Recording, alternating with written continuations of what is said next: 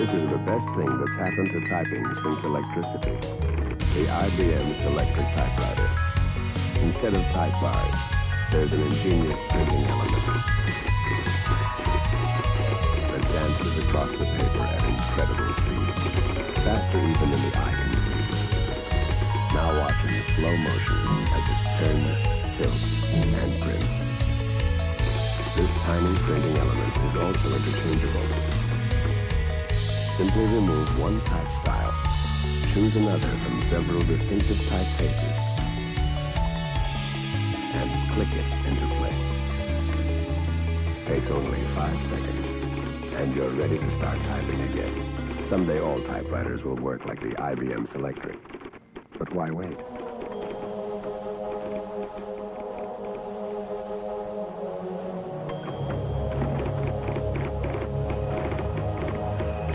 This is the best thing that's happened to typing since electricity. The IBM Selectric typewriter. Instead of type bars, there's an ingenious printing element that dances across the paper at incredible speed, faster even than the eye can see. Now watch in slow motion as it turns, tilts, and prints. This tiny printing element is also interchangeable. Simply remove one type style, choose another from several distinctive typefaces,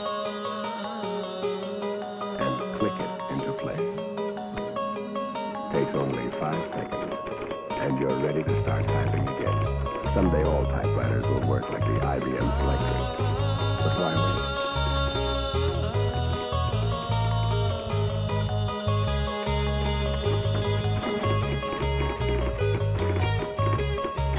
This is the best thing that's happened to typing since electricity. The IBM Selectric typewriter. Instead of type bars, there's an ingenious printing element that dances across the paper at incredible speed, faster even than the eye can see. Now watch in slow motion as it turns, tilts, and prints. This tiny printing element is also interchangeable.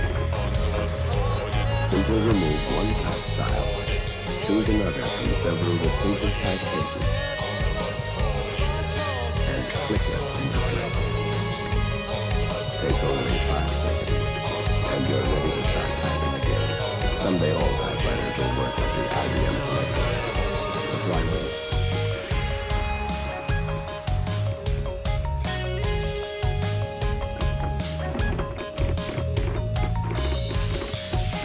This is the best thing that's happened to typing since electricity. The IBM Selectric typewriter. Instead of type bars, there's an ingenious printing element that dances across the paper at incredible speed, faster even than the eye can see. Now watch in slow motion as it turns, tilts, and prints. This tiny printing element is also interchangeable. Simply remove one type style, choose another from several distinctive typefaces,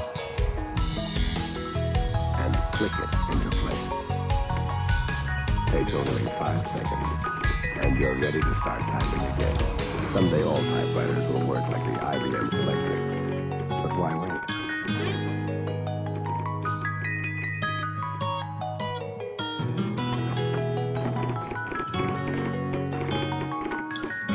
This is the best thing that's happened to typing since electricity. The IBM Selectric typewriter. Instead of type bars, there's an ingenious printing element that dances across the paper at incredible speed, faster even than the eye can see. Now watch in slow motion as it turns, tilts, and prints. This tiny printing element is also interchangeable. Simply remove one type style, choose another from several distinctive typefaces, and click it into place. And click it into place. Hello, computer. Happy Friday. Hello, hello, hello, hello, hello, hello. The daily is this we got there. We got there for once. I did it. I was oh my god. We accomplished something in our lives. Hell yeah. Hi. Hello computer. I'm afraid to tell you something today, computer. We have sold out.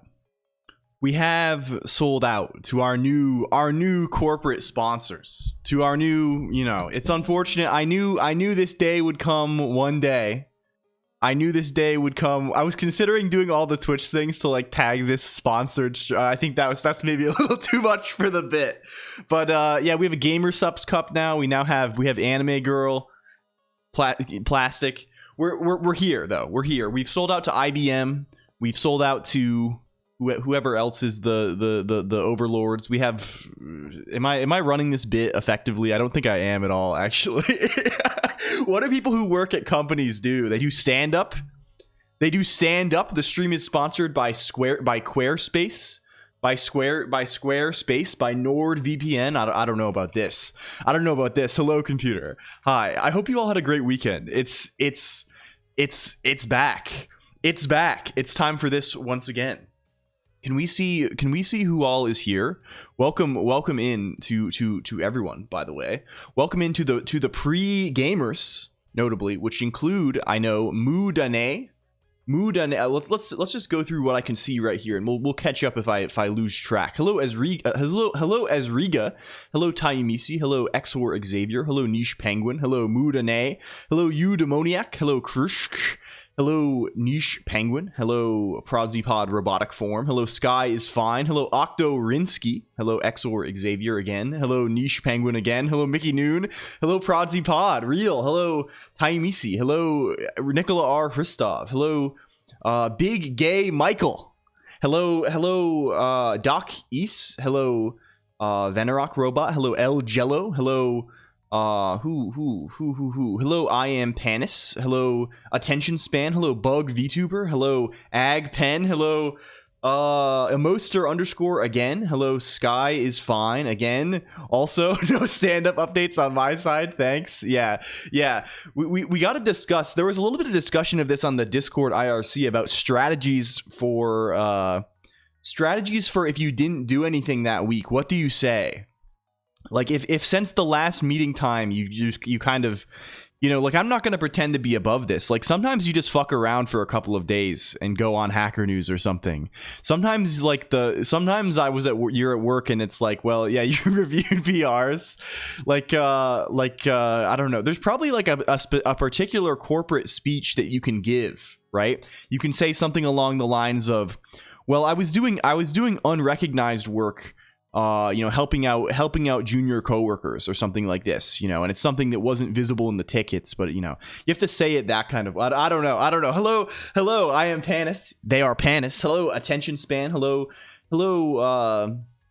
Control underscore O, you were here priest. Hello Blazy Knights. Hello Trap Exit. Hello Azrael IO. I thought it was Saturday. Hello Kettle Stew. Hello Devs DE. Hello Mold Entity. Welcome in, Mold Entity, and thank you so much for the wonderful art. I'm sorry I didn't see it sooner. Thank you. It's very kind of you. Thank you. Hello Steeled Shield. Hello MX Alex. Hello A Variety of Pleasing Heads. Hello Party Cat LOL. Hello Free Full. Hello who else? Ricardo underscore Strikey. Hello. Yes, Mickey Noon, how are you doing? It's been a minute. Are you getting ready for the events? Tending to my own garden. Yes, this is a good way to be. Standing around and going no blockers. Hello Tim Adis. Hello FN underscore Lumi. Hello Colonoscopy, welcome. Hello Liquid Cake 1. I have a Scotch egg. What is a Scotch egg? What is the meaning of this? Hello Plyra. Hello Wind Up Boy Fade. Hello Zudrag. Hello Failior. Hello Zento. Welcome in. We're sponsoring Squarespace into a round hole. Yes, so true. Hello Dingus Dev. Thank you for the lurk. Hello if you took all the tropes but picked terribly nerdy and old companies and services. Yes, unfortunately my general knowledge is too low to pull off the joke. This is a common occurrence for me. Hello Salad for Rest. Hello Demonov. Hello Bridgewater. Welcome. Hello, Chaotic Quixotic. Hello, got a sponsorship from the tea company. I see that is pretty solid, I would say. Hello, Kotaru Complex.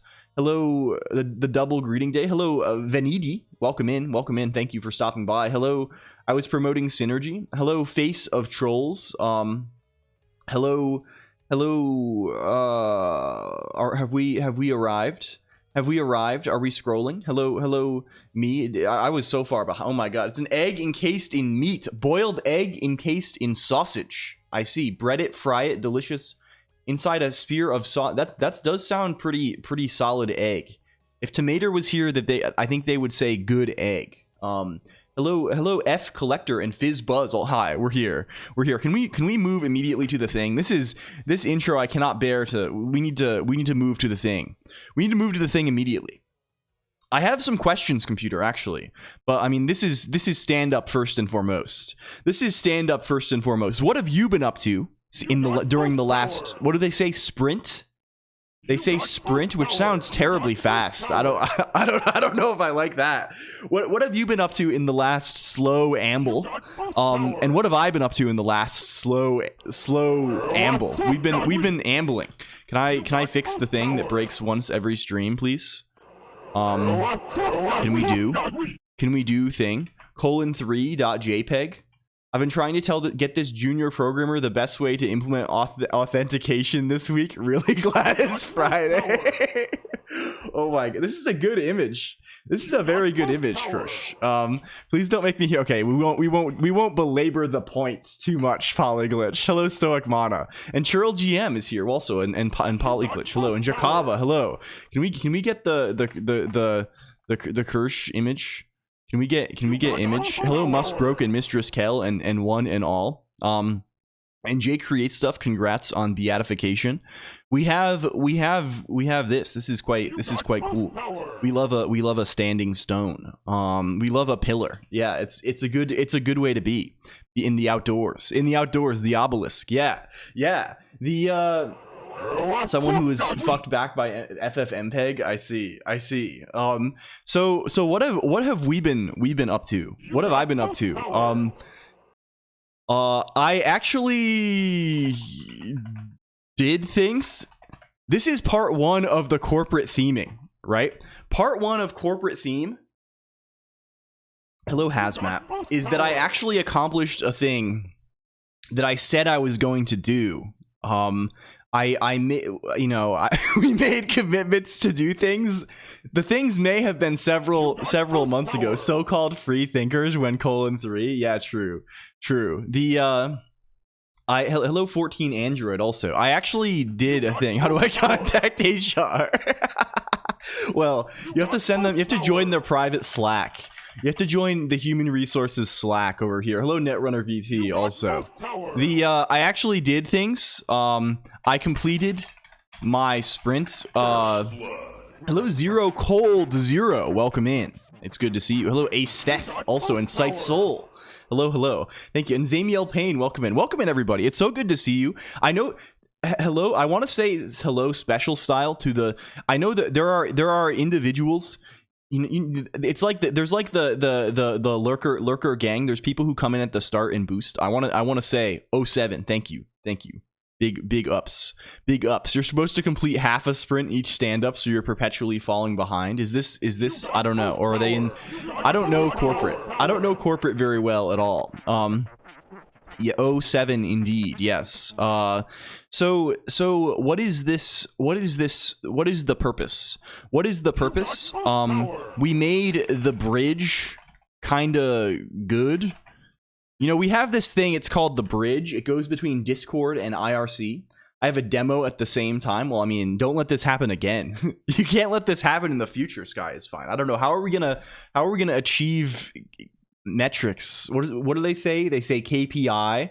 They say key performance indications. I feel like my view of corporate life is extremely skewed, right? I'm sure we have some corporate dwellers in the chat room. My condolences if so. I mean, me, again, I went from the burn down chart will suffer. I've interacted with these things only the barest glimmer. only the barest glimmer, because I think I've said before, like my main work history, like the vast bulk of my working experience was at like an R&D place that did things in a way that was not like the corporate style. I had like one manager at one point who was like attempting to do things that way, but like that person, I was the only person on the project, and also I was working quarter time on that project, so it was just like not extremely viable to like attempt to do even like it was like, okay, like what did you get done? What's the burn down chart look like? And I'm updating the burn chart after one day of work or whatever. It's just like ridiculous, right? It's one person day of work a week, and it's like we're trying to maintain some kind of elaborate task tracking chart with this. Who knows these things lead to silliness. No, I mean, it was a good manager. It was a person I like a lot. It's just the kind of thing where like these things, people like in general, it seems like organization is fucking hard, right? That's kind of my feeling towards the thing. Organization is fucking hard, right? And if you asked me to be a manager, if you were like LCOLONQ, you need to manage the team, right? I mean, I talk big. God knows I talk big. But like, if I was like actually like, okay, I need to look up how do manager online, like managerial styles online. How do I do the thing, right? Like I would fall into these same traps, right? I think honestly, the best thing I could do would just be to like step away and be like, we're doing whatever. I don't know. I'm just like. I feel like how to finish game before deadline of the list game jam. Yeah, exactly. Entropy always is fighting you. This is true in many domains. I think trap exit. Entropy is always, maybe it's always just grinding things down, right? It's hard to build up order. Hello UC Berkeley, Montana Annex. Fabius, welcome. We have very quiet. We need to make that's on the docket today. We've fallen off. We've been delaying things and not even putting them on the docket. Music, bells, loud. This is the way. Managing good, motivated people is mostly really easy. You just do nothing and the work gets done. Yeah. I mean, the question there is like, what is the management actually doing then? Hello, the unseen mystic. I've had good managers in the past. I have one person who was so good like early when I was working that like I still like stay in touch with them, and they like are extremely. Are you making them louder? We're going to make them louder. Weren't you making them quieter the other day? I think we were making alerts quieter. Hello, psychic_refugee. Thank you for the 50 stream streak. That is unreal. Welcome in. We gotta shout out. Does this go? I still remember psychic refugee. I think I've seen you playing mostly Dead by Daylight, and I still remember that one time that random person came in and like we're like, you need to tell Psychic Refugee that they're camping or something, right? This is like I apologize. This is what it's so funny. It's like one of the funniest things that's happened on Twitch to me. Hello, Chixie9901 too. Umbrellas for upper management's bullshit. Yeah, I had someone. Like my experience with managers, like when I was in college and stuff, I always thought like this is bullshit, right? Like management's bullshit. Just get 3 or 4 people together who all are on the same page and know what they're doing, right? Of course, that's easier said than done. And just do the thing, right? Just do the fucking thing. But then I had a manager this is not my first manager, but like early on in my working life, I had a manager who was like so good and was like such an advocate for the team and like really like protected. It was like only 3 people working on this project because again it's like R&D stuff, so typically small projects. Really like protected us from like upper management stuff and like got us what we needed, and it was like insanely good. And he got let go for it because he stirred the shit too much, and it kind of shaped my impression of that whole thing for the future. MVP, yeah, it was crazy good. It was crazy good. Anime really crisp today. Do you mean visually? I don't know about visually. I do have a question, computer. Other things we actually did. Does it sound different? Is this true? Is it actually in the sound different mode? Can we see? It is. It is in sound different mode. Does it sound crisp or does it sound the same? Or God forbid, does it sound worse? 10 people company with 0 management. It sucks. Quit last week. Yeah, it's definitely a balance. Hello, face of trolls. It sounds good. Your voice sounds deeper. Yeah, I turned on the voice changer. I turned on the voice changer. Did you apply an EQ curve? Not intentionally. What I did though was I'm now using the microphone over a an audio interface over XLR rather than over USB, which I was hoping would sound either the same or better, and I was fearing would sound worse. So if it sounds the same, then we're good. You sound really good. Thank you. Okay, we're back. I'm also hoping it'll fix. We've been having like the once per stream situation where it gets all choppy randomly. I'm hoping that will also be good. Sounds the same when I'm okay. Good. As long as it's not like worse. Like I want it to be mostly the same. Either one person in total control or no management at all. Yeah, I don't. This is probably. I don't know. I don't know if I have like opinions about managerial strategy just because I'm like lacking. I haven't done this very much. I have not done this so much, but it's still it's fearsome. What other things did we do? Well, we listened to LG. So if you were here last time was a bit of a crazy stream. I think it was good, but it was like one of the weirdest streams we've ever had, I think, almost. Like in the sense that we did not fall into the meat candy paradigm at all. Yeah, this is the real corporate essence of the thing, Prodsy Pod. This is when we're getting extremely corporate with it. Hello, Brighter Malfin. I am attempting to use real things for Colonq auth, right? It wasn't there for craziest. I mean, it wasn't craziest necessarily. It was just very strange. Hello, Wolf Borg. Also, welcome in. Thank you for the follow the other day, and also I saw your thing. I was like, when people stop by, I don't always like. I saw you on the funny Twitch recommendation thing, and I saw like you do a lot of like programming stuff. So I was like, hell yeah, welcome in. It's great to have you. I'm sorry to just like embarrass you randomly by saying this, but like yeah. Was it truly a no meat candy? If not, then what was it? I feel like it was Prodsy Pod. I feel like it was just like it. I don't know. The time kind of flew, but we just mostly just like I don't know. We talked. I think a lot of it was like I felt we need to have a geometry learning arc. We need to have an arc where we really need to brush up on our basic math. Hello, Cronus001 also. Like the last stream I had like a 30-minute period where I could not remember how to compute like whether two rectangles are intersecting. This is a year-old docket entry. You have this in Abyss. Is it here? Is it down here somewhere? It probably is deep in the Abyss.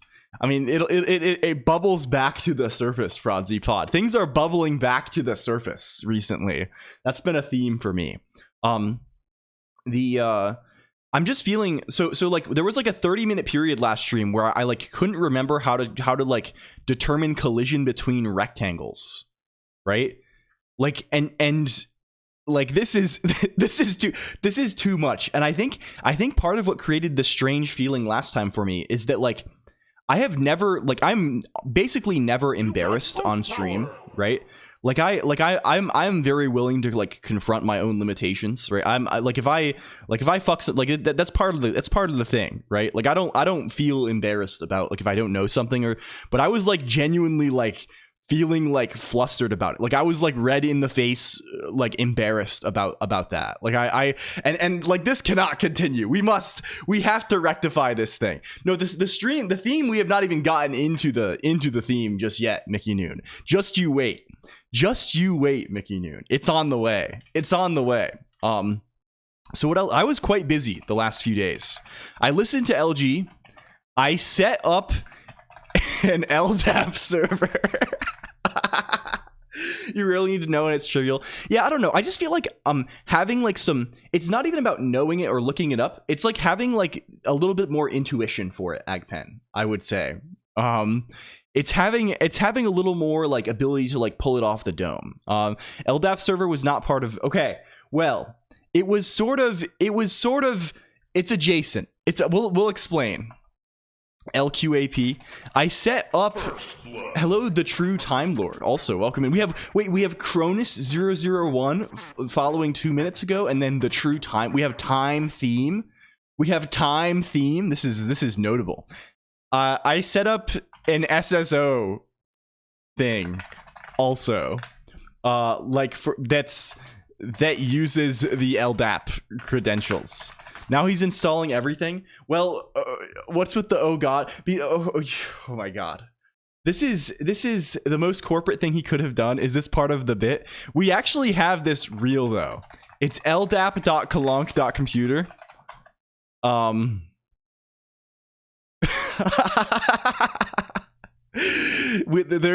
there's ldap.colonq.computer. I have a test account. I think it's John Test. We have John Test.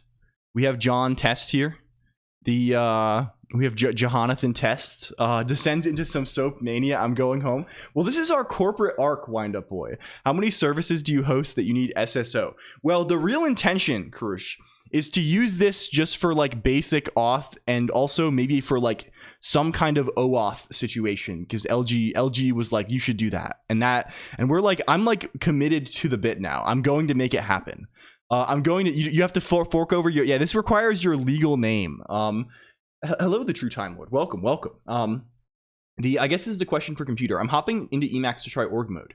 Is there any reason to use Emacs or something like that instead of using the regular one? I would. Now the idea now in the long term, I have not fully set up. I'm still figuring out fully how to set up the OIDC and OAuth stuff, right?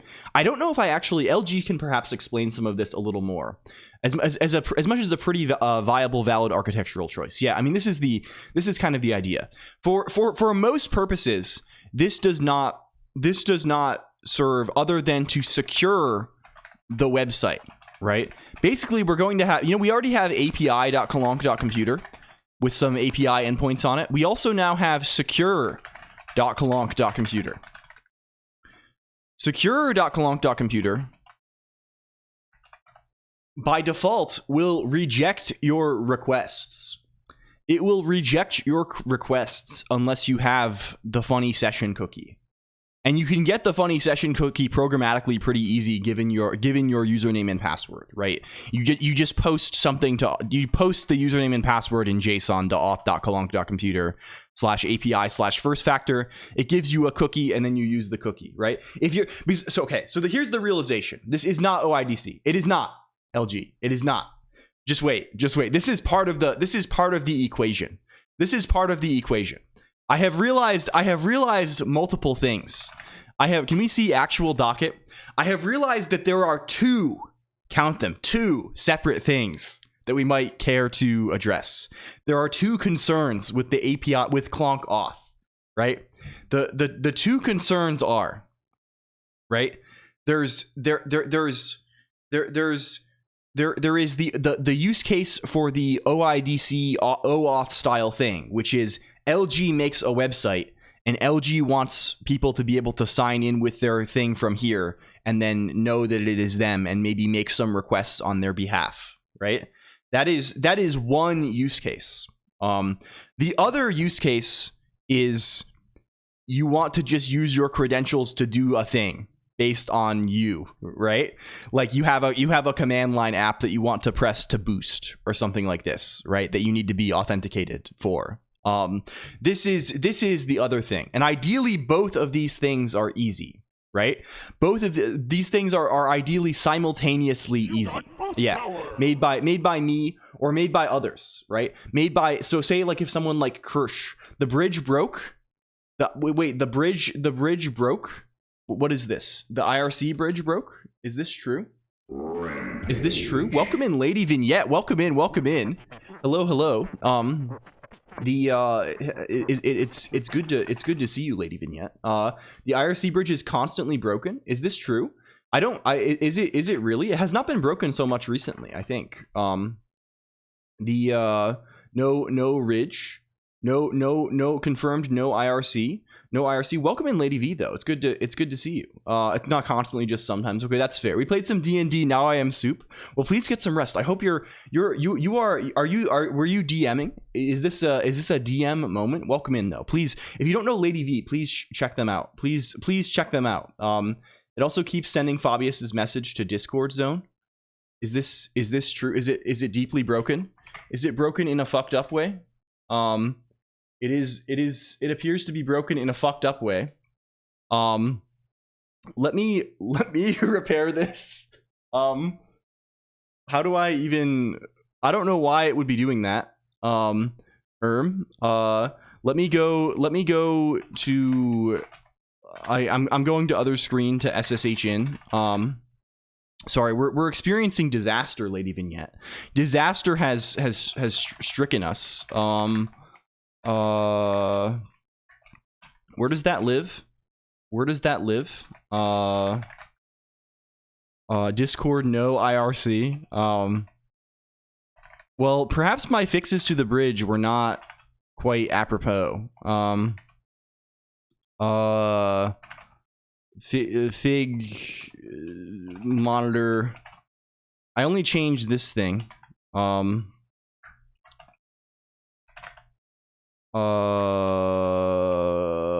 The bridges are crumbling. Yes, things are okay. Does that resolve the situation?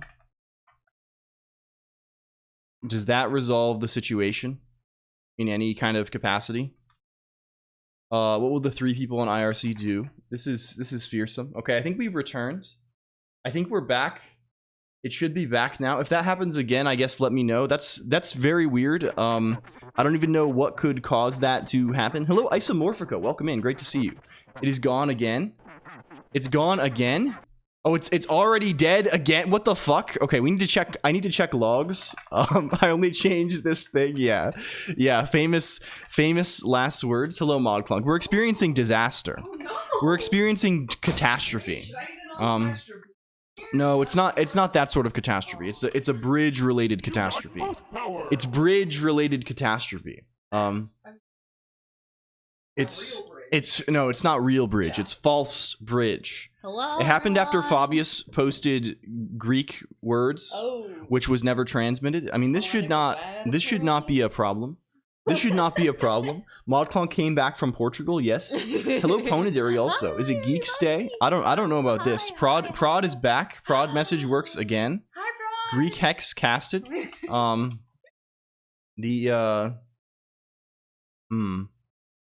Why did it send prod test? It's just repeating the last message over and over again.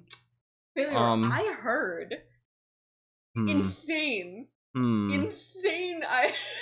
Outcome. Willingly set up LDAP. I don't know. Hello, monkey 3R Greek. Yes, it's all Greek to me, to be honest. Yes, go boost, please. Yes, it's just sending prod tests over and over again. It's just sending prod tests, and it's not even saying that it's doing that in the log. It's not even saying that it's doing that in the log.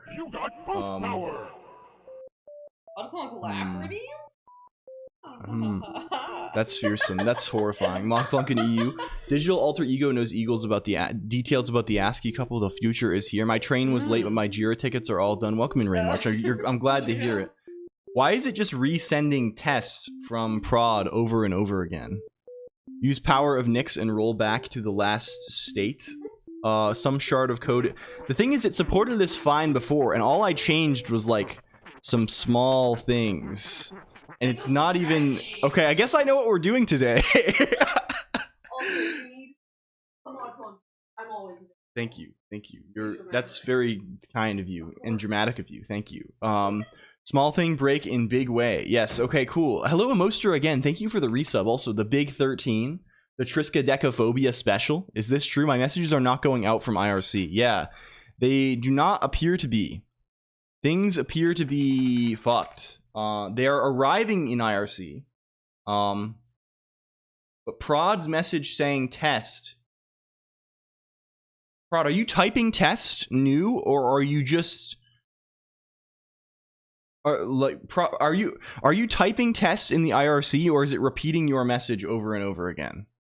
I see the Discord people. Do they not see me? They do not see you currently, Fade. They do not see you currently. Well, like, your message is actually showing up in the IRC. Like, there's a message from prod saying test in the IRC. Like how is that? Is it every message anyone types becomes prod? I don't think so. IRC looks relatively normal. Yeah, IRC is normal. IRC is fine. It's just that some of the messages are not being sent properly on Discord. It's just repeating prod's message over and over again. Okay, how do we resolve this situation, computer? How do we resolve this situation? I assume can we let me check the logs for IRC as well. Can we see this? Can we see this? This is interesting. This is interesting. What IRCD is this? It is the IRCD is ergo. It is ergo IRCD. That is the nature of the beast. Hello Vettel, also welcome in. Thank you for boost power. I have no idea if I shut down just the Discord part. Sorry, there may be tumult for now. If I shut down just the Discord part, will that stop reproducing? Given the fancy voice, this should do nothing. This should do nothing, I think. Hello, thank you 99 also. Okay, well, it'll no longer hopefully send messages from the robot. If I start it again, does it go? Okay, now we're getting normal IRC messages. What will cause it to break? What will cause the thing to break? What will lead to tumult once more? Does it break? It broke immediately. It broke immediately. One message again. Lol. Can I check the logs for the bridge? Because there's three parts here. There's a thing that just connects to Discord, and a thing that just connects to IRC, and there's a thing that connects to both. There's a thing that connects to both. Burn the castle. Oh my god. Oh my god. Why did this happen just now but never before this? Bro tries to theme the stream once. Yeah, like this was the last changes I made were yesterday, right? It was last night. It was last night. Welcome Pico also. It was last night. I'm close to getting a clone. Hello Alien 2. We should probably make it so we can look at this one message again. Wait, now it's back. Now they flow. I didn't change anything again. I did not change anything again.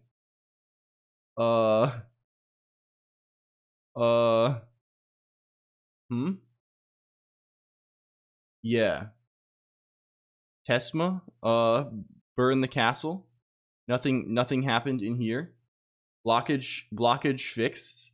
Network like I literally, it happened and I did not make any changes. I think it's an auth issue. I don't think it's an auth issue.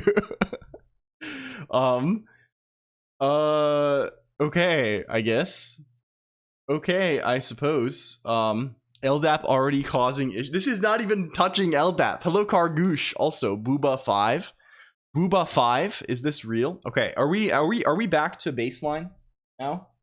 Are we returned to something like baseline? What year is this? Yeah, that's what they're all saying. That's what they're all saying. I don't know what the fuck is going on with that. That's sort of troubling, but well, if it happens again, let me know, I guess.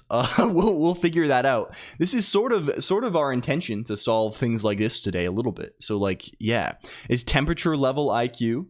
The hello crispy 0x also. Yeah, we have an LDAP server now. That's our new thing. Hello Vinny Sunrise also. The reason we have this is because I'm trying, so LG was saying earlier, that's not the OIDC thing, right? That's not the thing. The thing is, we're going to have that also, right? The intention is to both have this cookie thing. The intention is to have both the cookie situation and also like a standard OAuth token situation, right? So rather than the cookie thing, right? The cookie thing is only, you didn't make it work on Star. No, it's not. That's not the point. No, you don't do the cookie thing is purely if you're writing something that is not a web app, right? I imagine most things people write that will want to interact with the API are basically command line tool that makes that is making request, right? That is command line tool that is making some requests, and this handles this situation nicely. This makes it easy to do with just curl, right? Curl and your username and password, and you're set, right? For stuff like site, we are going to attempt to do OAuth, right? So you can also authenticate by like including like a funny token, right? By including funny token. I have not fully worked this out yet. Why not random token? Why OAuth? That's what I'm sort of asking as well, but because we wanted to explore the thing. We wanted to explore the trade-offs a little bit. And I was the gauntlet was thrown down of like, you should attempt to do this in a real way, and we are going to attempt to do this in a real way. The thing that I'm using is this thing called you don't want to have people give the credentials. I'm using this thing called Authelia. I'm using this thing called Authelia. This is the deal. That's what we want. This is the intention. We are going this style. Isomorphica. The intention here is to find out, this is like good Keycloak. It might be like bad Keycloak actually. I don't know what its valence is compared to Keycloak. It could go either way, honestly, but it is like Keycloak. What's wrong with simple? So the thing is, LG wants to make a website, Fabius, where people can log in using the credentials thing, but they don't have to give LG their username and password. They can give me the username and password, and then LG can just like use the knows who they are, right? And this requires slightly more legwork, right? This trust situation. Blazing fast says everything ever. Already wins. I don't know about this. I don't know if implementation language matters so much. It's a Keycloak like thing, right? Let's make it in a perfect timing. I want to set up a little server and was considering Authelia. Yes. So I set this up yesterday. It was not very hard. There's like quite a lot of configuration, but like we mostly managed going Nix style. It's already in Nix packages and like has a module for it. So we went kind of style on this. I have yet to set up. Why not give username and password to LG? Because LG doesn't want to deal with managing that. Right, like it's kind of like a scary thing potentially, right? So like you can, because LG, for example, if there's a bug in LG's site, right? What if LG's site leaks the thing, right? This is LG doesn't want to have to deal with this thing. We're probably not going to stress the JVM though with the Keycloak instance. Hello Masica, welcome in. It's great to see you. Can we shout out Masica?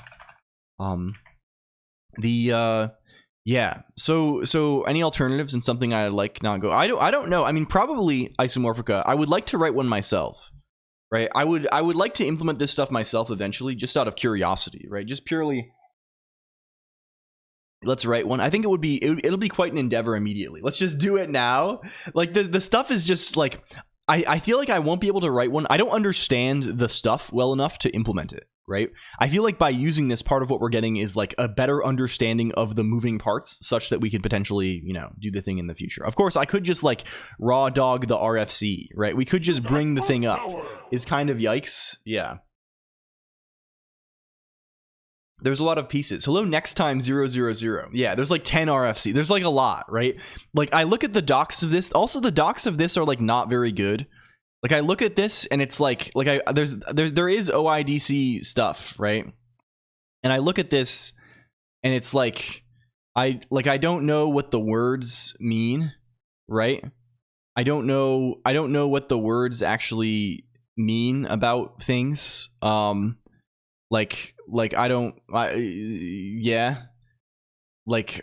knows? Docs being bad is a requirement for all auth systems. Like they say things and I'm like, I'm not sure precisely what you're, so I need to figure this out still. We need to still figure this out. Why not use SSH keys? Yeah. I mean, this is this is possible, and this is something that we were considering.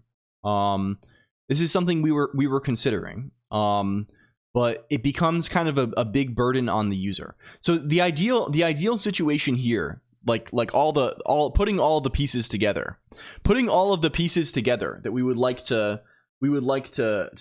do, putting all of the pieces that we would like to do. We're not using Kerberos, and is this true? Is this true? It's not, though. It's simpler. Anyway, I don't know all of the lore yet. The idea eventually, right, is that you go to a site on colonq.computer. You say, yeah, it's supposed to be accessible to non-computer people, right? Here's the idea, right? Here's the idea. You go to a site on colonq.computer, right? You log in with Twitch, and it gives you a password, right? It gives you a password, and that password is now associated with your Twitch username for all our stuff, right? All our stuff, right? And then you can just you can use that your Twitch username and that password, right?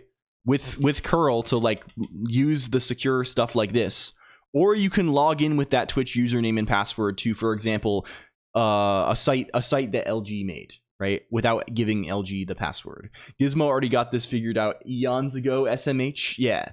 This is. I mean, Prod has. If you're referring to the Prod Gizmo, right? Prod has the auth thing basically on lock, right? But it doesn't do the thing that LG wants, right? It doesn't do that. It does not do the LG. It does this thing pretty well, right? The login, yeah. It does this thing pretty well. I call dibs on Hunter2 as a password. Biscuitsec.org. I see. This is a lot of this stuff just feels like it does so much. Thank you for the streak, Mesika. Also, that's been my main thing encountering all of this stuff. I read the docs and I'm like, what is all of this bullshit? What is what are all of these words? But we have to learn what those words are, such that we can make a thing that is worse. Such that we can use our new experience. Why not just Twitch auth? This is the alternative, perhaps, right? But I don't want it to be I want it to be easy. I want this the thing with Twitch auth would make the LG part easy, right? Twitch auth basically would be that same thing, right? You can do the funny login with we could just say, okay, log in with Twitch to stuff, and once you have a Twitch username, you can, or the Twitch JSON web token or whatever, right? All of this thing is a possibility. The thing that would not be such an easy possibility is this part, right? The other part of the thing, right? The part of the thing where it's just I just want to write a command line tool that is easy, that does my boost or something, or that changes the hair to a certain thing, right? This kind of thing would be annoying to do with Twitch auth, because then suddenly well, you're either how would that even work, right? I guess you could just I could make a site that just gives you the Twitch JSON web token, and you just send that to me in a request. But it's kind of a pain in the ass, right? It's kind of a pain in the neck, and I also don't want to be that close to the Twitch thing. I don't want to risk people leaking their Twitch credentials, even if it's for something that has no scopes, right? Literally just store it somewhere. Be safer. Just literally just a random string. Yeah, I mean, this practically is just a random. The only reason I'm doing this is because we want the OAuth thing too. It'd be safer to just log into your own OIDC2 provider via Twitch. Or good, because they can provide user context. Could do no auth YOLO. Hello, Chris Codes Live. Yeah, the fear of that is there are potential, we do want some kind of validation on it's mostly just for funsies. We want the thing. We want some kind of proof that they're a person from here, right? We would like some kind of attestation that the person is who they claim to be, right? That is kind of the intention here. Okay. Well, that's our corporate arc. So where are we? We want to be corporate so bad. Where are we as far as corporations go? Where are we as far as corporations go? We have accounts in the LDAP, and we have API behind the login. what I don't have, is the OIDC2 stuff yet. So basically making it so instead of having just the cookie, you could use the cookie or the funny token, and having a way to get the token. There's going to be some complexity. Like LG, I think this Authelia thing, I'm not sure how different it is with things like KeyCloak or things you've used in the past. Hello, Yellowberry HN, more KPIs. What sprint is this going into? I mean, it's the one long sprint of my life, Chris Codes Live. It's only my life is one single sprint to the finish, I would say. We don't need any reasons to build something. Yeah. So this is like, I think like the OIDC stuff, if you're doing OAuth, it still requires like there to be like a known client ID and stuff. I don't think it's gonna do what I've been talking about, but it's cool. I think this definitely will, right? Like I don't know what thing you are precisely, but this will let us be an OIDC provider, right? And also have if you have an app, we can like give you a client ID for your app, and you can like get tokens, and you can like I think this enables this. You'll get to cleaning it up in the afterlife. Plenty of time. Yeah, this is when we'll fix the tech debt. I don't want to. I mean, this is not railroading at all, LG. I actually had a lot of fun yesterday.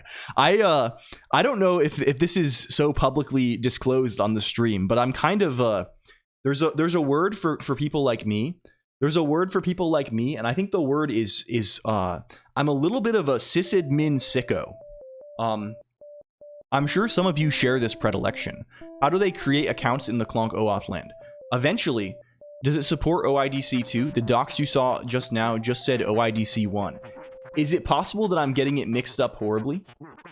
It's OIDC1. Yeah, I'm getting it mixed up with OAuth too. Yeah, it's OIDC1. Whatever. It'll support the things that we want. It's all, yeah, there's 1 million names for this, but I think it will enable us to do the thing that we would like to do, right? Which is this login with this thing and get the where's the integration thing?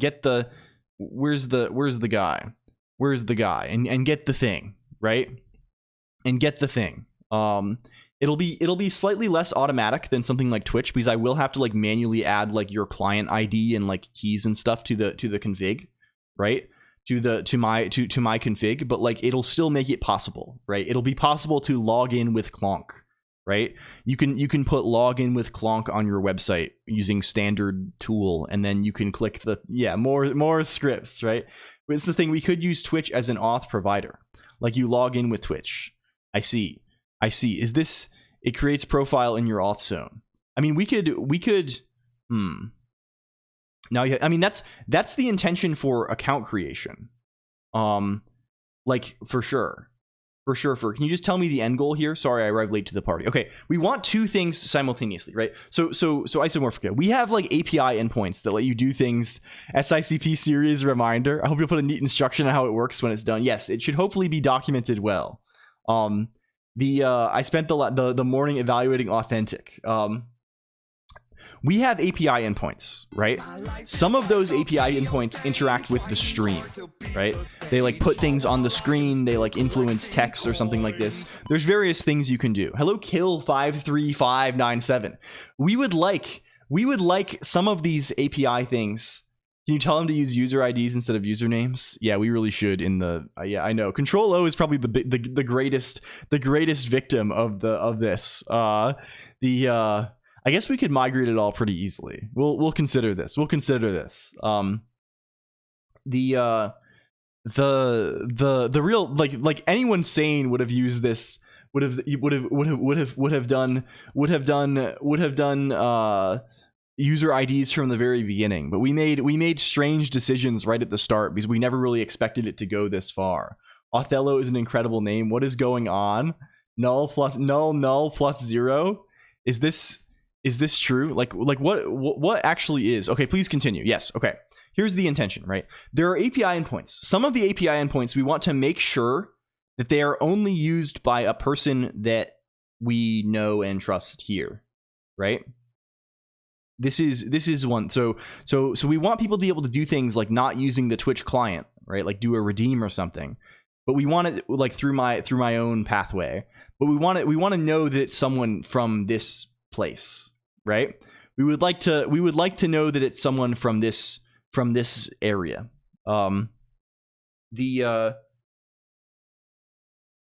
Simultaneously, like me, yes, like XOR Xavier from John Computer. Simultaneously, some other people in the zone would like to make their own websites, such where people could log in and like perhaps interact with this API through the website, without actually like having people give them the username and password, right? They want to be able to log in with Colonq, right? Just like how right now you can log in with Google, right? You can log in with Google to a bunch of sites, right? I can go on whatever.com and I can log in with Google, but I'm not actually giving. It's gonna be a must watch for me. Good night, Eudaimoniac. Good night. It's OID. Okay, good. Okay, this is what I figured. I was just looking up OIDC. This is fine. We're good. We're good. This is understandable. It's OIDC plus OAuth 2. But please rest easy, Eudaimoniac. Rest easy. So this is our intention, and the eventual goal of this. Here's how it will work. Right? You will go to a website. Right? If you just want to make your own command line tool or whatever that interacts with the API, here's what you do. You go to a website. Right? It prompts you to log in with Twitch. Logging in with Twitch makes you an account on my thing, right? And it gives you a password that like probably is just a random string that you cannot change without contacting me. I'm not dealing with that shit, right? It gives you a password. Then you can use that username and password to log into all of our stuff, right? So you can log in directly by just like making an HTTP request and getting a cookie and doing like standard login things. And we could also like put web pages behind this and stuff. This is fine. It's easy, right? It's you log in with why the password? Why the password? Because I don't want to keep track of you've already authenticated them with Twitch. Yeah, but I don't want to continue authenticating them with Twitch, I guess, right? Like I don't want to like have to, and I don't want to have to make other people interact with them, like authenticate with them Twitch, right? Now we've created like sort of a chain where like this password represents their authentication with Twitch, right? This password is kind of the witness. It's the witness of them having authenticated once with Twitch, right? This is what we care about. Bells via API would be nice. Yes, this is a goal. This is actually possible now technically, but like it's undocumented and secret. You can actually do any redeem via API right now. It's just like not shared.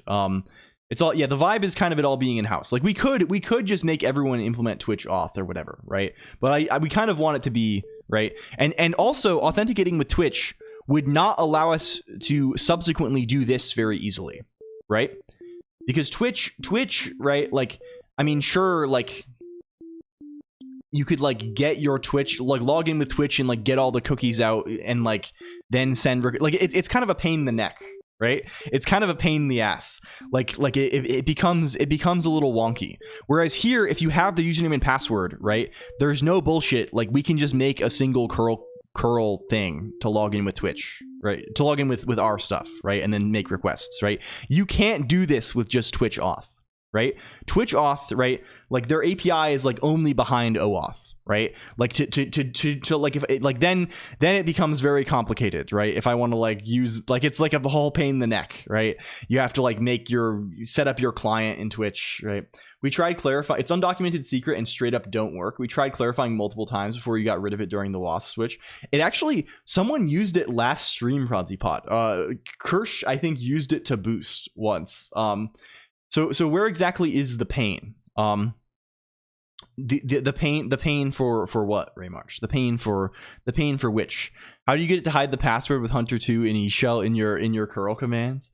Is it in the neck? The pain could be in the neck. I think that's a common spot for it. A common spot for it. So OAuth 2 is intended for authorization, not authentication. Yeah, that's the idea. That's why we are having That's why we are having we are having the multiple thing. Hello, Lambda Alpha Omega. Actively suffering from neck pain right now. Yeah, we have this figured out, right? So this is the easy mode, right? This is easy mode, right? This mode here will be easy mode. This is okay. You've made your account, then you can make requests. You can make requests to our API. It's easy, right? Like you literally just like you get the cookie and then you send the cookie, right? Damn, it's so easy like that. It's all over TLS. It's all good, right? The other mode is hard mode, right? So say if you're making a website where you want to log in with the thing. Also, I did see your street control. I'm realizing what you were saying now. Congrats on the 90. Thank you. And hello, Ron Moo. Welcome in. Welcome in. If LG or someone else is making a website where they want to do things with the API on the behalf of some user, right? On the behalf of some user. Yeah, the Twitch part is just account creation, basically, Isomorphica, right? That's all it is. It's account creation in a way that is linked with our existing database of people, because that's based on Twitch usernames. That's it. Past that point, Twitch is not used. If LG makes a website or something, right? LG is like, hey, I want to make a thing where you can sign in and click a button to do the boost, right? For example, the LG, we coordinate, right? I give LG a client ID thing, right? And then there's endpoints for LG to be able to use this and some secret to get a like authentic. People can log in to LG's site, and LG can do the whole little handshake with our Authelia deal, right? And then get back a token that kind of lets them make requests on the user's behalf, right? This is the intention. Sup nerds, welcome in, Julia. Welcome in. Hello, it's great to see you, Julia. Twitch supports this too. This would be the same flow for Colonq. Yeah. This is the intention. But it's the other element of it that's relevant here. Right, it's the other element, right? Like Twitch supports OIDC, right? But my understanding is like Twitch, it sounds like a man-in-the-middle OIDC server situation. Maybe so. I will 100% do an open source demo around using all of this if we get this working. Okay, yeah. Like if you log in with like the Twitch OIDC thing, right? Like I don't fully understand the relationship between the OAuth part and the OIDC part, right? Hello, Led and Jin. Also, welcome. User gets redirected to Colonq. User logs in. Token is returned. Yes, this is the exact idea. Isomorphica. This is how it will work. Just like if you have login with Twitch on a site, right? It goes this way, right? It goes. You click the button, you get redirected to Twitch, and then Twitch sends the thing back, right? And there's a couple of ways this can happen, right? We're hopefully going to make it not quite so. Hopefully, it just supports one flow of thing. But yeah, this is the deal. I used to have Yes, I have implemented this before, right? Like I had the funny thing, like the shared text editor thing for a while. But this was like a year and a half ago. I had this, and this had login with Twitch, for validating against public keys and other standardized things. Yes, I guess I don't fully understand the flow of like going from logging in with OIDC and obtaining a API token, right? Obtaining what do they call this? Bearer token, right? I have Steam login right now. I see. I don't fully understand this piece of the puzzle, right? Because like sure you can I could add Twitch auth to my site, right? And I can make a user login in such a way that it gives me access to a token that has certain scopes, right? But like what we want is not something that gives me access to a token that lets me do things on Twitch, right? It's a token that lets you do things on the Colonq API, right? So I think we definitely don't want login with Twitch, right? We other than for the initial account creation, we want this login with our thing, right? To get our token to do our thing. We want register with Twitch. Yeah, I think we have the exact. I forgot how obtuse this shit is. Yeah, there's so many names for the same fucking shit. Everything is moving 100 miles an hour. Like you read the documents and it reads like corpo legalese, right? Like I read the documents, there's sentences where it's like 3 sentences and I'm like, I don't understand what this is at all. I don't understand what this is at all.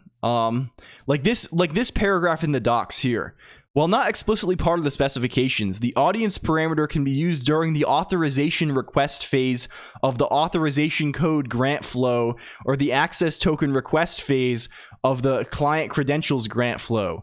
The specification leaves it up to the authorization server policies, specifically how audiences are granted, and this seems like a common practice, period. I have gotten absolutely nothing from that sentence. Is such consultant. It doesn't feel like a Colonq thing either. I mean, I feel like the distinction makes it feel slightly like you know what this is, failure? You know what this is? Are you familiar with the term gap moe? Is this something that is a concept that you're familiar with? Are you aware of this thing? Of gap moe? Can we see this on Stack Exchange, please? What is gap moe? Let's look at the meaning of the words. A quick Google search tells us that a gap is a space or interval, a break in continuity. It can also mean a difference. Moe is a feeling you get when you see someone / something so cute you want to hug them. And combining the two, gap moe is that irresistible feeling you get when there is a difference in the way someone / something acts and or looks, right? This, yeah, dude, googling gap, SMH my head. Hello, Doc Rec D. Yeah, is this a fucking patent? Yeah. Twitch has a good explanation on when to use each flow. Yes, this is perhaps good. We're gonna support whatever one of these seems most common and not others. Probably we're gonna be we're gonna do whatever seems sensible. I want it to be not that confusing, right? Custom authing would be jank, but it requires someone to learn something new. I don't think that's a bit of yeah. I mean, it would be good, right? Part of this failure is like I feel like I don't fully understand the requirements here, right? I'm gonna be totally frank and upfront here. I don't fully understand OAuth at all, right? Like I don't have a good mental image of like why it is the way that it is. Maybe if I stared at it a bunch, I would develop. Hi Frank. Hello Nuna also. A buff biker man who fosters kittens. Yeah, like I don't understand why it is the way that it is. I'm sure if we like sat down and like looked through everything, we could maybe put together a reason like, oh, this is this way and not this way. I've implemented it 3 times and I still don't understand it. Yeah. I mean, I've written only a bunch of clients for it, but never like a server, right? I don't get the whole thing. Yeah, realize all the shitty edge cases. Yeah. So we're doing this way because it was suggested. I have a good long video about this. Thank you, Buff Seagull. Welcome in. This is value. I will pop this in the background. The flow diagram is actually useful. They want to pretend to standardize stuff that everyone is not inventing here. I see. The yeah. So anyway, this is us using this thing. Us installing Authelia and an LDAP server is what you would call gap moe. I would say, right? Normally it's the gap between our incessant desire to invent everything here and us using like the most corporate shit imaginable. The most corporate shit imaginable. Like setting up this thing that like I don't know. The implement with the help of an LLM. Yeah, I don't know. I don't know if this would help. I think the best way for me to do it would just be to do it. I'm not sure if I like this 1 hour stand-up meeting. I mean, what's a typical stand-up meeting time for I assume like the shorter the better is the thing. Active Directory 3 hours. Yeah. I mean, that was my experience with these meetings. JWT is what I would recommend to act. I mean, OAuth, this uses JWT, right? At least I've had to interact with JWT when implementing the login with Twitch before. 0 seconds is ideal. Yeah, or OIDC does this. It's low IQ. Its intelligence quotient is in the floor. I don't know. I mean, I am as well. So this is kind of difficult to, who knows? A stand-up should be 15 minutes. The alternative to the actual session has nothing to do with the actual auth N and auth Z flow. There's just so many terms. I just feel like there should be one term, right? There should be one thing instead of many things. There should simply be one thing. Instead of more than one thing. That's something I've come to think a lot in my life. Just it should be one. You wait 30 minutes for the Scrum Master to show up, and then 4 minutes. Implement the security sensitive code that's hard to verify with the help of a bullshit generator. Yeah, I mean, like, in general, it's not so much, like, we just want to learn about the thing. We should just, they're banned in every workplace I join. Can I sit? Oh yeah, we can sit down. We can sit down. This is no longer stand up. Let's put this in the sit down. Sit down. Sit down, create buffer, please. Sit down notes. Excellent. Yeah, so that's been my life mostly. I've actually, as attested, a sysadmin sicko, I've been having quite a lot of fun with it. I have not done stuff like that. It was fun to like make everything work and to like get like all the moving pieces set up to make the thing go, and like make sure that the Authelia thing can talk to Redis, and make sure that it can, you know, like all of this stuff. And I'm excited to set up the rest of it. I actually have to the one of the big remaining parts of the thing that I will probably mostly do offline because of the risk of leakage is the what remains in listening to LG. The one of the big thing that remains, I go to the store, I go back, see Moe discussion on Stack Overflow, the classic. Welcome back, Fraukash. Hello. Leakage in moment. Is this what they call him? They call him this? I don't know very much about this at all. I have been pretty good about not leaking things. I don't think I have basically ever leaked something like other than the occasional ModClonq dialogue. If you get it far enough tonight, hit me up with an app ID in secret. Yes, I hope to do this. I want to test the thing first, right? So I will at least be making one for myself as I do the thing, right? As we do the thing. It probably won't be tonight because I don't know if I'm gonna do it. Like it's kind of a pain. Oh, I guess we can kind of do it on stream, but it's like kind of a pain in the neck to just be like staring at configs. But like, yeah, I'm gonna make at least a simple test thing. Implement a provider and test it against other providers. Yeah. Hello, Sun. Also, can we say hi, Sun? What's your threat? Yeah, I mean, these things, whatever. Our threat model is low, but it's also funny to be over-engineered a little bit. It's funny to be over-engineered a little bit. What remains in listening to LG though? We need registration via Twitch. To do this, I gotta put a new entry in the LDAP programmatically. The LDAP is just to keep track of all the user accounts, basically, because the Authelia actually forces you to use LDAP. That's the missing piece of the puzzle of the whole thing. The thing that actually has the accounts here, that has Fubar Baz, that has John Test, the thing that has the accounts is the only it's LDAP, right? Because Authelia only lets you use just a static YAML file or LDAP as the back end to keep track of all of the users. So I was like, okay, we have to just like get the simple LDAP thing. And fortunately there's this thing called LLDAP, which I will probably fork to call it, just to change the name on the site to LLLL DAP. But it's just a little Rust thing, and it's very opinionated. Like there's literally no configuration. Basically, I just like threw the shit on there and then set a password, and then it's good to go, and it works. So yeah, I think it's explicitly as opinionated, simplified LDAP for authentication. Not to provide a full server, simple to set up, simple to manage, low resources, opinionated with basic defaults so you do not have to understand. So this is like, I'm feeling pretty good about this choice. Add a user to, trust and allow access to this,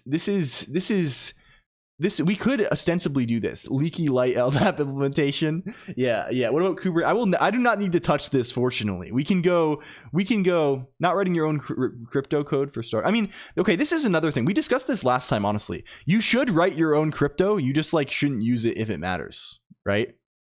You should write your own crypto. You just should not use your own crypto when it matters. I formally verify it. The problem with this, I am quite familiar with the world of formally verified crypto. this is sort of my prior area of this is a domain that I have dwelled in my life. How many stars does it have on Microsoft GitHub? The problem, even with formal verification, is that the tricky situations with crypto are like rarely in the logic, right? Hello MJ ____1313. Thank you for the follow. I find that they're rarely in the logic, right? The things that come up most often are side channel attacks, right? Or right, like things of this nature, right? Or like using the wrong entropy or something like this. I guess you can formally verify this, but like timing attacks are like a big deal. There are primitive implementation issues, and there are things that are protocol level. Yeah, I mean, sure, right? Like if you're implementing the thing, you can do like some kind of protocol verification on the thing, right? If you have like trusted primitives, right? Like this is fair. The rarest attack in the wild. I mean, sure, but like I don't actually know about this. I mean, like you can viably do things like timing attacks, right? It's just exciting. I mean, it's certainly like not something that someone is probably going to bring to bear against like your random website, but like these things are like possible, and they do happen. It's so important that a crypto API is as intuitive to use as possible. See Libsodium for a positive example. Depends on your budget and threat model. Yeah, I'm sure. And I think you should definitely should implement crypto. Like implementing crypto is good and fun, right? But like it's a matter of like using it in production that is a tricky business. Of normal investing, let alone hey, okay, this is not Bitcoin 2. This is not Bitcoin 3 or 4. This is cryptography. Hello, nervous hair also, and Jacob, writing crypto code with GPT's help. I mean, this is, I guess it like, again, like it's not like crypto code is like some magic atom bomb, right? Like it's like you can do, right, you can just write the code. It's actually usually like pretty nice code to write, right? It's fun. Like it as an exercise. Like I would definitely encourage people to like, if you have an afternoon, right? Because it doesn't take that much more than an afternoon. If you have an afternoon, I would encourage you to implement like just go through the RFCs, right? And try implementing like SHA-2 or something, right? Like where is the RFC? Like something like this, right? Like this is honestly like not even that bad of an RFC to read, something like this. And the math is not that like much for something like SHA, right? And I mean, really the math for all of them is not that much, right? The math, that the underpinnings of the thing are occasionally like a lot, right? Like if you want to understand why it is, but like the implementation of the thing is rarely, it's not like super involved. And this even has like test cases for you. It'll have like test vectors here where you can try this. Dual EC DRBG, probably not. The like a project that's pretty fun is like implementing like when I was in college, I wrote TLS. I wrote a TLS that could fetch Google. This was a thing. Like TLS is like a big protocol, right? That has like a ton of options, and there's like a whole thing of like negotiation of protocol, negotiation of different ciphers and things like this with the NSA backdoor. Yeah. Who knows about these things, right? But like you really only need like a couple of things to implement something like TLS, enough that you can like fetch a web page that supports those protocols, right? Like if you implement like a hash like this, and then like some asymmetric algorithm like I don't know, like ECDSA or whatever or EC25519, one of the little like elliptic curve asymmetric ciphers, right? Which again, there's just like an RFC for that you can just read, and it's not that long, and you can write it in like you know, it's not like some huge endeavor with like a bunch of dependencies and stuff, as in cryptography, Yasha TWC. And then there's really simple symmetric ciphers. Like the symmetric cipher you probably want to be using anyway is like, what is it? It's Cha-Cha 20, right? Is this the thing? Is this the guy? Salsa 20, Cha-Cha? Yeah. Like this is also like super easy to implement, right? So like once you have those three things, it's just a matter of like putting the bits together over the wire in the right order to like successfully negotiate, hey, we're using this thing, and then it will work, right? Like of course having like a full like a TLS that you'd actually want to use, right, and that is full featured is like something you probably don't want to write yourself just because it's like very involved. Yeah, poly 1305. Yeah, because there's like an authentication situation. Yeah, but that's also not hard to implement, right? This is also that's the pair, right? That's the pair. I think they're even together in the RFC. It's been a minute since I've done any of this, but yeah, like this is a fun. Like this is like fun weekend project here. It's not like oh god, this is gonna take me like months to do.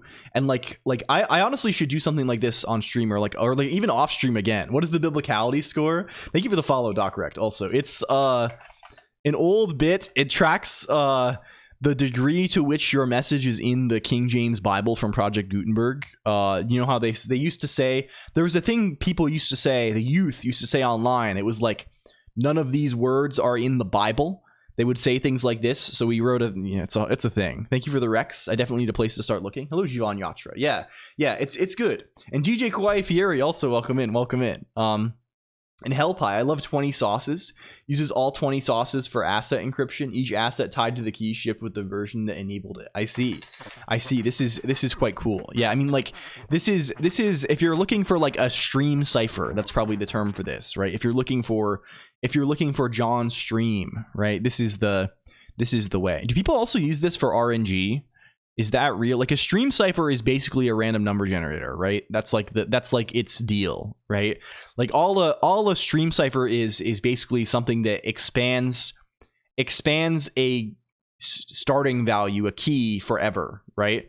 Such that a pseudo RNG, right? Such that you can XOR it with something, right? That's how it works, right? You get your key, you make it long, right? You elongate key, and then you XOR with your data. Right, and to decrypt you do the same thing but backwards, right? You it's not even but backwards, it's the same because XOR kind of inverts itself, right? You get your key, you elongate, and then you XOR, right? And this is the same thing as doing RNG, right? Because RNG basically is you have a seed and you're elongating, right? You're making more unpredictable things. You're making things that are like, of course, like based on the seed or the key, right? It's all deterministic, like everything is, but like they're unpredictable given previous, like there's various nice properties, right? Like you can't infer the key. There's stuff. You need a good RNG, so why not? Is this the case? Like I don't think is this true? I think to use a stream cipher, like a stream cipher is just an RNG basically. Like I wouldn't think you would need a. Is this the case? There are some. Is this not real? Perhaps I'm getting things confused a little bit. Perhaps the terminology is a little bit mixed up, right? But like the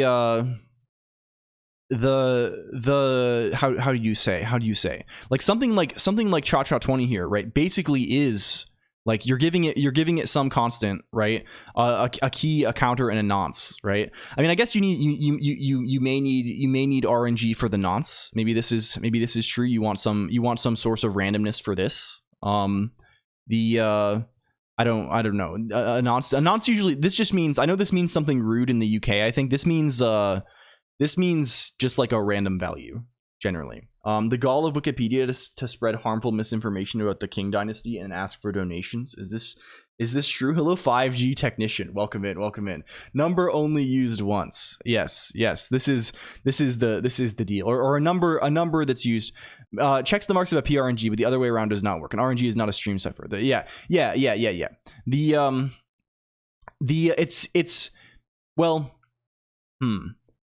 The implication goes one way, right?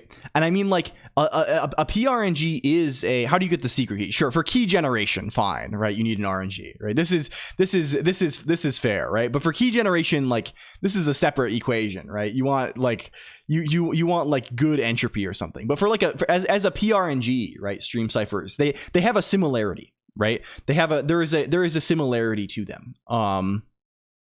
They have this sort of characteristic. I don't actually know how does something like, I don't know very much about how like urandom and dev urandom and dev random work on Linux, right? Like, do we actually, can we know about this? Like dev random Linux. I think one of them, like dev random, like there's like some degree of like entropy collection from the system, right? Whereas so like one of them like will make you wait for entropy, whereas the other one will like just generate thing, or random is the bad one. Yeah, I don't know. Can we see dev urandom Linux? Can we find an actual explanation instead of like some scam explanation? Yes. Okay. Hello, Kuju. Welcome in. Also, listen to this nerd streamer. What the hell? They both have entropy. One just locks on read. Yeah, that was my understanding of the thing. That random maybe makes you wait, whereas urandom will try and do something clever, like maybe generating more via some stream cipher or some PRNG chaotic functions like Mersenne, and then XORs it with other functions. Yeah, I mean, this is nerd alert. Hello, Kuz, also, and Tomato. We shout out Kuju. Kuju is working on a video game. It's very cool. It's called Fat Goblins. You should if you're interested, you should check it out. You should check, quote unquote, it out. They rewrote urandom to improve it so many times that now random is just a locking version of urandom. I see. Yeah. So it's just a hash function, right? It's Blake 2 style, and Blake 2 style is cha-cha-20, right? The is this the case?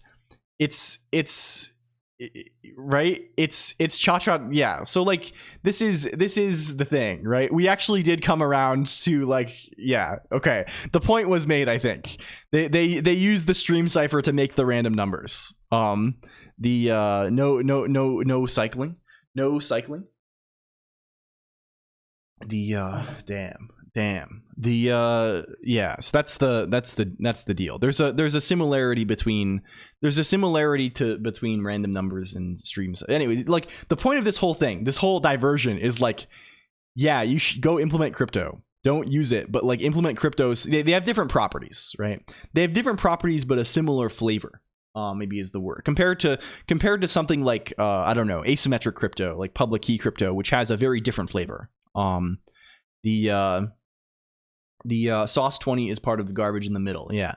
I think you should definitely write crypto. It's a lot of fun. Like things like some things are like really short also. Like if you're like a lot of the stuff, like AES is like not complicated, right? AES, I guess you kind of need the AES has like the F boxes, right? So like a lot of what AES is just like making like a big lookup table, right? Like a big, like, basically like permutation table. The SHA-2 and SHA-1 at least are very, very simple. DS is even simpler. Oh, as in gizmos were not cycled. Oh, I see. We need to gizmo. This should happen automatically, but sometimes it doesn't get preserved when I make some change. The Diffie-Hellman key exchange. This is the thing. Yeah.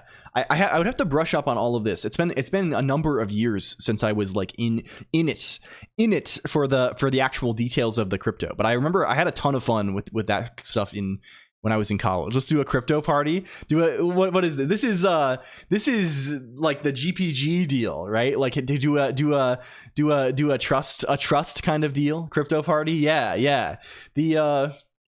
That's kind of a world that I've only like really read about, right?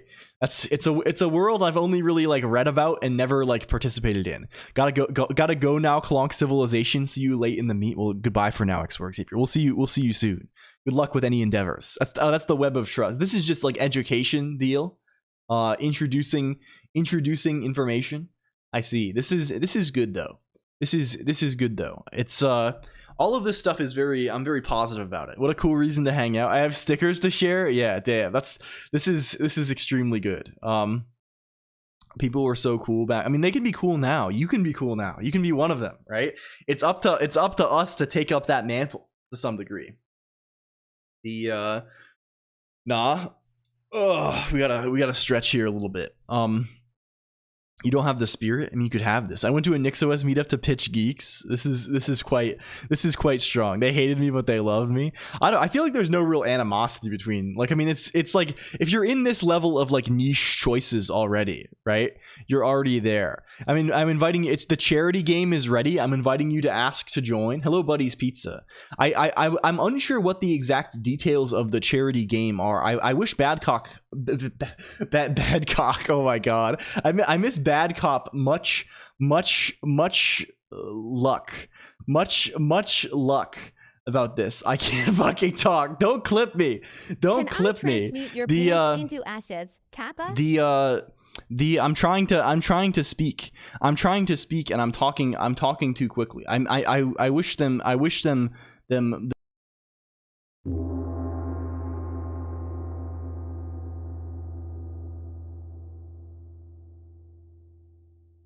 Can we shout out Bad Cop though? Bad Cop, I think they have like a thing. They're running a deal, right? They're doing like some kind of thing. They made Yeet Code. Hello, Tomas Kartoxo. I've stopped in to see if anyone can help me. I have to start a project for the university. I need to install scikit-learn on the Mac. I've tried several ways and I can't do it. If there's anyone out here who can help or explain how it works, that would be a great help. What is scikit actually? Isn't the right place to? I mean, no, it's good to ask 14 Android. Don't worry about it. You can hop on Discord IRC. This is our area. This is our zone. We go there. I don't know if I'll be able to help right away. What is scikit actually? What is this? Hello Landon _1. This is an ML kind of deal. Scikit-learn. What is the problem you are encountering exactly, Thomas Kartaxo? You've tried several ways and you cannot do. What is the error that you are encountering? An ML Python lib? Yeah. Some meta package full of NumPy stuff. Have you like what is the canonical installation method here? Install the official latest release, macOS. You can do this via pip or via conda. Right? I mean, that's hell, right? Doing that is hell already, 14 Android. I mean, but like if you make virtual environment, it's probably less hell, right? If you go a little bit of this style with it, if you get Python via brew or via whatever, to the point where you have pip and then you make virtual environment and you press the thing, UV install, Nix flake. Yeah, I mean, like, I wonder if it actually is. Nix probably introduces more problems than it introduces solutions, I imagine. UV is so good. Yeah, I mean, this is the good thing, apparently. I'm never going to live this down. I can't endorse pip. I once failed so hard at a conda install. I think UV is like the better poetry, right? I think is the deal. I like that. I've used poetry at least a bunch, and it has been not incredibly painful. But like, yeah, I would at the very least try just these instructions. I assume you already have. Feeling a little blue guy today? Hello, Kukoopsie. Welcome in. A drop-in replacement for pip. I see. Build it from source. Is this? I assume this is not necessary here. Pixie is also good for this stuff. Yes, perhaps the Pythoners can weigh in. Hello, Crazy Kitty Numbers Form and Kukoopsie and Friedrich 69 Mers. Not a fan of conda. It's unfortunate that the situation is so confused. That the situation is so there are so many moving parts in this realm, right? There's so much shit happening all of the time, but like it's in so many ways to become fucked. Hello, Janton uses. Thank you for hello. Thank you for very deep pausers. Is this very data? Is this true? I think I know of them through my friend Arthur Abbott. When I open my teacher's project, she says something like from scikit-learn import. It never finds anything. I've tried brew. I've tried using a virtual environment. Yeah. Okay, this is definitely solvable. I think this is definitely solvable. So here's the two questions. If you've tried following these instructions exactly, how are you running what happened to my family friendly stream? I mean, the stream, we do try and keep it G rated. How are you running Python, right? That's probably the remaining question. Because if you run this, right? If you run this, right? It's going to be installed inside of this virtual environment. But I can imagine a situation where you're just like running Python from like VS Code or something, right? This is like a thing that can perhaps happen, right? Like imagine you're like, right, ask GPT, yeah. So like how are you running Python? Like when you start Python, how is that happening? That is the question, I think. Jokes like that is, I smell a Jupiter. Yeah, because like it'll work probably. I would be confident in that it works. Yeah, Isomorphica, please don't be so aggressive. Like there's no need for this. Like it's a totally fair thing. We try not to be the jerk about it. I don't want to be a jerk about it. You know, it's like it's people are at different levels of experience around here, right? Like people, I'm very happy to answer questions. It doesn't cost me anything. Coding some students like a coworker. Yeah, don't worry about it. We're all good. We're chill. Brew install Python. Well, that's how you're installing Python. How are you running Python? Like when you open Python, how are you doing that? Are you clicking a thing in a menu somewhere? Are you typing Python in some terminal somewhere? Are you clicking a button in VS Code? Are you in a notebook? Like, how are you getting into the point where you can run the Python code where it tells you it's not found? We need not be forum stern. Hello, Caloriana, though. I've seen a lot of Python projects with the requirements.txt. You see one of those? I use VS. Just create a file.py. So you're creating a file.py and just click. Are you clicking like a run button or something? I don't know the deal. Like, how is it being run? Are you clicking a button in Visual Studio? What that probably means is Visual Studio or whatever your editor. Basically what's happening, Thomas Carta XO, is that the way so what this does, right, when you run the virtual environment installation stuff, right, it's kind of putting your stuff inside of like a little box somewhere, right? The thing you like scikit-learn is getting put inside of like a little like a little sandbox, right? And then the problem is the way you're running Python is not playing in the sandbox. You're way out on the road, right? You're in the fucking 18-wheeler. You're in the 18-wheeler on the road, right?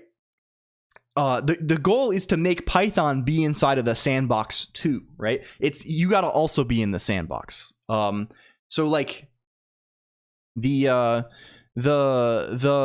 like this is the deal, right? So if you made a virtual environment somewhere, like presumably you ran this in like a terminal somewhere, right? If you just do this, yeah, it's not the folder. The folder won't matter, right? The thing is you have to run this script, right? So try just putting your file somewhere, right? And then run this, like run source, whatever the virtual environment folder is, bin, activate, and then in the same terminal, just type Python and then the name of your file. And then see what that does. See what that does, right? The problem is that the Python interpreter itself is not inside of the virtual environment, right? Because you're just running it through VS Code. You could also try running your editor. You could do this and then run your editor. But I don't want to. There's too many moving parts there. But I would definitely try getting into the virtual environment and then saying run Python from that, just in the terminal. It'll be easiest to debug that way. It'll solve other issues. Yeah. Hello, Al Daniels 100. Also, I'm sorry if I did not say hello. I'm so invested now. Python sound, yeah. There's a lot of the Python dependency situation is kind of, you know, it's an old, like Python's an older language, right? Like at least among the scripting languages. I mean, Perl, there's definitely been a move in terms of dependency management from installing things globally to installing things locally, right? This has been a big trend, right? How to specify a package override in Home Manager. I'm going insane. I would. How are you using Home Manager? Are you using it directly, or are you using it like in the context of your like NixOS configuration? Like as like saying like there's. Are you like running the Home Manager command line tool, or are you just running NixOS rebuild and it does Home Manager for you? NixOS stuffs. Yeah, I would just put it like globally. I would just like add an override to. Sorry, I'm late. Oh, please don't worry, Violet Marmalade. Please don't worry. Welcome in. It's great to see you, and thank you for the follow, Thomas Carta XO. The has a very modern dependency issue, skill issue, IMO. The only thing I've seen with I worked on a kind of a big PHP project as part of like an open source game dev team for a minute. Like there was a game I was playing and they asked me to be a dev, so I was like, I'll check out this thing, and that it seemed very scary, but I also wouldn't put it past them to be doing something very wrong. Hello Sampy 159 as well. Well, this is not useful advice, Isomorphica. What do you call it? I would just put the override on the initial import of Nix packages in your Flake or whatever, right? Or in your this is probably what I think if you're not using Flakes, there's some other mechanism for doing the overrides. But like, yeah. Like there's just like a thing, there's like an argument you can pass. Explain the Python hate. If it's just not applicable, don't use it. If some parts aren't call C stuff, yeah. So I would say broadly, LGLO.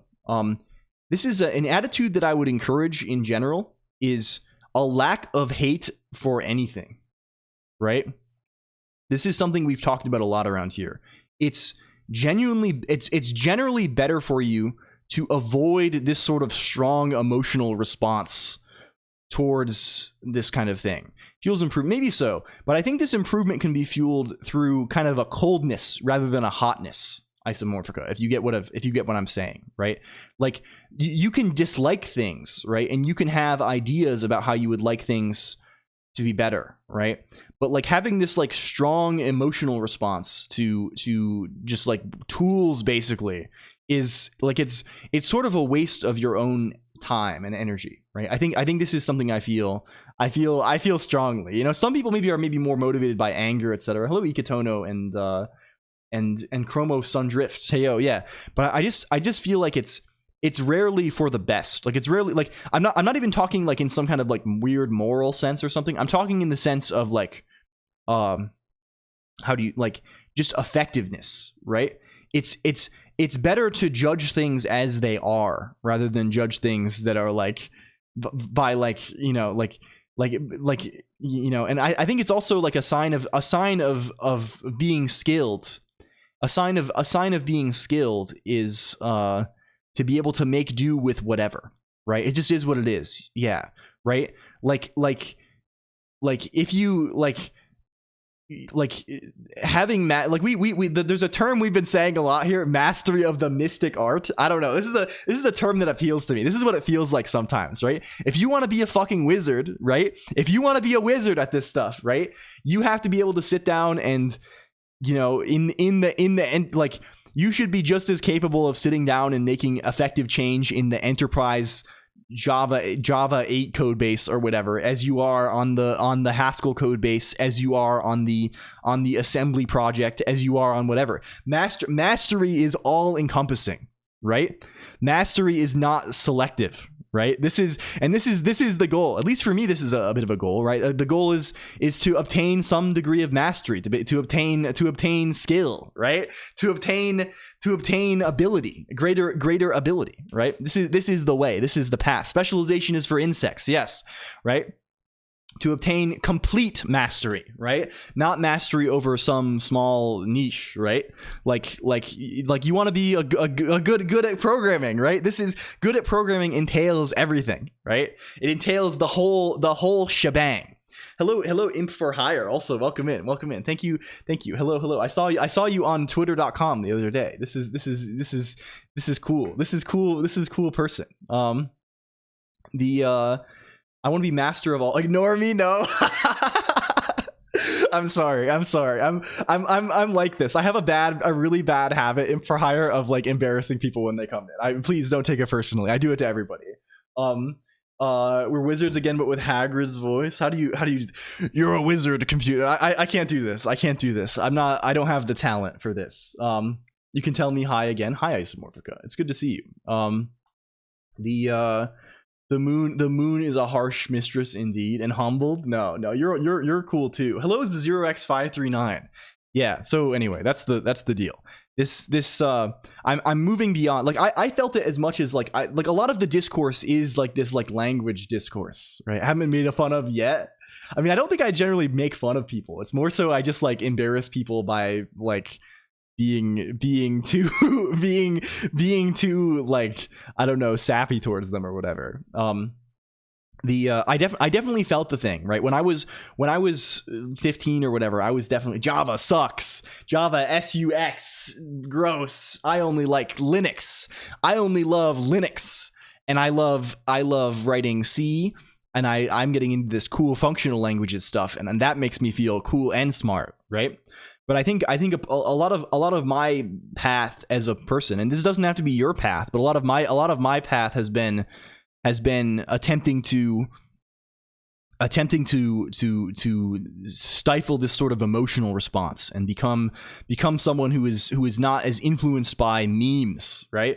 Someone who's I'm trying to just, I don't know. This is maybe the thing. Being able to fix any kind of audio noise or issue with cables as well as firmware, give it all. Yeah. I mean, this is good, right? You should strive for this, and the way to strive is by doing, right? What's Kino? People say Kino. I think it's short for. How do you explain this? Are we going to be going on Kino Stack Exchange? It's become an internet word for, I think, good movie originally, right? Like there was some kind of ranking it's from the German. I think Raymarch, you are German, right? It's like this is the thing, kinography or something like this. Yeah, it's this, right? People say it like, you know how someone would say, okay, that's a movie, and maybe film means something a little higher than movie. And then cinema is like, people will say, oh, that's cinema, right? And that's like, it's like crazy good. People say Kino because it's like, yeah, where they would say cinema. And it's sort of been adapted just like the word cinema outside of the context of just like a movie to be like more so, whoa, that's cool, right? And also, hey, apples. Yeah, you can have opinions about things, right? You can have it's certainly worthwhile to have opinions about things for sure. I have a lot of opinions, God knows, but it's like, I don't know. I don't want to let those opinions negatively impact my effectiveness, right? Effectiveness is something I care a lot about, right? Like I realized that if I let my opinions affect me to the point that I'm not like I can't write Java or something, right? I could not open up Eclipse and write Java. I'm too offended by this. It's gonna make like that is directly reducing my ability to effectively accomplish things, right? To be an effective operator, right? So this is effective computer user, right? So this is something I've kind of, yeah, you know, I wouldn't be thrilled about it either, right? Necessarily, I'm not going to say I'm at that point, but like I want to be at least effective. Thank you for the gift sub, Koala. Also, it's very kind. Very much would be taken aback because of his spawn zone. Yes, hello Digby Cat. Also, welcome in. It's good to have you. Can we shout out Digby Cat also? I have no opinions on anything because all the things I like are only factually good. When we're doing the spring boot, I mean, honestly, that's sort of fitting of today's theme, LG. This sort of is very fitting of today's situation. We should do it. What would this even entail for us? What would this even entail? Make the registration site in Java. You're preaching. I haven't heard you say anything yet. I disagree. Thank you. Thank you. Well, I mean, it's kind of you to say. If you like this stuff, here's the place. Sounds like it's about programming, but it gives deep sysadmin vibes. Yeah, I mean, I like this too. I mean, like the thing is, like it's programming like is not like some program. It's the same thing, right? Here's another way to think of it, right? What is systems administration? Well, you're using software, right? You're coming up with you're an effective, what's a very simplified word for like term for systems administration? You're an effective software user, right? You're a power user. You're someone who has become adroit with software, right? Particularly the software that's often on these systems, right? On servers, right? Computer janitor. What is a programmer? It's someone who is efficient at writing configuration files for compilers and interpreters, right? A programmer is someone who is good at writing config files for GCC or Java C or Python, right? That's right? It's the same. You're operating software by producing good inputs, right? This is also like, again, you can classify these things all you want. And sure there's some level of like different mental things involved in programming or systems administration, but I think a lot of it is more shared than people would think, right? Like debugging like why the server doesn't work and like looking through the log file and trying to like narrow the thing down is like not that. Like this is a programish skill, right? I think it's I don't know. It's like I don't know. It's you can just be a good computer user, right? That's what I'm trying. I just like the computer a lot. I'm trying to be good at using it. However it stands, right? Is it's a Lisp can compile to other VM. There's usually also some programming involved. Yeah. Even sit some more afterwards for their own pleasure. Yeah. I mean, I'm enjoying this. I really like this sysadmin stuff. I was doing it even before Nix, and Nix has really made it like extremely pleasant. Like I have like a lot of shit going on in my network now.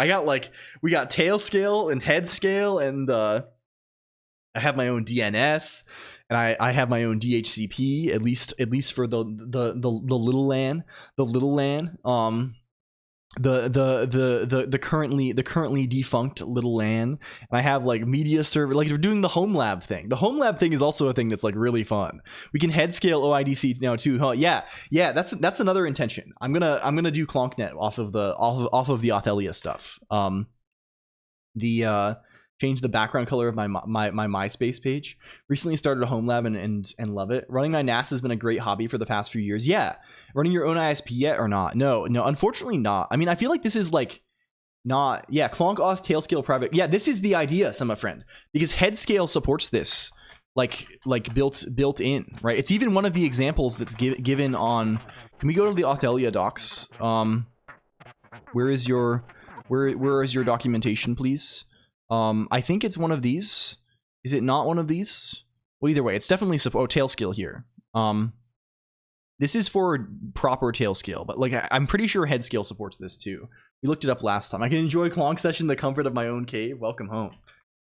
Yeah. It'll hopefully allow us to like, and again, even without this, we can just put anything behind SSO, but it'll be really good, right? You can make your little account and then you could hop on the VPN, right? We could play Minecraft, right? I could actually do things that are like would be scary to run on the public internet, right? Like if we were to run like Diablo 2 private server, right? Or something like this, right? We could ostensibly accomplish this. We could finally create the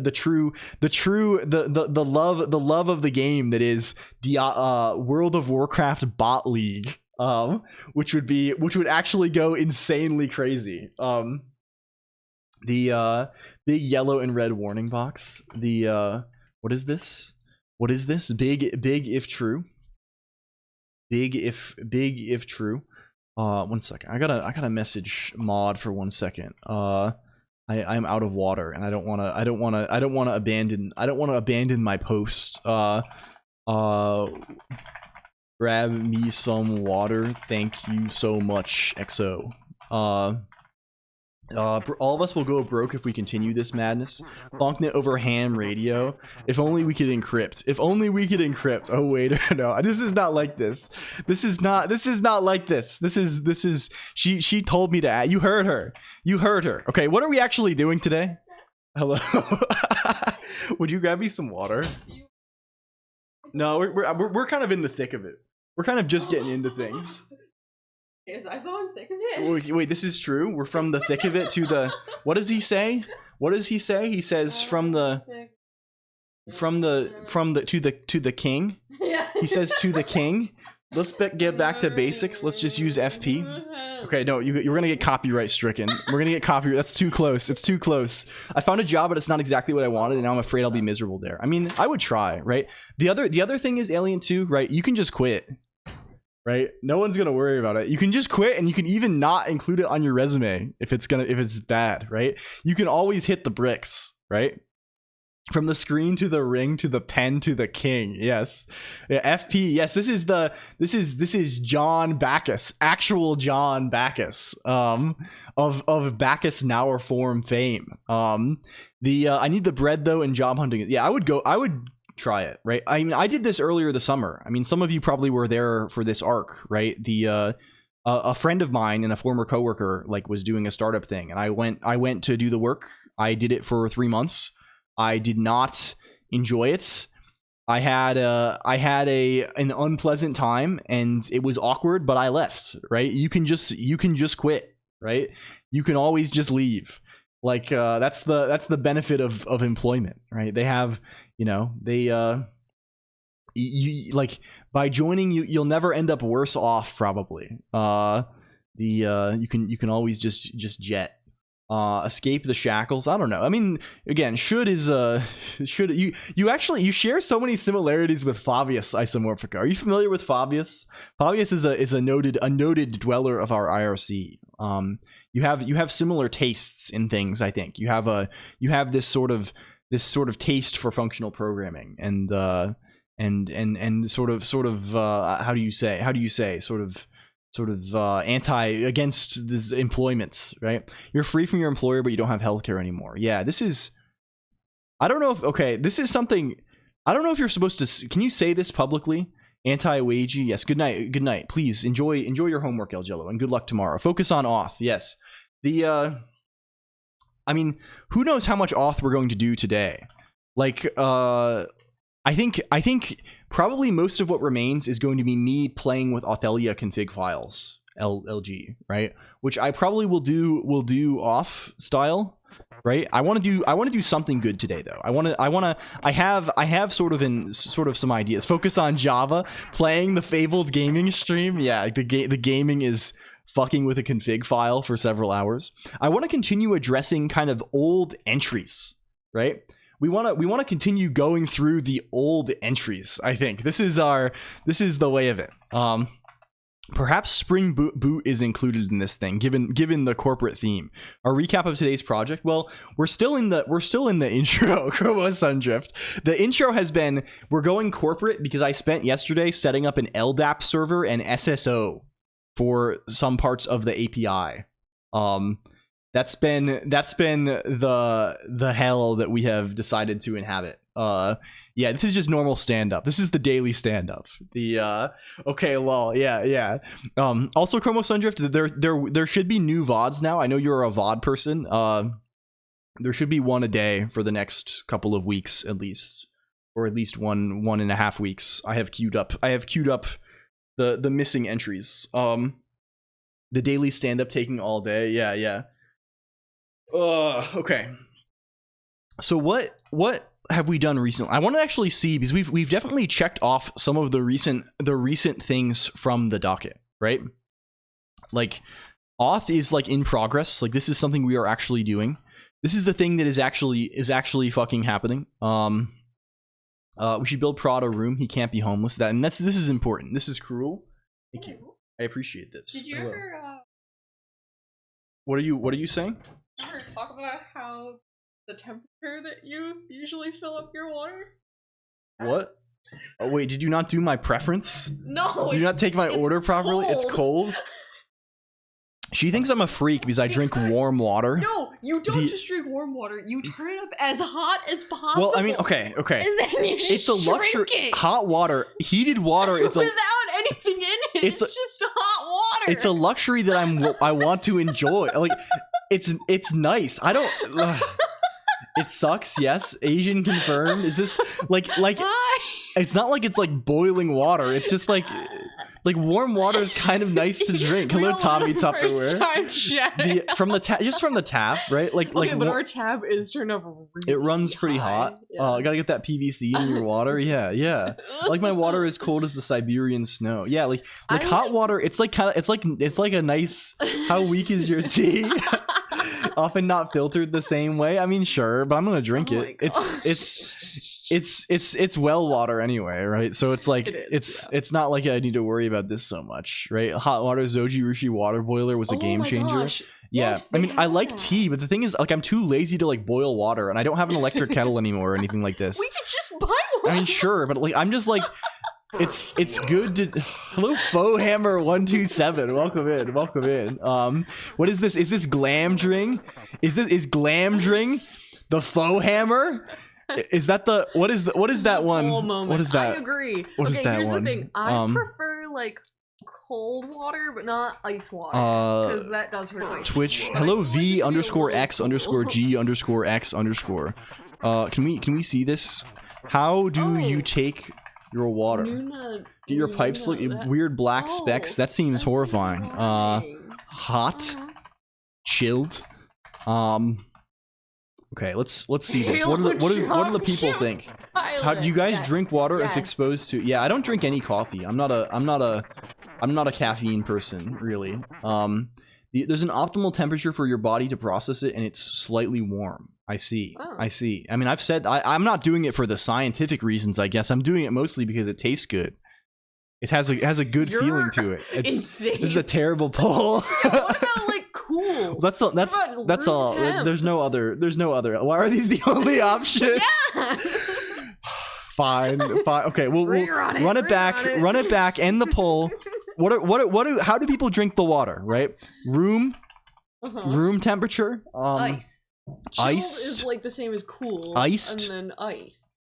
Ice water with ice. Can we do a fifth option? Can we say lemon? No, because you can do lemon, but any no, of the temperatures. no. Lemon overrides. No, it lemon doesn't. overrides. No, That's its own thing. Lemon with ice This is crazy. it's its own thing. Carbonated, yeah. Mint instead of lemon. Caffeine, adrenaline, testosterone are gifts from nature. Don't miss this. Real talk. I mean, perhaps I can evaluate. I've been thinking about getting really into. Okay, wait. Can I tell the coffee story? What's called? Oh, you've said this before, right? Oh, like No. no. I don't think I did. You're constantly grilling me on my weird beverage habits. Like, this is Okay. I have been with this man for 8 years, right?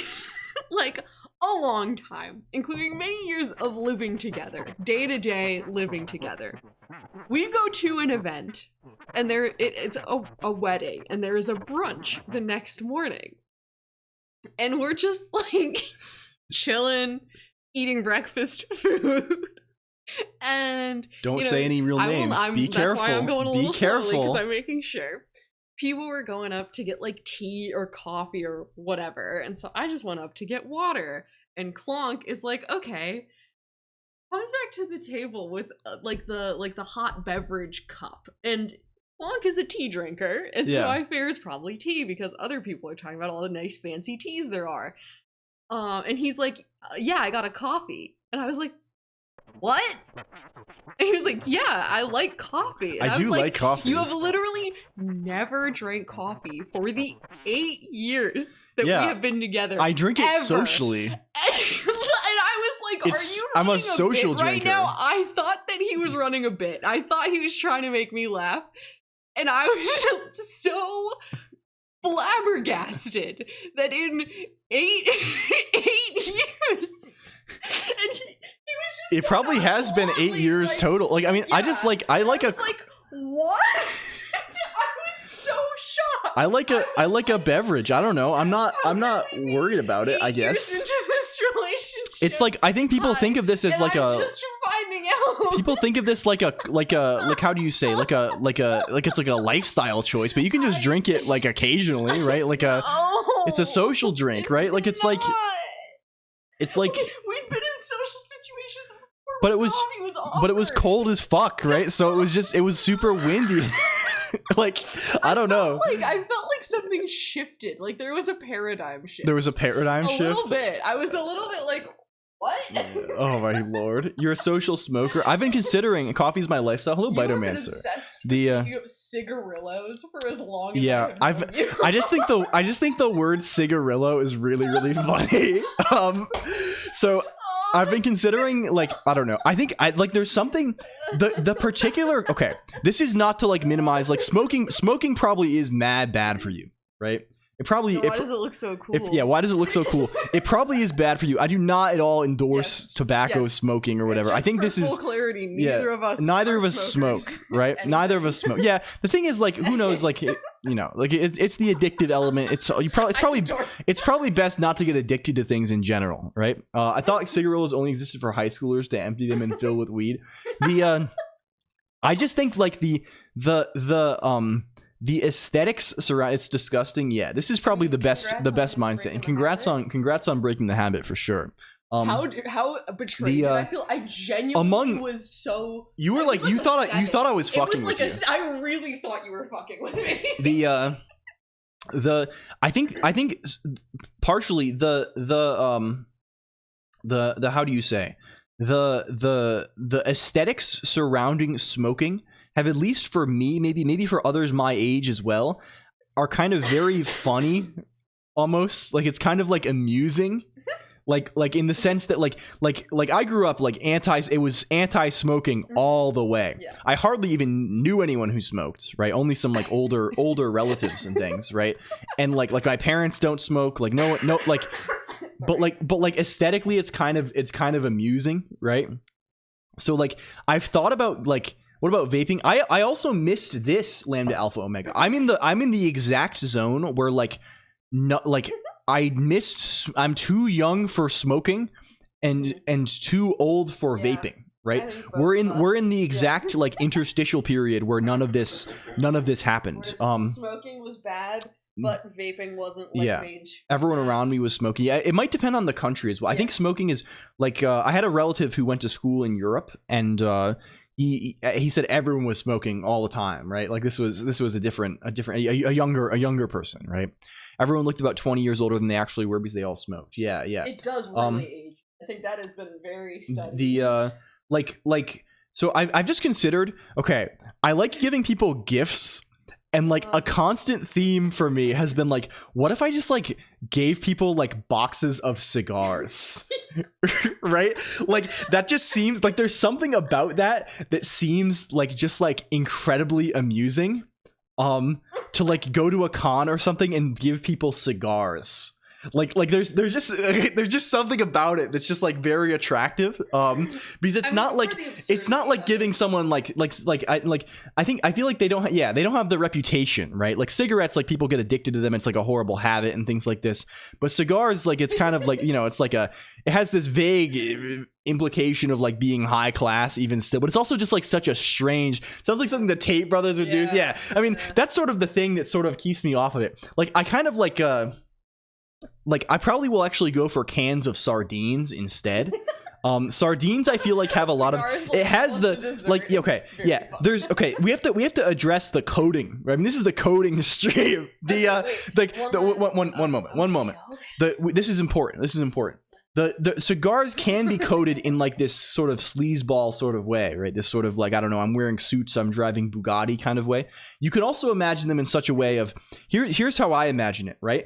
I roll up at the con, I got my big kind of ratty coat on, right? This is how I am, right? I have like big sweaters or like some big messy coat all the time and pants with, you know, deep pockets and all this shit, right? And I pull out a cigar just like loose from like some pocket somewhere and just like hand it to someone, or like I pull out a can of fish, or like a hard-boiled egg shell on, and just give it to somebody, right? Like this is like my self-image as a human being, right? Hello, Jantonius, filled with warm water. Yeah. The to give somebody a little can of fish as a treat, to pull out one of 4 hard-boiled eggs that are on my person and give them to somebody, right? Like there's just something really good about this, to have a little shaker of salt in my pocket on a bandolier, right? Like it's just funny. Like having stuff to give people that's just like weird shit is like really good. From a practical standpoint, please do not do this because I cannot stand the smell. You don't like to smoke. Strong that's the main thing. ModClonq is my voice. I would have done this already. I would have been giving people pipe tobacco or something, but like packets is good. Yeah, like that's good. Like yeah, not dirty, not stinky. You have a can I bum a sardine off of you? A handful of tater tots. Yeah, this is John Dynamite. You take a swig from a flask while with friends. One asks for a drink. They recoil as hot water. Yeah, you have a thermos full of just hot water. I stand by that. This is crazy. Or GBA cards. Yeah, this is the next level. I'm considering. Okay, goodbye. Thank you. We have to see if we're gonna get to the point where we have GBA carts by the time MagFest happens. That's the intention, at least right now. I do that on winter walks. Hot water goes hard. Goofy small creature behavior. Stick out your hands and pour loose tobacco. Yeah, this would be kind of crazy. This would, like, I feel like loose honestly avoids a lot of the irritating implications and would be like mad funny, right? Like it would be good. Killed by Colonq.lol. Wait, you linked this before. I thought this was just like a fake domain, right? This is real. Killed by Colonq.lol. Huh? Killed by Colonq.lol. Unholy hegemonic corporate Twitch streamer. List of things killed by LCOLONQ. IRC to Discord bridge got. Is the bridge down still, or is it? Are we still functional? Are we functioning on bridge style? Has it been broken? The bridge is okay. I don't know what happened there. I think it was like some network thing, I guess. I don't know that. Maybe some network thing with Discord? I don't know. Pull out a snuff pouch and sprinkle tobacco in the air. Yeah. Also absolved me of crime, which is ideal. Yeah. Oh, congrats on Clone Ikatono also. Welcome in. This is great. This is excellent. The bridge is okay, but God isn't. Well, who knows about this, Scrub the Noob? Who knows about this? This is for others to decide. This is for, I don't know, perhaps I don't know how we. I don't want to get into that whole situation. I have to leave, unfortunately. I will join the next stand-up with my updates. Thank you, Isomorphica. Just notice I hit 50k. We have Ikatono. Ika Clono. Haha.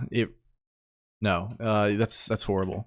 What do you want your clone to be like, Ikatono? What is the nature of the thing? We should do some clones here. We should sort out some of this business with these clones. Happy rebirth this clone. Yeah. Need your opinion on the divine. I don't know. What's the most cliched thing to say? What's the thing that I would say if I was wearing a flannel vest? Not a flannel, excuse me. If I was wearing a Patagonia fleece or a flannel vest or a cute little Silicon Valley style outfit, what would I say about this? Do we go opinion on the divine? It's taking a second there. The Prodsy pod clone is taking a solid minute. I think it's kind of a like. I don't like getting into, we do try and avoid talking about religion, politics, or the Great Pumpkin. That's the usual mode here. It told me error, cannot read properties of undefined reading. I see. God remains dead. Yeah, well, I would say something like this. It seems like an insane miracle to be conscious, right? That seems insane, right? And I would say rather the fact that I, right? I only know about I, but the fact that I have a subjective perspective on things, right? I'm sure matter and things existing. These are things that probably we can justify, right? We can probably reason about these things to ourselves. But like the fact that like you are seeing it through your own eyes, right? The fact that you are thinking and having thoughts and subjective experiences, that seems something that's difficult. That seems something that's like difficult to explain, right? This seems difficult to explain. The fact that there is someone to do the reasoning, right, instead of just like configurations of matter. The fact that you are thinking, right? This seems fucking wild, right? So I'm kind of just like I don't know. I would say my perspective on these things broadly is like that probably. I don't know. I'm not like religious in like the, any sort of conventional sense, or even I wouldn't even say like I'm spiritual. I think consciousness is kind of crazy, right? It's kind of crazy, and like there's definitely more to the world than like arrangements of atoms, right? I think this is the case. I don't know. I don't know beyond that though. I read today mitochondrial and endosymbiosis occurred once and seems by all accounts to have been extremely unlikely, which was woe. I saw there was something on the orange side about mitochondria, something of this nature. A little bluish thing also. Emacs Lisp. Other self is just the cleanest model to simulate self in the objective physical. Yeah, it's just like, yeah, regardless of how you feel about the physical world, the fact that like you exist and have subjective experiences, our thinking is like fucking crazy and seems difficult to justify. Right, like, and it's something you have unimpeachable proof of, right? So it's kind of like, who knows? Advanced AI, clearly. I think also these things are just like not immensely. It's the top HN story right now. We have to fail our commitment to Orange website. What is this? Mitochondria are alive. Asimov.press.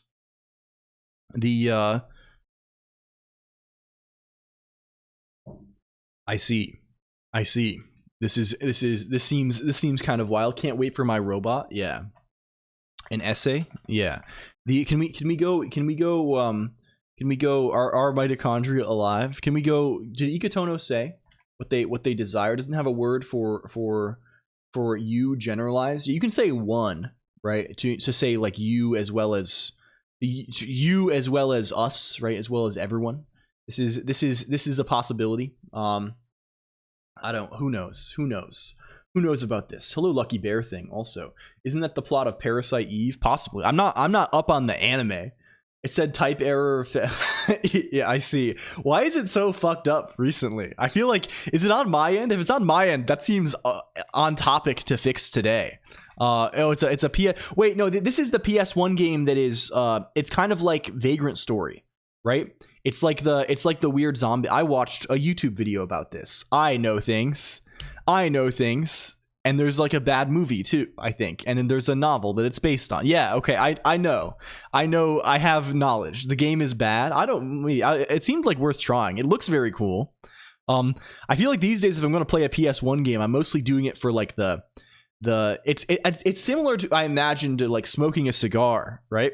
If I were to smoke a cigar, I probably wouldn't enjoy the physical experience so much, but the whole time I'd be thinking like, damn, I'm so cool. And the enjoyment would come less from the physical sensation and more from the sort of vicarious enjoyment of the fact that I'm so cool, right? I'm sick, right? And playing Parasite Eve, I imagine, would be similar. Although I did enjoy, I've played a little bit of Vagrant Story. I play every once in a while when I'm not currently addicted to an MMO, and like Vagrant Story is kind of sick. What the fuck is a socket hang up? Oh boy. There's a great horror sci-fi novel about this. Yeah, Blind Sight by Peter Roth. I love that, actually. I love Blind Sight, and I like the sequel quite a bit as well, although less. Echopraxia. I'm a Peter Watts enjoyer for real attention span. The would strongly recommend. In fact, I think Blind Sight, Peter Watts, is actually free. I did not read Rifters. It's free on Peter Watts's website. It's good. Vagrant Story is beautiful, fantastic use of bitmap facial animation. Yeah, that game looks so fucking crazy good. Like, can we do the thing? Can we do the thing? Have you seen this game? I've been like obsessed with this for like a year probably. Let's look at tips to get started. Hopefully we can just like cut off the thing and see how the game looks. Is this like upscaled in a bad way or something? Like, the way that this shit looks is so unreal. It takes lots of presumptions that has not been validated. Yeah, I mean, it's sci-fi, like it's a story, right? It's trying to be slightly harder sci-fi, but it's like it's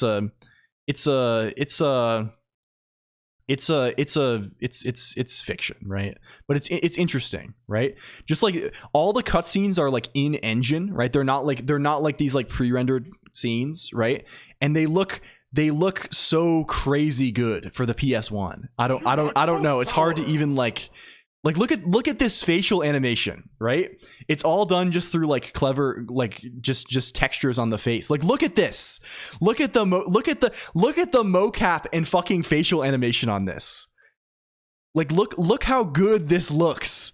It's unreal. Like this movement right here, it's so clean. It's so fucking clean, right? Of course, it looks a little bit janky because it's on the PS1, but even then, this is like there's so much character to the faces. It's wild. It's wild. Like there's so much. It's good. The voice acting is pretty good too, and like the writing, honestly, for something like this is honestly solid. Another one in this category that I've been like kind of obsessed with a little bit recently. There's this game Kudelka. Which is like has insane visuals. The visuals on this are nuts. It also like the whole plot on this is wild. Can we get one of the cutscenes here? It's a similar thing. It's slightly like lower fidelity almost. It looks a little worse than Vagrant Story, I think. But like the mocap and the voice acting in this is like insanely. Can we hear? Stop talking, I'll leave you here. My name is Kudelka, and I'm only going to say this once, so don't forget. Yeah, like it's late PS1 game. Hello Kenners also. Like the I heard on this, like they hired like theater actors, so it has like this really weird feeling to it. It doesn't feel like a video game acting. It feels like a little too theatrical. Like it's a little much, but I really like it. Like there's just something about it that's just like really fucking good. The combat is like this. It's just crazy. It's crazy good. I really feel like to some degree like this is sort of peak game aesthetics, right? Because past this, right, things sort of became, you know, there's still things that are doing interesting things artistically, but this is like the level of constraint that I like a lot, right? I don't think this is a crazy opinion. Everyone loves like this haunted PS1 type deal, etc., etc. That thumbnail, yeah. Speaking of Smokey, is this the case? Is this the case? Yeah. Hello. Also, thank you for the Uwo Slab emote. That is my friend. I know that man. He is cool. The Prod is experiencing disaster. There's disaster. The Bloodborne PS1 DMAC. Yeah. It has this look to it, right? It looks pretty good. This is like a Unity thing, right? This is a Unity deal. It's a demake using modern tools, right? It's something I've been considering. I do want to do PS1 homebrew eventually. There's this person, Pai Kuma, who is like an individual selling courses. I think I see them on Twitter, and they post good occasionally. And I maybe am going to do this on a weekend at some point, just because I've never done like a course like this, and like I have no affiliation with this at all. Obviously, I'm just like there's just something about it that just seems appealing, right? I've never like it'll be a fun step post the GBA. Like once we've gotten, I don't think I'll force myself to write like an assembler and stuff for it, but like I guess we could. But it'd be exciting. Do you get certified? Yeah, you put that on your resume. You put your PS1 cert. Hello, troublemaker Uwo. The best way to make the poor 3D work was to make your game based around fog and or darkness. You don't have to render things in the distance. Yeah. And hello, Machka6. Hello, LCOLONQ. Thank you, indeed. Okay, we must establish what is we've updated auth. We've talked about, we have LDAP. I have to figure out some GraphQL shit to put people in the LDAP. I have to figure out various activities. Isn't PS1 Arch odd? It seemed to indicate that it was MIPS, right? What is the PlayStation 1? What is the can we get the PlayStation console? What is the deal on this on John Guy? Is it MIPS? Is it MIPS style? Or am I just or are we just, yeah, it is a MIPS instruction set situation. So yeah, I mean, it's probably not, I have not worked a lot with MIPS, but I think this is not a horrible thing to write assembly for, at least, right? Maybe it is strange. Yeah, this is a common thing that's used for teaching. A lot of the games are just written in C. Yeah, I imagine mostly, right? Apart from like some specific hardware interaction stuff. Like this was the case in the GBA as well. Like I think once you have some resources, it's nice to be able to just like use a compiler, right? Like you have the power for this.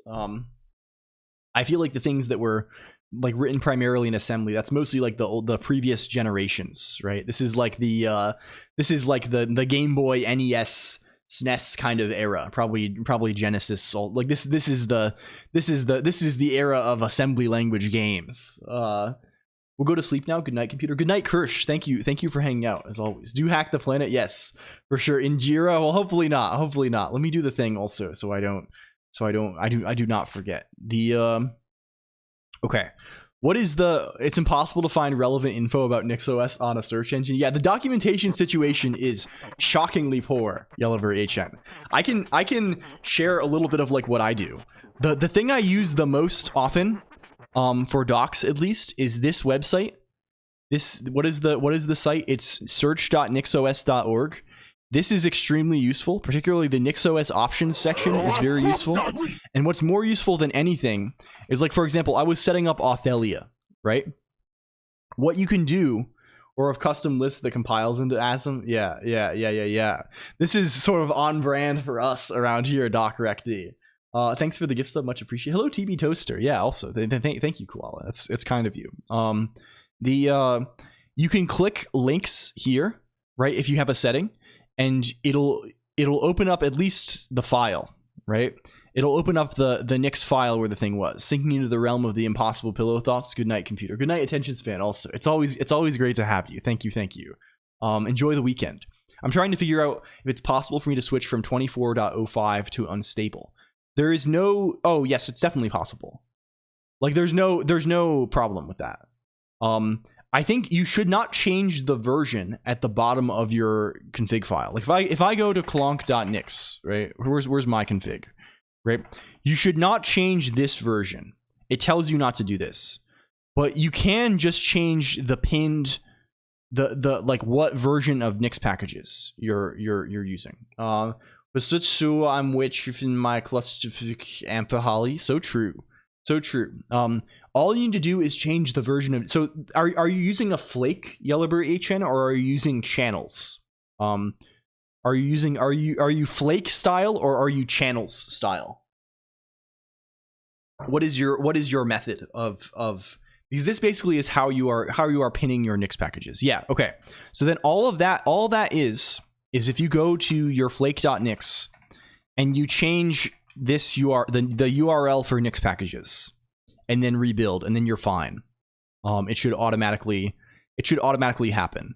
And then to update to the newest unstable, if you already have this as unstable, it's still going to be locked to a particular version. But it'll update when you change it for the first time. If you want to actually like update Nix packages, then you can just type Nix flake update. Or if you only want to update Nix packages, and this will update all your inputs, I think, in the lock file. If you want to update only Nix packages, you can type Nix flake lock update input Nix packages. And this will do it. This is like basically just saying it's like running cargo update or whatever it is, cargo update in your Rust project, right? It's updating the lock file to newer versions that still satisfy the bounds, right? Which in this case, the bound is you're saying this particular, this is the deal. What do I need to change my home manager config to? I don't think anything should matter there. I don't think it'll matter in home manager. This is just like in your flake, right? Because it should be the same Nix packages for everything. Maybe you actually, yeah. It's on the release 24.05 branch. I see. I don't know the different, I'm unsure. It's probably a similar input for home manager, right? Like I'm just saying this here, right? I don't know what the default branch is here, but like you basically every version of everything is described through the combination of these here and then the particular revisions which are locked in flake.lock, right? Like every that fully so like you can this is the way of it. This is the way of it. I think that should solve the puzzle. Okay. What are we actually fucking doing today? What is our intention? Yeah, you can say follows also. That'll pin the home manager Nix packages to the one that you want to use. What is our intention? The theme of late. This is sort of a transitioning period, right? We're in the great autumn of LCOLONQ, right?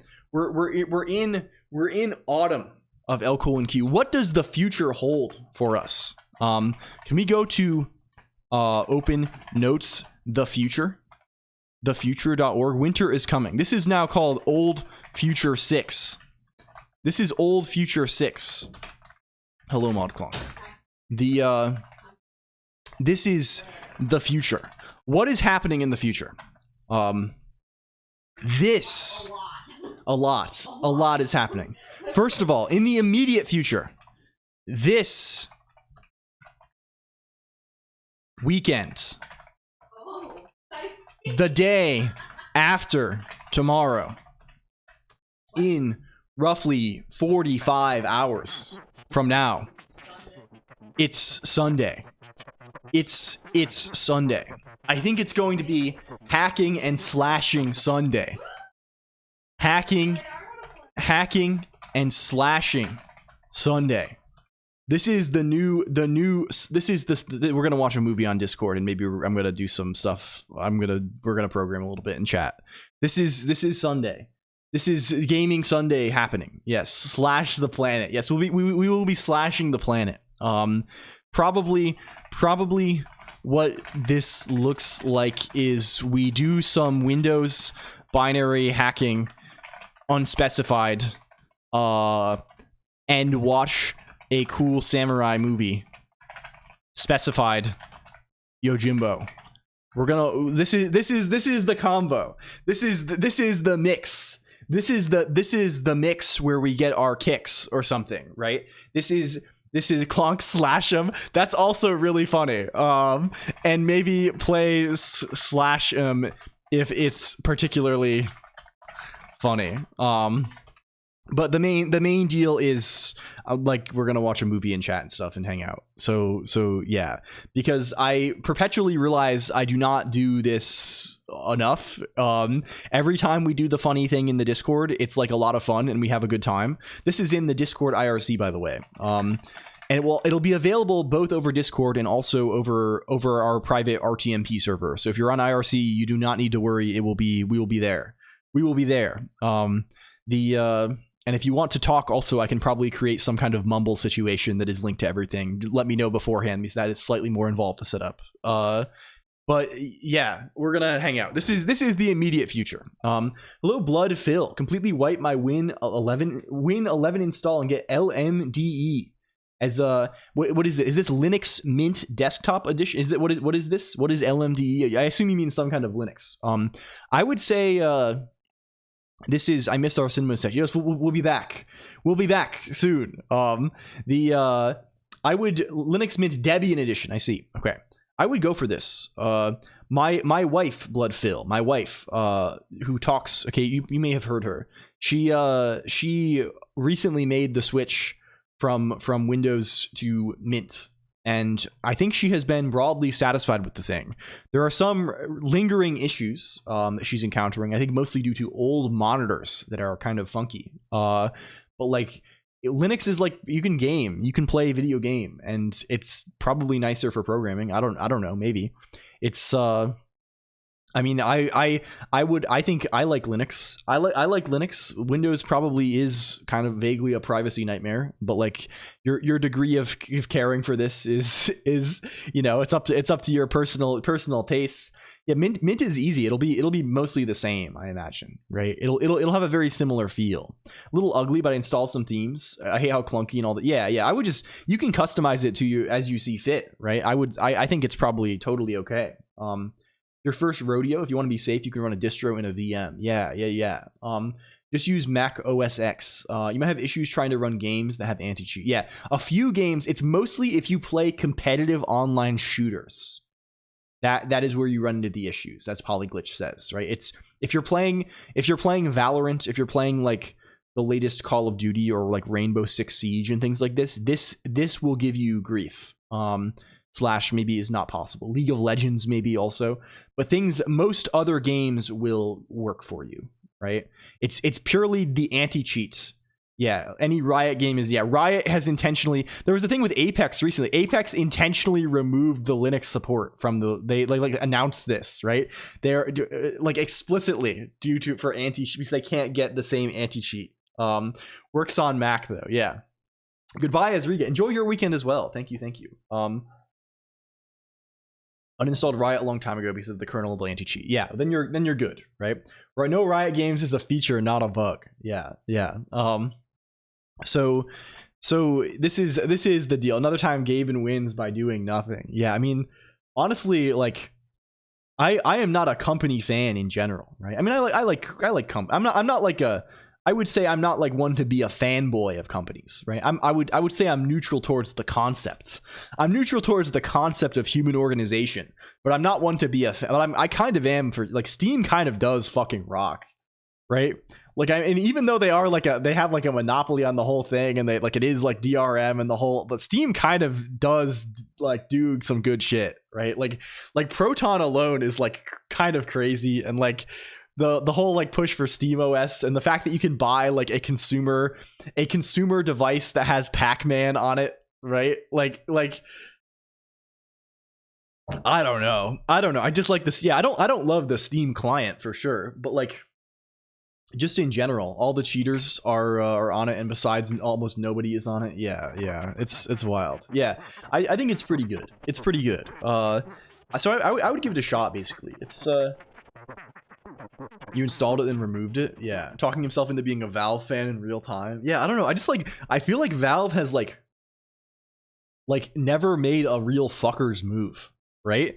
I feel like I mean, like many people here probably, I've been using Steam for and Valve for 15 years, right? They're privately traded. Yeah, like they've never made a fuckers move, really, that I can even remember. I guess there was some stuff with Artifact, maybe there was, but even then it was just the game that they shut down because it didn't make enough money, probably, right? Like that's fair, right? You can't complain too much about this, right? Like they force people onto Steam for CS. I mean, it was originally made for Half-Life, right? It was to sell Half-Life and ship updates for this. I don't know. I'm sure there's, but just in general, it's they did some weird TOS shit and then removed it even after everyone ate it up. I see. Either way, I feel like they've broadly remained sans major controversy. The size of the controversies that have involved Steam in comparison to the size of Steam, right? How big Steam is kind of insane. CS 1.6. I see. Without Steam, CS would be dead by now. Yeah, maybe so. I don't know. Either way, it's hard to say things like this just because people's expectations and the whole landscape has changed so much over 20 years or whatever. Things have the Skyrim paid mods thing. Yeah, but I feel like this was largely driven by Bethesda. This was the hatred for this fell on Bethesda, right? It's less on Valve, right? Yeah, they have an infinite money machine, right? Why risk it? Hello, Mountain King 123. Okay, further in the future. Further. It's compilers Christmas, baby. Exclamation points, question marks. It's compilers Christmas. Imagine this, computer. Imagine this. Chestnuts roasting over an open fire or whatever. I've never roasted a chestnut. I don't know what this, maybe this is a European thing. I don't fully understand this. Hello, Flershy. It's getting a little cold outside, right? Some sleigh bells a jingling. You're hearing the sounds of wild deer and other animals inside of your house, right? You're snowshoeing all over the place, trying to desperately to get food in the middle of the white waste. It did snow here yesterday. Yeah, it's been chilly. It's been chilly here as well. All the compiler obsessed plushies have activated. Hell yeah. Why is it exclamation point? I mean, some people say exclamation mark. Is this a thing in places unknown? Chestnuts don't exist very much anymore in America. This is perhaps true. Hello, my Mimi ____, and also Archibald. Yeah, I don't know what people do. It's strange. It would be fun to roast some. Anyway, it is the season, right? What can you imagine more comfy, right? It's cold outside, you're warm inside, you have some assorted chestnuts roasting, 100 or 150 chestnuts on the fire at a given time. You have all your warm blankets. There's a nice warm mood, and you can curl up inside and write some goddamn compilers, right? So this is our mission. Our mission prior was, we were doing GBA stuff, and this was the sentiment that guided us through the autumnal months, right? The end of summer, right? The equinox. We were guided through this transitional time by the guiding star, the day star of the Game Boy Advance, right? Now compilers will be our guiding light. I think this is our and this is integration, right? Because as you know, we wanted to write some more compiler stuff for Jonathan GBA as well, right? We want to do this. I'm looking forward to eating roasted chestnuts. Yeah. So this is the feeling, right? This is our intention. Hello, Vosher1025. A big fan of Winter Comfy. Me as well. I really like this. It's one of my favorites. It's a favorite for sure. Christmas on a beach here. Yes, I know it's I heard someone, I think it might have been you or maybe someone else, I don't recall, was telling me that like in Australia, at least Australia and New Zealand, they like have winter themed Christmas decorations even though it's like the summer. Like this was in like shops and things. This was something that was just because like this it was you. Yes. This seems maddening. Have a very merry Colonq. Miss this, yo. You know it, Brighter Malfin. You know it. We're gonna have bowls full of jelly and sugar plums and all of this stuff, right? It's you understand. You understand. And beneath the Christmas tree, beneath the Yule, on top of the Yule log, right? It's gonna be some compilers, right? Hello, ABC123 as well. I just got back in from raking leaves. Yeah, it's compilers Christmas, basically, Colonoscopy. So what are our current compiler projects? We have a couple of them. This is our intention.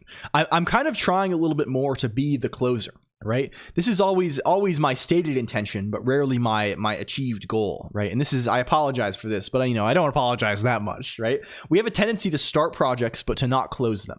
Right, this is very common, but sometimes you have to, you have the cold winds blow and you have to be a little bit comfy and close some things, right? What are things we would like to address in the vein of compilers? There are 3. Point A is bless, some seasonal blessings. Point B, we'll explain all of these too. Point B is Virgil. Point C is upside down cake. This is our triplicate theme. It's more fun to start a project than to finish. Yeah, I think so. I think also, right, a lot of it, I'm willing to be honest with myself, computer, right? A lot of this is my own, perhaps I'd say like this. It's sort of tricky sometimes to do the hard work on stream, right? A lot of this feels like my own laziness, I would even say. I don't mean to say this in a negative sense, right? As we all know, laziness is one of the virtues of a programmer, according to Larry Wall.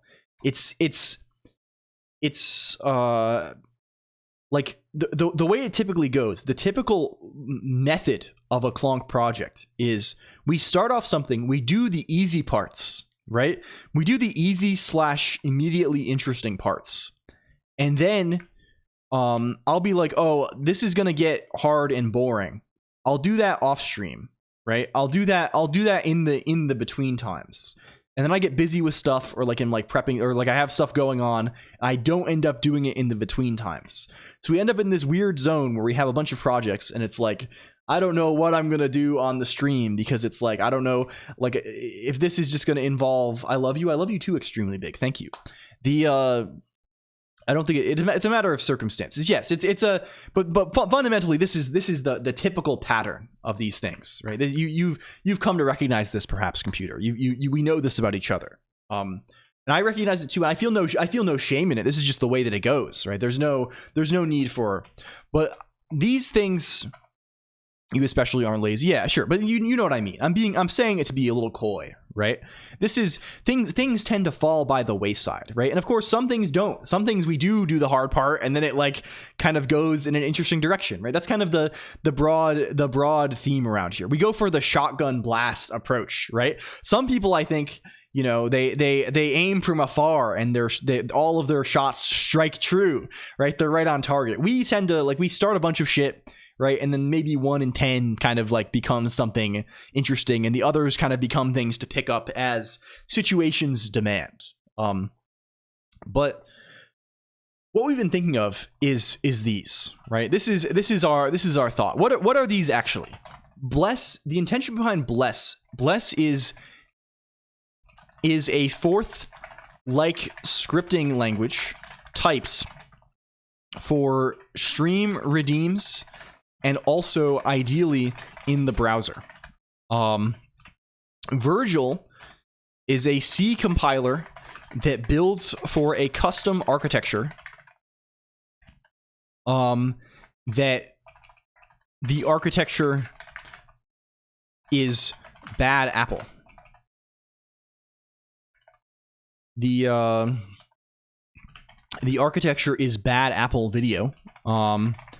And then upside down cake is the GBA inside out compilers stuff. Yeah, with 10,000 programs before you strike the golden ticket. Yeah, this is the thing, right? Oh my gosh, I'm so lazy. Yeah, I mean this is just false modesty, Mountain King 123. Like I'm trying to not be false with you, right? Like I would like to do more perpetually, right? Like I almost always, when I start the stream, I'm feeling like, damn, I should have done more since last time. And I know like, I don't know, like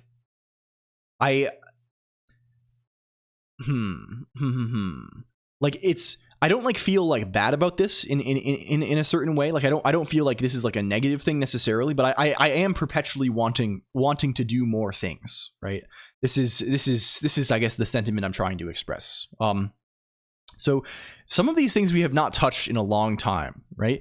Bless was sort of something we worked on a whole bunch at the end of last year, right? And then Virgil is something that we kind of worked on a whole bunch in the early, middle, also end of last year, right? Upside Down Cake has been a lot of stuff on this year.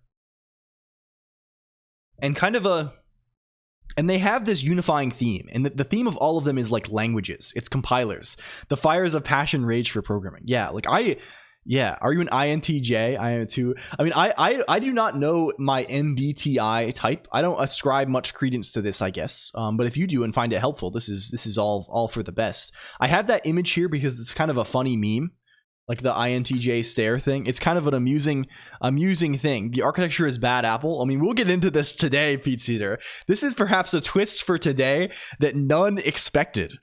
This is perhaps a twist for today's activities that was expected by none. It's from the image. What is the INTJ chips image?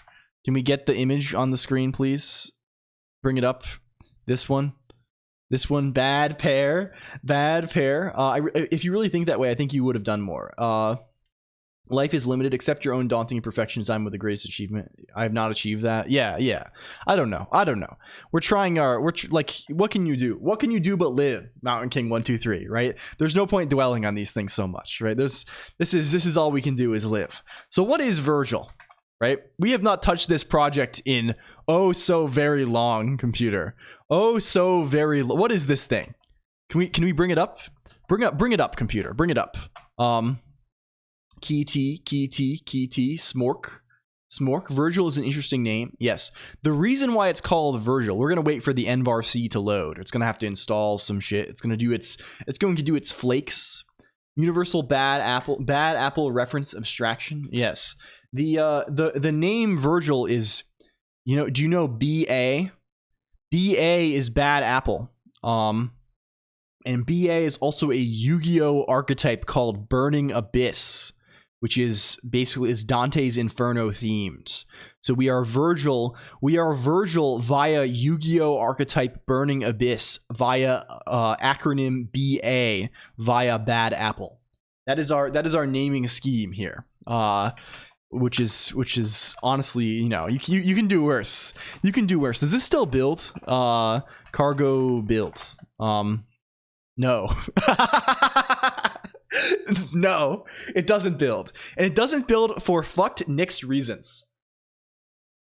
It doesn't build due to Nyx fuck. Yeah, it's no build. We're going Fortnite no build a little bit here. We also still need to... Whatever happened to that? I installed Fortnite and I never made a Fortnite map. That was weren't we all going to become quintillionaires off of that? That was a thing, right? From a few months ago, we were LG and I were we were talking it up that we're going to become quintillionaires over Fortnite. LG, did you ever do any more? Did you ever do any maps? Why is it trying and failing to compile libc? Well, it's not failing to compile libc. It's failing to link. And it's failing to link because this is a known issue, I think, with certain Nyx scenarios. That presumably has been fixed, but is lingering for me on account of flakes and old versions of things. The problem is that the LLD linker does not work, and on NixOS by default. The LLD linker does not work, I believe. There is a way to fix this easily. Let's actually consider a few convenient ways to fix this. First method, rm target. and then attempt to rebuild. Okay, we have the same issue. We've probably fixed this quite a few times. Let's try and address what the issue actually is.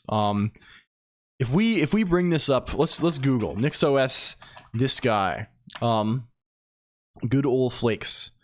Dolphin can't find this. Can we see Rust?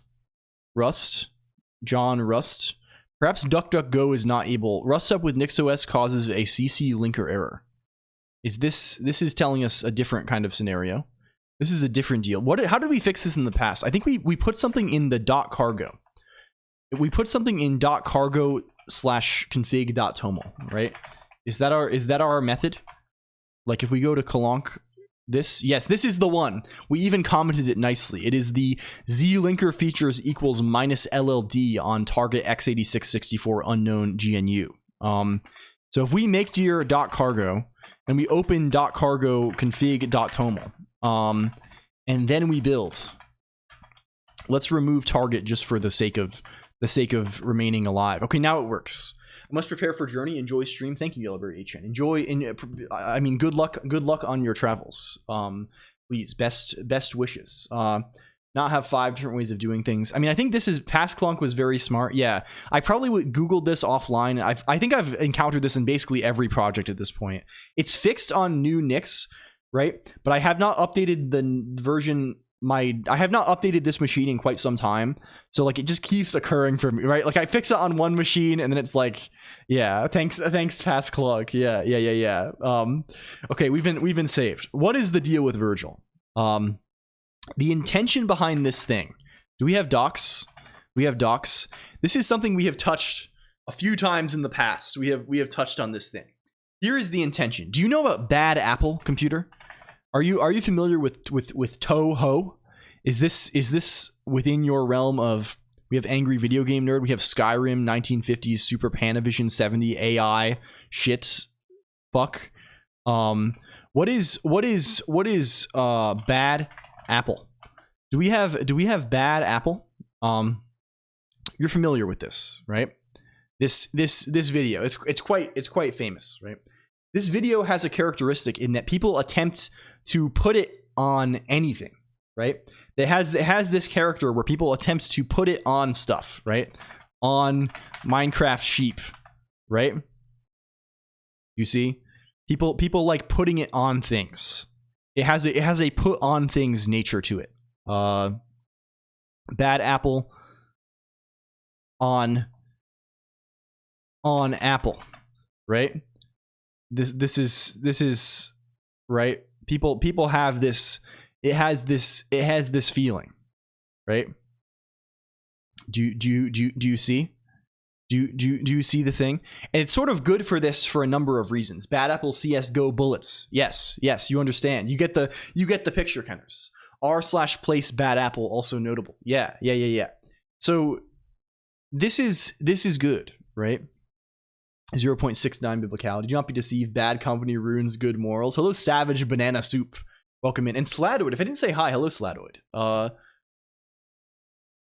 If I miss people saying hello, I'm sorry. It's not because I'm like trying to ignore you or something. It's usually because like I'm so like if you're for the regulars especially, I sometimes miss people because I like see your name and I'm like, oh, they're here, of course. I kind of like I kind of get it mixed up whether I've said hello this stream or not yet. So so I end up either saying it a bunch of times or not at all. I apologize. Hello, welcome. I hope you know. This is a good apple, right? Because Colonq hates you in particular. I mean, this is a difficult thing, right? Navigating these social situations is fearsome now, right? I go and talk in someone else's stream, right? I go to a channel where people know who I am, right? I go to Hino Bobina channel. I go to Grimmy VT channel, right? And people and like 5 people say hi, and I'm like, how do I love you, thank you, I thank you for saying hello to me. I don't want to. I'll check in before the end. Good luck. Enjoy dinner, Wind Up Boy. Thank you. I hope we will have something to show you. If I like, do I like send 5 messages saying hello to everyone? Do I list it? Like I don't. It's just like. This is what Colonq spotting is for. This is the power of ProdZpod Colonq spotting. Also speaking of this, Agpen pulled off a gambit. Agpen created a situation that is sort of surreal. Can we say this? I was not there for this. What is it called? Where did I save it? Is it this? I asked the subject of this clip if this was okay to use as an alert, so I'm going to make this an alert, I think. Is it this guy? Is it no, are you not real? Are you just called Emacs Lisp? Are you just called Emacs Lisp? Emacs Lisp. Emacs Lisp. This is I want to put this on where's the commands? Where's the commands? This is just someone who does not do like programming stuff at all. This is shout out who is the person? Hino Bobino, who's a good friend and has been very kind to me. Let's put it on is it programming time? Yeah, on programming time. This is the method, I think. This is the method and the way. This is the method and the way. It's pronounced Emacs lips. Yes. Okay. That should do it now. So now if you you don't even need the thing, right? It's like this. Emacs Lisp. Yeah. Excellent. The computer does not have friends, only dependency. I don't know about this. I mean, I think the computer has a lot of friends. I strive to be a good friend with the computer, Mountain King 123. I strive to be a friend in I don't know. I like your real voice. Yeah. So there's Bad Apple, right? Bad Apple, they put it on stuff, right? That's its main character. It goes on stuff. There's also a game called Doom. Emacs Lisp. There's a game called Doom, right? You know the game. We're getting Doom game. You know this one? There's Doom game, right? You hop on Doom, and people put Doom on things also, right? Doom goes on pregnancy test, right? People put Doom on the pregnancy test. People put Doom on whatever, right? Running Doom on stuff, or at least displaying Doom on stuff, has a similar character, right? People put Doom on things, right? So our intention is Bad Apple but interactive, right? It's the next step up. Bad Apple is you put it on anything that can display a video. Doom is you put it on anything that can display a video and has some facility for inputs, right? That's the deal. As soon as you have buttons, you can do Doom. Yeah. Hello, compiling J. Therefore, Bad Apple is Doom. Therefore, our intention, Party Cat Lol, is to run Doom on Bad Apple, right? This is our mission and our objective. Oft abandoned. It's been so long since we worked on this. This is the objective. Hello, Rumble Tum Jump. Bad Apple running on Doom, running on NetBSD, running on a toaster. This is the way. So, what does that mean? The intention is we are creating something called the Bad Apple Abstract Machine. What is the Bad Apple Abstract Machine? Well, it is a computer where the instruction set of the computer is Bad Apple. And what does this actually mean in practice, right? Well, instead of being a list of bytes, instead of your program being a list of bytes, right? Your program is a list of frames and coordinates in Bad Apple, right? This is the feeling. This is the feeling for the thing. And then the actual instruction is encoded by the pixels surrounding the pixels at that coordinate at that frame in Bad Apple, right?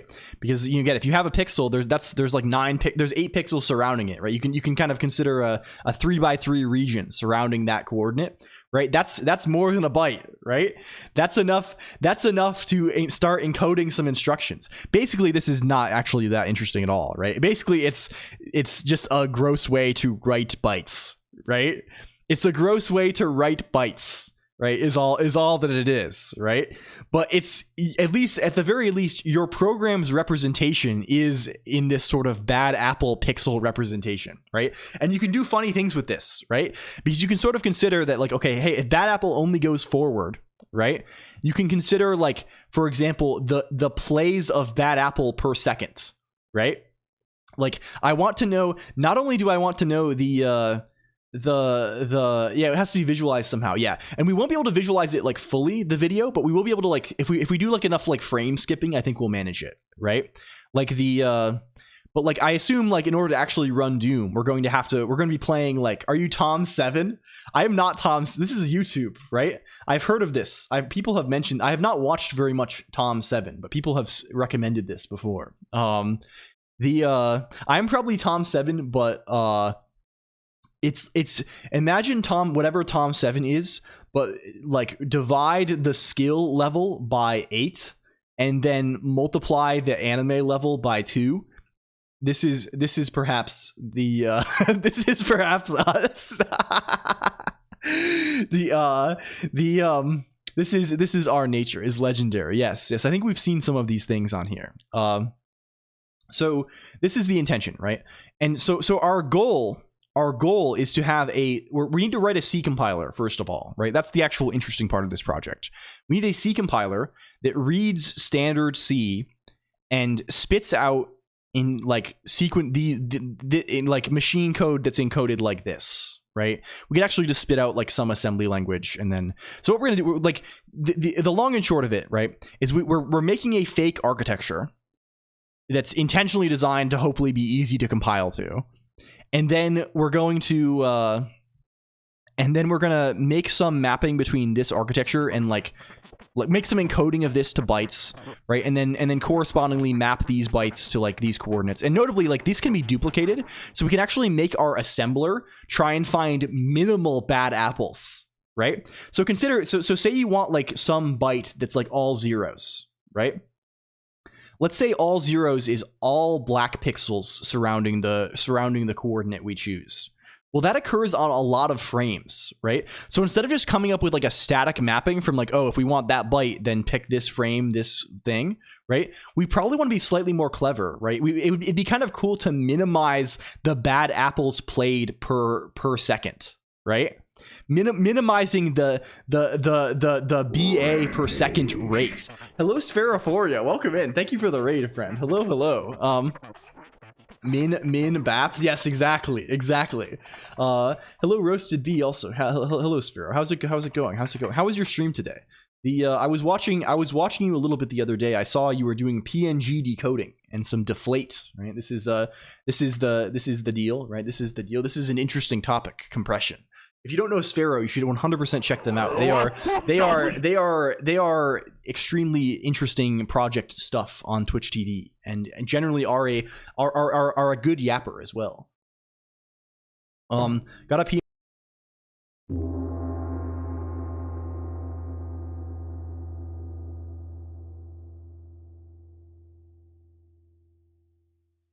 Thank you.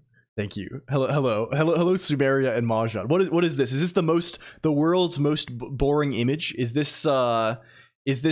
solid color? I want to redeem those. Yeah, it's fantasy something. Yeah. We are moving into Compiler's Christmas, Spherophoria, right? We're kind of coming off of our little Game Boy Advance excursion. I don't know if I ever showed you the final thing. Here's where we ended up. We have more to do on the Game Boy Advance project, but I'm feeling like we need to build more sophisticated compilers before we can do it. Can I see C debug GBA, please? Can I say continue, please? We have a little game where you can jump around and there's collision detection and you can edit the maps. Basically, that's where we are right now.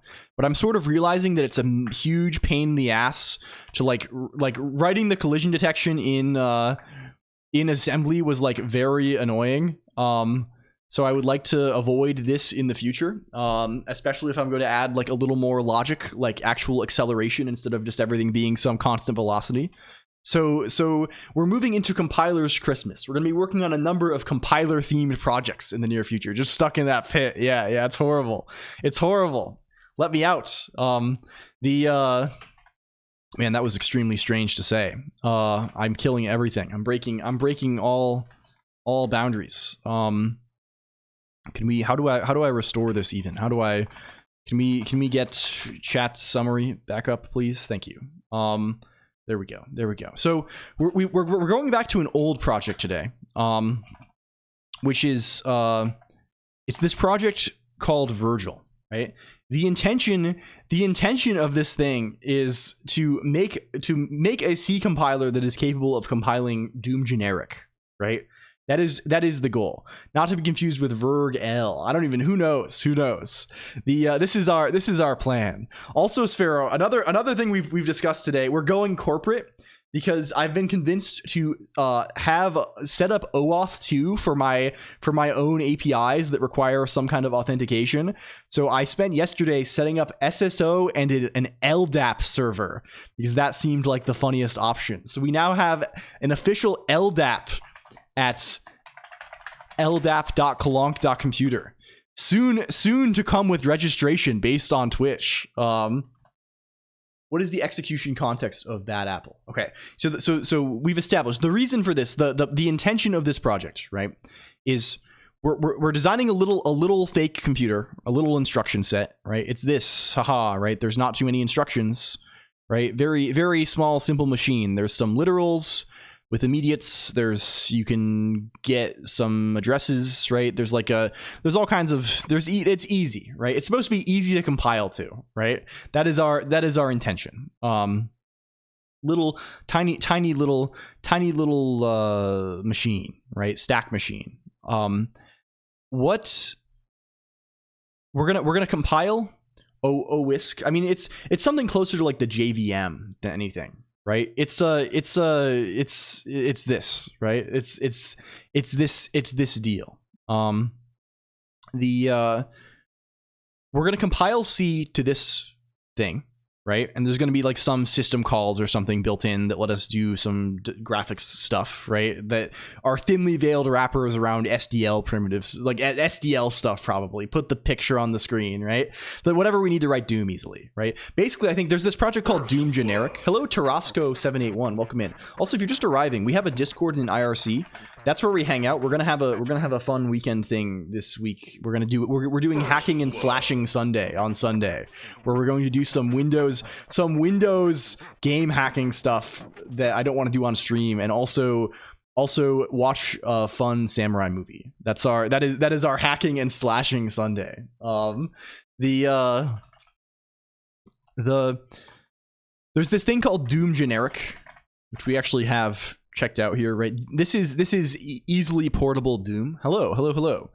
The intention behind this is like it's simple C code. I think you need a libc, but we can find a libc probably. There's two friends. Oh yes, our cycling must be fucked up here. Let's go to tag. There we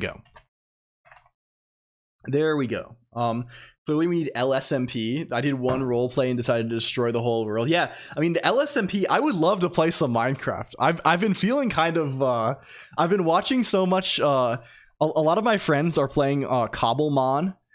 There's a big like VTuber Cobblemon modded Pokemon Minecraft RP server right now. I've been watching that a lot. I've been like, damn, we gotta play some. It's been actually like blue screening my brain because I'm like, I have to play either Minecraft or Pokemon. We're back in the Doom project. Yeah, it's compiler's Christmas tomato.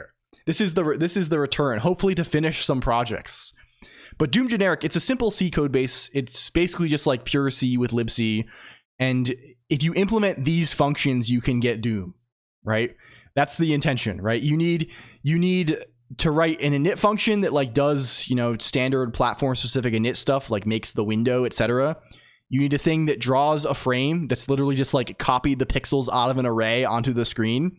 We need sleep and get time, and we need get whether a key is pressed or not, right? And then there's some other stuff you can do to get like audio and stuff, but this is like all we really need to, if we have a C compiler plus a way to like put these get these functions in there somehow, right? This is a way to implement these functions. We have Doom. This is the ostensible promise, right? Prod now has to port Kavamon. No, none of this. None of this. It must become store, but I shall return later. Enjoy. Good luck. Hello, Zelfix also. Playing a lot of Minecraft lately. I've been playing, I have to confess, I am firmly within the Torment Vortex right now. My off-stream gaming has become basically exclusively World of Warcraft in recent days. It is I have managed to escape long enough to actually do what I need to do and accomplish my life obligations. Not SOD anymore. I've all my friends quit SOD, and therefore I have also basically quit SOD. I am playing private server style, which I don't know how much you're supposed to talk about on Twitch. We've been going vaguely private server style, and it is quite a lot of fun. You fell off the wagon. Yes, you know the one. Yeah. Well, like, you know how it goes. You know, it's good. I'm convinced at this point that World of Warcraft Vanilla is a good game. Despite all of the angst that it has put me through, I am quite convinced that it is a fun video game. Yes. So alas, less Minecraft for me. Ashes of Creation. No, I would not. I don't know. I like MMOs a lot, but I'm not like very I don't like pay to win stuff, and my taste in MMOs tends towards like old stuff, right? Like if I were to pick up a new game, I would be more likely to play like EverQuest than Ashes, probably, right? It's quite good. Yes, if you want to play Ever, please let me know. I'm like in the mid 40 levels right now, I think. It's been kind of popping because there was a big update or something. I like the old mud based ones. Throne and Liberty's cool. Yeah, I don't know. I can't get into things where you can pay for victory, right? This is like, I don't know, it ruins it for me if this is a possibility, because I have the personality type where like it'll just suddenly turn into everything is evaluated in dollar amounts, and it's just like too much. It ruins the game. We're just trying to make virtual. Yeah, I like when there's a little more like fuckery, right? It's a little more like a little rougher around the edges. This is my goal, right? So here, this is the idea, right? We're going to port. Can we go to vm.org? We're going to write a C compiler, right? We're in the process of doing this. We're going to port Doom generic to this C compiler, right? This is step 2. And then we're going to make a thing that assembles our assembly of these instructions, right? Are the actual on disk representation of these kind of abstract high level instructions that are like kind of sensible is going to be as 3 tuples, right? So instead of being lit 8, this is going to be something like 1010 or something like this, which means this is like, well, basically what it's going to mean is each one of these is going to have a corresponding single byte, right? Like this might be 0, this might be 1, 2, 3, etc. We're gonna enumerate all of these, right? And then to write this, right, you might write something like 1010, which means that at coordinates x equals 10, y equals 10 on frame 1000 of Bad Apple, the 8 pixels surrounding that coordinate 1010 are all set. Are all black, right? They're either black or white. They're all black. So this is 0, right? So this has interesting kind of implications, right? We have to consider hopefully minimizing the total runtime of Bad Apple, right? So for example, if my current instruction is saying something on frame 1000, right? Instead of just like going willy-nilly on the next frame, and it might be we're saying, oh, it's on frame 6000. If we can find the same byte on frame, I don't know, like on frame 1001, right? That's better. We're trying to optimize for that, for minimal playthroughs, because we're going to keep track of like if we only go forward, how many times are we like wrapping around, right, per second, right? We're not actually going to play the video, because it would be fucking impossible, because I assume it's going to be thousands of iterations through the video per frame, right? How will this interact with branching? Yes, this is sort of the exciting bit a little bit, the 0x539. Probably it won't be too clever. Probably it won't be too clever, right? You don't always know where you're branching from, right? How the instruction ID is encoded in frame XY. It's encoded in this via video, Sarah, for you, right? There's this video Bad Apple, right? We have this, right? We have Bad Apple. right? It's a coordinate in bad apple, right? We're trying to run Doom on bad apple. That is the intended goal, right? Like so what have we done for this already, right? Well, first of all, we know that every byte occurs in bad apple, which is very convenient for us, right? Every single 3x3 pattern of you know, or at least every ring surrounding 8 pixel pattern occurs at least one time in bad apple. We know it's been so long since we run. What do we actually even have? What is our actual thing even? This is Doom on bad apple? I thought it was bad apple on Doom. No, bad apple on Doom is honestly not too bad to do, right? You can just display this in the game somehow. No, this is turning bad apple into a computer and then running Doom on bad apple, which seems much more exciting. What do we actually have? You're complaining about what is main? Show us main, please, computer. You're complaining about LSP shenanigans. We'll give the LSP some time to warm itself up. We have various guys. We have this analyze and frequencies, running an image kernel at some fxy and extracting the instruction from that. Yeah, basically, right? And the intention is sort of to like at least do a reasonable job of minimizing the amount of, if you consider that we can only if you consider like the sequence, the instructions that are being run, right? Each one has a frame index, right? And if we consider yeah, I mean, it will all be sequential, basically, right? Because we can keep track. We won't actually be able to play the video. I assume it'll be way too fast, but we can keep track of how many times we're going through the video, right? Like if you consider, what if the frame only goes forward, but it's like modulo the frame count, right? Like then you basically whenever you overflow the frame count, like that's an additional play of bad apple, right? And presumably there are representations you could choose that are equivalent but that minimize that, right? That have less plays per second, right? Your binary is a sequence of jumps. Yeah, there's interesting things we can do. There's interesting things we can do, indeed. How are you going to get the coordinate data? We already have all of it, actually. I mean, at least we have all the data. I have every frame of bad apple here. Inside of data, right? We have some scripts that extract this, that quantize the image and give us all the frames, right? Here is every frame. What a funny stream. Yeah, we have every frame and they're all either black and white pixels. And we already have some Rust stuff that can analyze this and give us the frequencies of everything. I think analyze here, what does this do? This writes to frames.json in data. What is frames.json? Is this some huge file? It's 8 megabytes. So yeah. It's actually one line, so tail is not going to save us. But this tells us for each what is this actually telling us? What are these patterns encoding? Are these I have to recall exactly what this we could JQ this.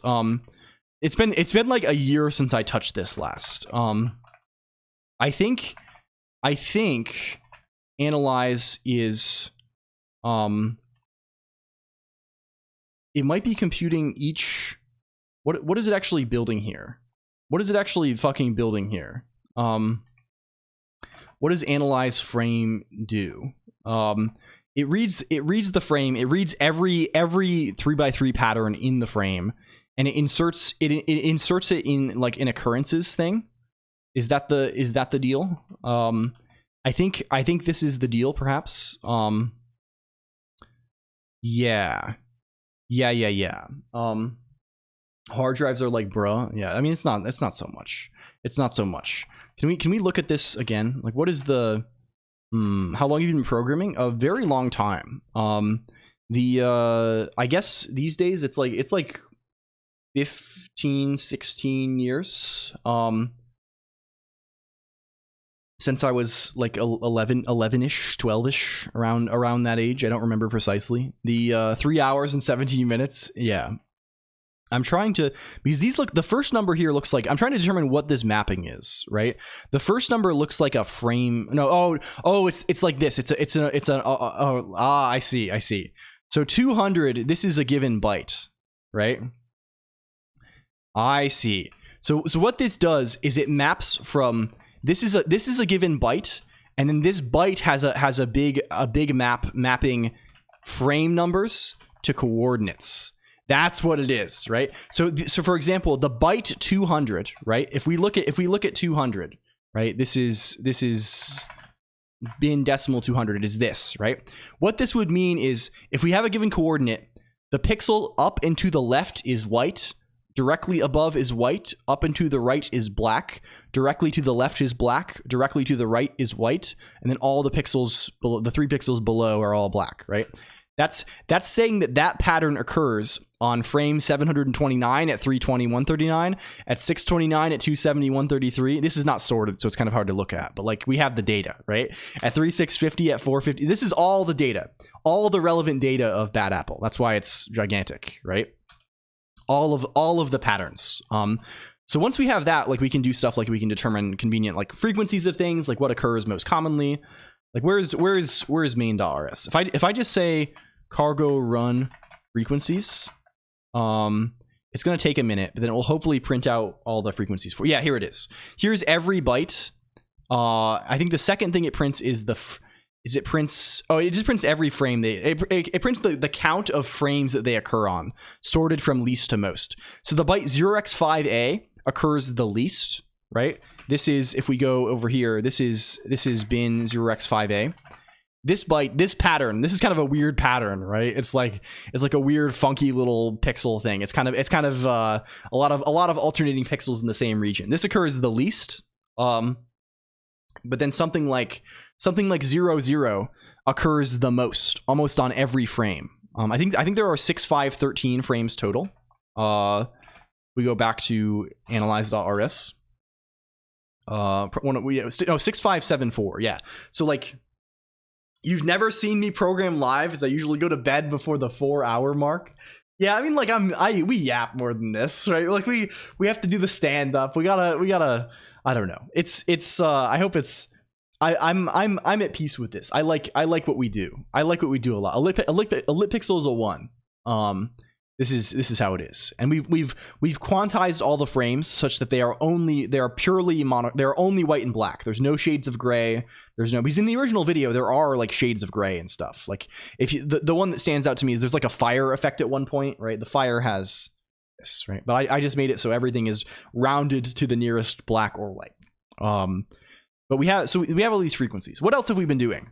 We have kind of a compiler and a VM for this little language. It's been so long since we've touched this that we're gonna have to poke and prod with this a little bit to figure out what's going on here. But we have a little language. And what does this compiler look like? Well, I'm cheating. I'm cheating a lot by using this lang C package in Rust. 50 Shades of Gray. Is this true? Hello XWidget1. I'm not sure if that's our demographic. We have John Lang C. And this is basically a lexer and parser for C. Because I didn't want to do that part. So we have a parser for C. This will hopefully ease our problem a little bit. So now it's just like a pure compiler's problem, right? It's we come up with a good interpreter for our little VM, and we make something that can, that can compile down to this VM, given having the syntax tree already. This is the prep for the meeting about prepping for the meetings to determine how many meetings we'll need. Yeah. This is we're circling back here a little bit, computer. This is the circle back to the start of the stream when we were discussing strategies for avoiding managers. That's kind of the boring part of a project like this. Yeah. I mean, I'm like, writing the parser is like a lot of, we know how to do it. It's just a lot of stuff, right? So like, if we think it's too much, we can write it ourselves, but we're gonna just use the funny parser. I will teach you how to write a C. Yeah, we have the technology. This is so our compiler is like not being super smart right now. It's been forever since I've touched this. What does it actually do? What is its actual purpose? Well, we have a bunch of different like, it's basically just like what is compilation at this level, right? I'm not going to write like something like some complex optimizing compiler with multiple passes, right? All we're going to do is we need to turn the tree into a bunch of instructions, right? We take the tree and we turn it into a bunch of instructions. It's basically, it's not very complicated. are you saying draw? Is this a draw the rest of the owl situation? Am I being draw the rest of the owls party cat law? Oh my god. Oh my god. This is like, I mean, this is what we're doing, right? This is what we're doing. So yeah. Yeah, this is the deal, right? Basically, we need to iterate a tree, right? We need to like walk over this tree, and every node of the tree is like, hello DJ ZMX. It's like okay, this is a declaration. This is some definition, right? This is the definition has children. It's like the parameters and the argument list and the body, right? The body is a bunch of statements, right? The statements are composed of either, you know, there's a bunch of different types of statements. Some of the statements include expressions, right? Expressions look like this, right? Like there's just a lot of it, right? You go over the tree, right? You generate code for each thing and it goes. We actually got kind of far on this, right? This is actually farther along than I thought it was, to be honest with you, right? We actually have we're compiling like binary arithmetic expressions and function calls, I think, right? Like we have we are compiling like constant integers, identifiers, calls, and binary operators. At least I don't know if we're doing binary operators other than assignment. Oh yeah, we're only doing assignment and addition. We're going assignment and addition style. I see. I understand now. First we lex, then we phase tree, merrily we phrase along. Perhaps this is the case. I mean, compilers have this Christmas aspect, this tree association, right? It's very good. I guess we also have statements, right, working properly. We have expression statement, right, where it's just like, okay, do this expression. We have return. We have blocks, which is just, I guess, do all of them. What is this offset being used for? Oh, we are properly creating new scopes for blocks, I guess, which is kind of cool. Our scopes, we're just keeping track of like a hash map of entries, I guess. I assume the entries are just mappings from like names to basically types, which are basically sizes. Yeah, the entries are they're mapped to an offset, which I assume is a stack offset.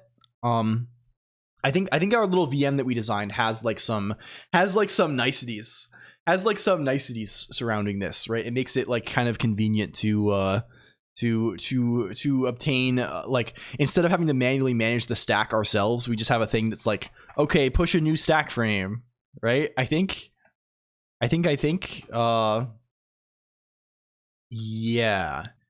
yeah, maybe. Do we even have that doc? Yeah, we have local adder. How are we doing this? I'm curious what we're actually doing that for these local. We'll figure it out. We'll figure it out soon enough. Yeah, so this is most of the thing. It's kind of limited, but like I think we were at the point where we could build some trivial test programs, right? And have them work on our VM. Like here's a simple VM program we have. What is this doing, right? This is, oh, I think we're doing it all via offsets from bases. Oh, I understand now, right? So the thing about C, right? The thing about C is you don't, like, pointers don't actually have to be a number in standard C, right? You have to be able to do like certain restricted arithmetic with them. But there's no guarantee, like they don't have to be actually like this is the address in the hardware, right? As long as they like satisfy the constraints of the standard, you're fine, right? So I think the mode that we were going for is like this kind. We're getting stack frames for free by doing this kind of like base offset thing for our pointers, right? So our pointer representation in the let's go to the VM. Where's our VM thing happening here? What happened? Yes, okay. Here we go. Here's our VM instructions. Languages aren't slow, implementations are slow. Hello, Sarufim. Also, welcome in. Where's our value? Yeah, oh, here it is. Here it is. A value in memory. A value that can be stored in memory is either an offset from like the current locals, an offset from the current globals. Yeah, on most platforms you can do this, of course, right? This is how it's commonly implemented, right? But some like analysis tools won't do it this way. Like they'll implement like it as like for analysis tools sometimes will say like, okay, if you do a malloc, right? Malloc doesn't give you an address, and a pointer is instead a pair of like an ID to an allocation and an offset, right? So you can still do arithmetic, but only within the given allocation, which kind of lines up nicely with like the undefined behavior rules, right? Where you can't like, you know, this is how it goes, I think. A squared would know more about the details of the standard, I think. But like we know enough to be dangerous. Can you use void star to escape the typing system? Lowe's gun to shoot foot. I mean, not according to the standard, right? I think. Right? There's very little you can do with void star without it becoming undefined behavior, I think. Right? This is the deal. I don't know all of C's undefined behavior rules off the dome. A sane pointer must have come from the allocation or taking the address of something. Yeah. So this like gets us there though, right? Like having this notion of like a thing in memory is not just bytes, right? It can be like an offset from the current stack frame. It can be an offset from like the global variables table, basically.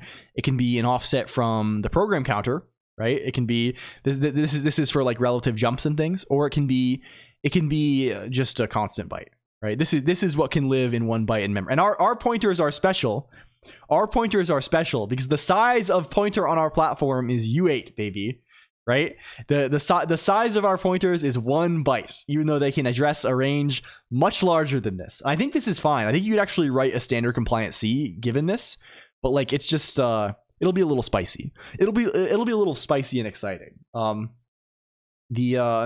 does the C standard say rather than what does it do on x86? Yeah, it's up to like what does it do on this compiler most of the time, right? Yeah, but like the standard like guarantees very little. Hello, tilted over. Welcome in. Or KNR even. Yeah. It's good to have you tilted over. Welcome.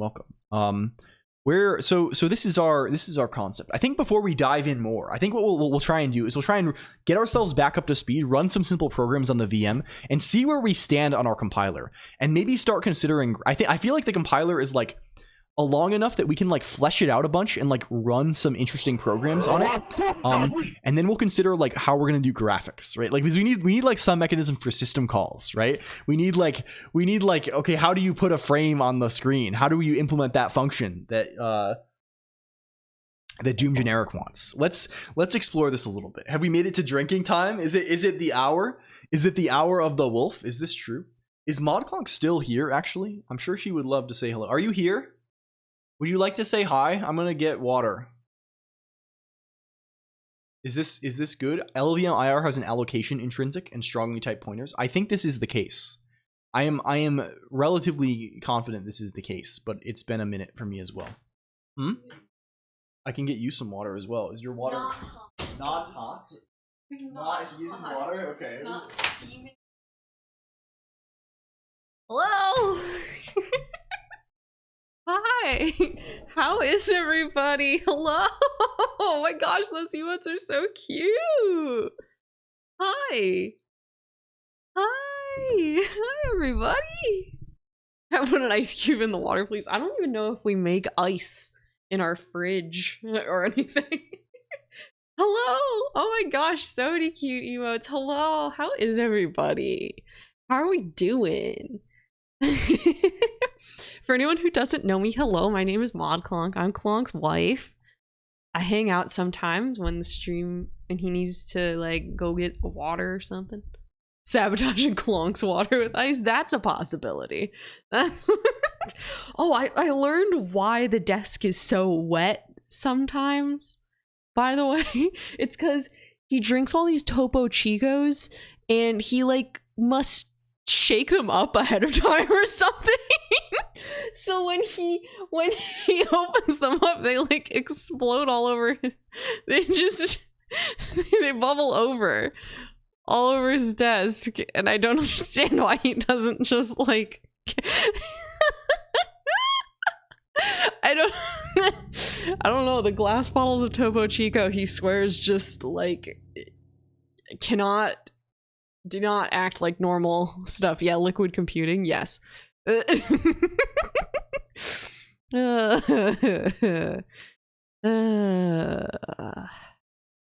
a week, huh? It's Friday. I mean, I don't think he's really tries to shake them up on purpose, but I don't know if he just doesn't pay attention. And so when he carries them from like the other room into this one, Kenner's, I don't know. He has been obsessed ever since he like got official, like when he was officially hired to program, then he got addicted. Today there is not, because he's been drinking flat water. I have seen it happen multiple times right in front of me. He keeps a bottle opener at his desk. Which is crazy. I went to a bridal shower, and the trinkets that they gave out were they're not okay, no judgment. They were rose gold fake keys with like hearts on them, and they said love forever, but they were bottle openers. So right now Colonq has a normal bottle opener, but I'm thinking we might replace it one of these days, and he's just gonna go to open his Topo Chico, and it's gonna be that Wisconsin ass kid. No judgment. Hi Colin. Hi crazy kitty. What kind of bottle? It's just like I think it's literally like it's a Farberware, just very basic ass like kitchen bottle opener. Nothing fancy. Nothing says for love like open glass bottles. Exactly. Oh my gosh, thank you so much for the follow, Navalicus. Navalicus. I don't know. Not opening bottles with a sword. Yeah, I mean, oh my gosh, I wish it was a block of cheese. That'd be sick. I love cheese. Ugh. I had someone tell me today that like apparently if you eat a lot of like milk dairy products, it'll give you kidney stones because of the calcium, but I don't know if that's the case. However you want to pronounce it is fine. Well, okay, I mean, thank you. Cool. I'm not the typical streamer. The typical streamer will be back soon. I'm the streamer's wife. Yeah, I also thought that was wrong. I thought that it was like soda and like not drinking enough water. Yeah, I know kidney stones are like awful and very painful, but just drink water, bro. Like, oh, friend's wedding cake was actually just 4 large wheels of different cheeses. Dang, that sounds perfect. Oh, milk actively helps with kidney stones? Wait, that's crazy. This person was just convinced because like one of her children had got a bunch of kidney stones and was like, he drank a lot of milk and ate a lot of cheese. I don't know. Wow. That's fascinating. The human body is crazy, man. Right? We just like make rocks and then wait, Lambda Alpha Omega, that's sick. That's awesome. We sell them? The kidneys? Who is we? Because I don't sell kidney stones.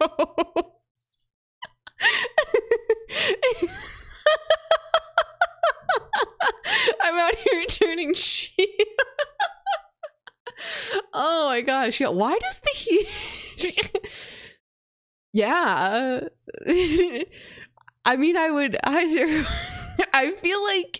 feel like that's probably a thing. I mean, people sell everything on the internet, right? Like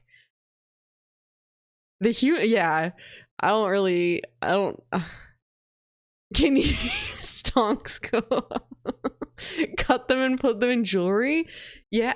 Famous kidneys. Is it like the Dorito that was shaped like Jesus Christ? Is there a kidney stone that is? We were talking about kidney stones. What the fuck, bro? Kidney What the stones. fuck? Also a new follower. Hello, Bucci and Navalicus. They said however you want to Navalicus. pronounce it is fine. Navalicus, I see. This is good. I said Navalicus because I thought it was the Bucci funniest. underscore. Hello, Savage Banana Soup. This is. We were this is talking about good. kidney stones. I see. You don't have kidney stones. I do not. I don't. Is have it the kidney truth? stones. Hello, Dankly Tuned. Welcome. is it the truth that women get them less often than men? Probably. Or is it that it's just not for the same reason that we get more UTIs, they're not as bad for women, but then they're worse for men? Who actually knows? What even brought this up? So, someone at work today, I was talking about work, and then someone at work today brought up that their child, that someone, oh, okay. No, okay, we were talking about cheese, and then, no, Yeah, kidney stones. they are. No. We're doing everything. Men got different views. It's true, Bob. It's true. We actually do have the capability to have a separate mic now. Also, We do. We can, also that the mic you have it low. That's too low even for you. I angled it up to, you pushed it down when you came in here. Ugh. Fake LG. Excuse me. Piss and games, just the way I like it. Yeah. The audio. I think I mentioned at the start of the stream. I'm using an audio interface now instead of USB, so we can like totally run. Like if I want to, we can totally run a long XLR cable across the room. Well, sure, it would depend on what position Jesus. If it was like a crucifixion pose, that would hurt so much. Yeah. What's the one in Brazil? No, that's like that's like the deer. Yeah, you don't want it to be Christ the Redeemer yeah. up in that shit. That's probably not ideal. Okay. Just here's the quick talking about eating a lot of cheese, and then saying that someone at work today told me that their son got a bunch of kidney stones because they drank so much milk and ate so much cheese, and I was asking if this was real, like and people are saying that's actively misinformation. Like it's good to eat dairy products when you have kidney stones. So that's where we got here. I can't. That's oh my god. Wait, did someone actually? Because this is legitimately a story from my real life work today. Yes, I was discussing this. That's crazy. Was it Coops? Things are converging. Maybe so. This was discussing the line, the world line, the ley lines. That's are converging. crazy. Okay. No more. No more kidney stones. No more piss. No, I wasn't discussion. talking about kidney stones. Very different. We're talking about how the human body just makes rocks. It's kind of late. Like, It's kind of multiple rocks. damn. Okay, we're back. It's time for programming time. It's time to. It's time to.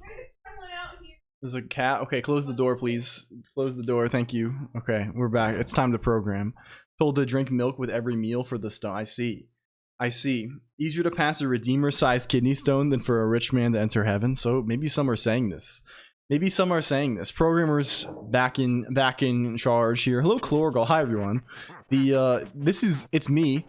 I'm John Streamer. It's me. Hello again. I'm Jonathan Mann. It's time to write this. I decided during my brief reprieve what we're actually going to do with this today, which is to add the system calls to make the graphics. Can we vote for a new John Streamer? Apologies. This is not a democracy. This is a I don't know. This is what is the word for this stream's governmental system? A kleptocracy? Is that what they say? It's by thieves. It's ruled by thieves. We practice rule by thieves here. Kidnocracy. There's a passed away arrayhead who believed that when you die, God will ask you about your most epic piece of code and pass judgment. I see. This is a very array opinion. I mean, rest in peace to them as well. That's kind of epic. That is slightly epic. Time to go to bed. Good night, Party Cat Wall. Good night. Please sleep well. Hello, A Squared also. Okay. What are we going to do? Well, we're going to make this thing actually display real. right? We're gonna make it display real, right? Let's hook this fucker up to SDL, right? Borrow checkocracy, yeah. Let's get this guy linked up to SDL. And so what is the first step towards running Doom generic? It's probably running any kind of game at all, right? It's probably, are we displaying in the set denoted by a fancy R? We are in the real numbers. We are in the real numbers. Is this true? A squared? Welcome in A squared. I don't know if we are in the real numbers are kind of scary for computers, to be honest with you. They kind of have that's like, what do they say? You have to throw the computer has to throw some salt over its shoulder. It's the evil eye. It's the evil eye, the real numbers, right? Like, you give me floating point, which is basically just a funny way to write rational numbers. I don't need these real numbers. Kind of random question, how long you've been programming? Since I've been programming since I was 11 or 12, so it's been like 15, 16 years ish. You know, for the vast bulk of that time as a hobbyist, right? I had a brief stint as an employed person, but that's for like, I don't know, five-ish years of that. But then recently we've been, what's the place you put the actual thing we're doing today? I should probably put it on the screen. I noticed I have this thing that says post Joel if you are good. Let's make it actually say what we're doing. We are putting Doom on bad Apple, writing C compiler. That's the deal. That's the deal, or at least updating the existing project that was doing that a year ago. I think you were here, A squared, when we were doing this the first time.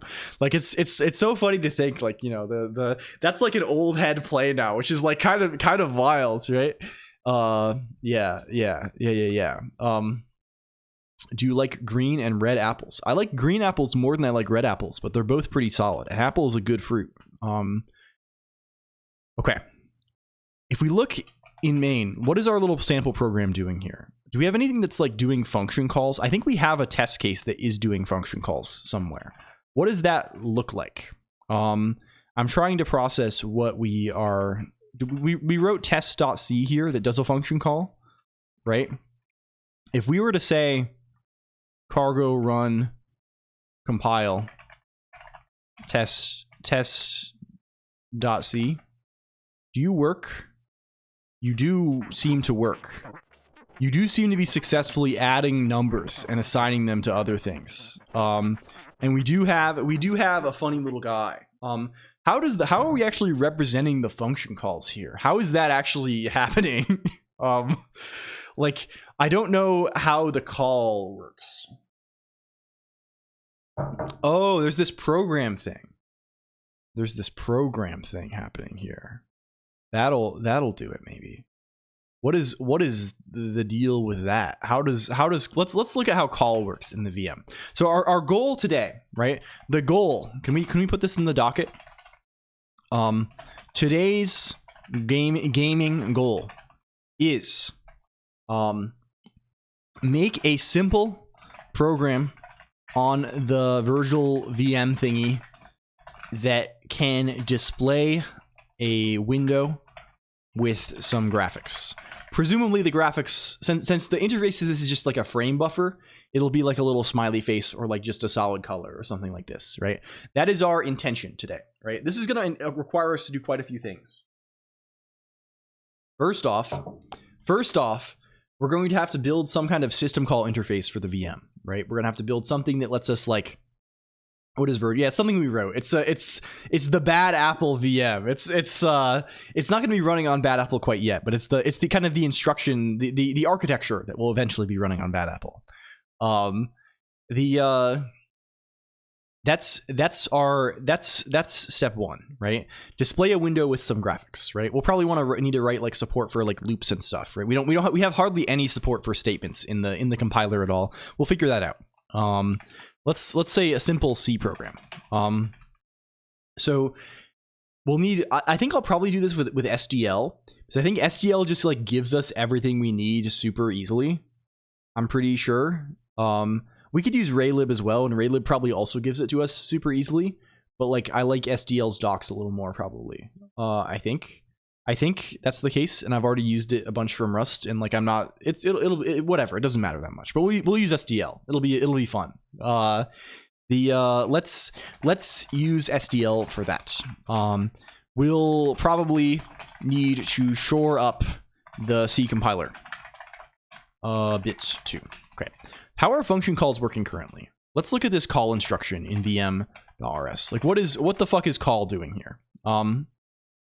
Well, it's popping a value from the stack. It's assuming that value is an offset from the program counter. It's some PC thing. And then we're pushing a new frame with PC plus 1 as the... What is frame new? Oh, it's return PC. Oh, I see. I see. The return address is just tracked like this. Very, very interesting. So why are we just saying, like, in the output here, the address that we're pushing is just program lit640 add. like, I guess these are not relative addresses, right? It's PC. This is not a relative address from PC. This is like some kind of absolute address. How do we know what we're actually jumping to though? Like, where is the call instruction here? Like, where do we go? Oh, we return the program counter here, right? So we just return that value. Is this just an index in the whole thing? Oh, it is probably. Oh my God. Okay. These are just absolute addresses. This is just like an absolute instruction index. Okay, cool. This is actually nicer than I thought it was. I thought I was going to have done some like fucked up stuff with like having a runtime symbol table or something like this. But we're good. It's just an array of instructions. We're fucking cooking, gamers. We're cooking. Let's consider so for calls here, what do calls look like here? We compile expression L value. We compile all the arguments. We compile expression L value for the callee.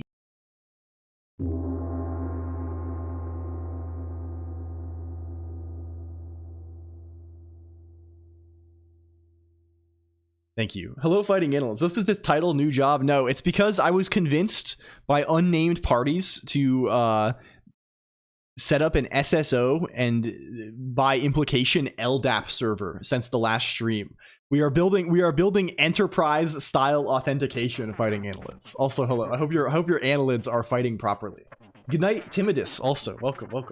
I guess welcome is not the sentiment. I say welcome way too much. It's become like such a default word for me. But like, it's good, right? Like I feel like you can do worse with your filler word than like conveying the sentiment of welcomeness. I don't know. Maybe that's just me though. Maybe it comes across as horribly crass. But like, yeah. Okay. So for identifiers, we have this push var. Oh, I see how it works now. I totally understand now. This is how we end up pushing program, right? This is how it works, right? So we check if you have a variable as an expression, if you have an identifier, this is probably not how it works, properly, right? Like a function name in C is a different thing syntactically than a how do you say like an L value in an assignment, right? But we're handling them the same way right now. It was summer in the morning. Clock reinvents the wheel like nobody has ever dared. Yeah. Has there been sudden temperature change? Azrael IO. Hello, Paxonian too. Welcome in. Astolfo Wave to you also. Yeah, this is how it works, I guess. So if we have a name, we can generate a thing that pushes the address associated with that name to the stack, right? So first we check, okay, is it a local variable? Which means, is it in the scopes, right? The scopes are basically a stack of symbol tables. If it's there, we push its address, right? We push the funny local adder deal there. It occurs to me that this actually doesn't work. If this local adder thing works the way I think it does, like how does this work for nested symbol tables at all? Like how does this work? How does this local adder shit work for like if you have two scopes nested? Like how are you finding things in the outer? We'll figure that out, I guess. Maybe we have to read a little more about what local adder does. It's wild that they arrived at L value and R value for their words. Yeah, it's basically the worst terminology imaginable, I would say. But like, I don't know how to, like, I feel like other like maybe it is the best of the worst. I had perceived C as being fundamentally dependent on a register machine. Yeah, no, I don't think so. In fact, I think honestly, like, most things are easier to compile to a stack machine, right? Registers are sort of a challenging implementation detail is how I think of it, right? Like registers, like the benefit of a register machine is that ideally it maps more cleanly to your actual architecture, right? Like it maps cleaner to x86 or whatever and makes subsequent compilation faster. But like stack machines are like way nicer to work with. Because with stack machines you don't have to care about any sort of like assignment of registers or whatever. You just like, okay, every expression just pushes its result to the stack, right? And you know, it's easy then. The compilation process is natural, right? Because stacks are sort of like inherently connected to like tree traversal, right? They have a stack's movement up and down is sort of like the trace of like, you know, traversing a tree. Converting a register machine allows more ILP work to do to convert to registers. Yeah. Left hand side of the it's an optimization step. Left hand side of the assignment operator value. Yeah. You can say things like assign, even like, I don't know, who knows. No heapin', I'm weepin'. Hello Ringle Tingle TV also. We probably will need some kind of heap abstract. What does local adder do though? If we go to VM, if we say local adder, what is its purpose? It pushes local off. What is local? Does this read? Does local offset actually consider? Like if we read mem, adder to mem off. If we read this stuff, like what does it actually add? There's this adder to mem off. This thing here. I see. Yeah, this doesn't fucking work. This shit doesn't work. Love the stream as always. Good night, Mr. Scott. I was second monitor content today, but I don't have a second monitor, so I just listened while the stream played behind my. This is ideal. This is excellent. Thank you so much for your support, Mr. Skell. It's great to for big time real. Thank you. Yeah. Enjoyed nerding out about microarchitecture on the journey from 68K to on today's machines, but on some point they all blurred together. Yeah. Also, memory cell versus value is something some languages say. Yeah. Like fundamentally, it's difficult to talk about these things at the level of the language, right? Because like I don't know, at the level of the hardware, right? There's no L values, right? Like it's a matter of considering the address of the variable versus considering the value of the variable, right? It's that whether the compiler cares about the variable's address or its value is dependent on the context of its usage, right? But at the language level, it all like, you know, it's just variable, right? So it kind of gets fuzzy, right? And reference means like there's explicit syntax, or you know, it's you know, it's kind of weird, right? It's kind of weird. The terminology is always going to be awkward. The problem here, right, is that this is just like fundamentally busted. So you'll notice that in our compiler, when we run into something where when we run into a variable that exists inside of a scope, right? When we run into something that exists inside of a scope, what happens is we push this offset from this local adder thing to the stack, right? But when we read that local adder, we only look at the current, like the top stack frame. But here we're iterating through all of the frames down below. So like, for example, maybe if the variable doesn't occur in the top frame, but occurs one frame down, like this is just going to be a nonsense offset, right? Because it's going to try and read the offset of that variable in like the frame one down the stack from the frame on the top of the stack. Like it's nonsense. It's junk. So like, we need a way probably to say things like, you're doing Corpa, you're the choosing one, you're supposed to defeat them, not join. Yeah, okay. We explained this earlier, Paxonian. It's called Gap Moe. It's Gap Moe. Don't worry. The end result will be just as fucked up and weird as you have come to expect from us around here. It'll be just as unusable and awkward as you have come to expect. Sometimes you, what's the expression? know your enemy. Yat moe. I don't know, maybe something like this. Maybe something like this. No, I certainly don't mean to offend by my adoption of talking about things like SSO and LDAP. I really didn't even know what LDAP was until yesterday, and honestly I still don't understand what it is. It feels like a big pile of things, right?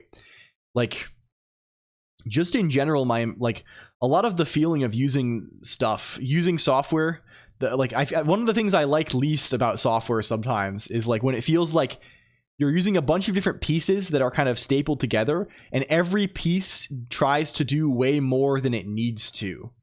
I'm sure some of you understand the feeling well, right? Of like, well, I'm trained to resist 6-hour Teams meetings. I'm okay. I see. Okay, you have the power. I mean, the Colonq kids, they have the power to guide me on the correct path, right? This is the way. That's my entire job. Yeah, just like the server, it's just like, why does it do that? Why doesn't it just do the one thing that it should do? Why is it 10 times bigger than it needs to? Slack now has Trello. Slack now has Huddle meetings that you can jump into. Well, we can jump into the Slack meeting on Huddle, or you can share the Google Meet link on Slack and we can hop in over there. Or with our external customer, we could use Teams, right? Like, this is just like, oh my God. It's just like, please stop. Save me. Are we gonna have a Huddle call or a call? Yeah. Like, this is and it's the same thing in we're Colonq slacking. Ideally never. We could have a Slack bridge, I guess. That would be a funny bit for days like this. Really what we need is some way to tell, we need this to tell us what frame we are in, right?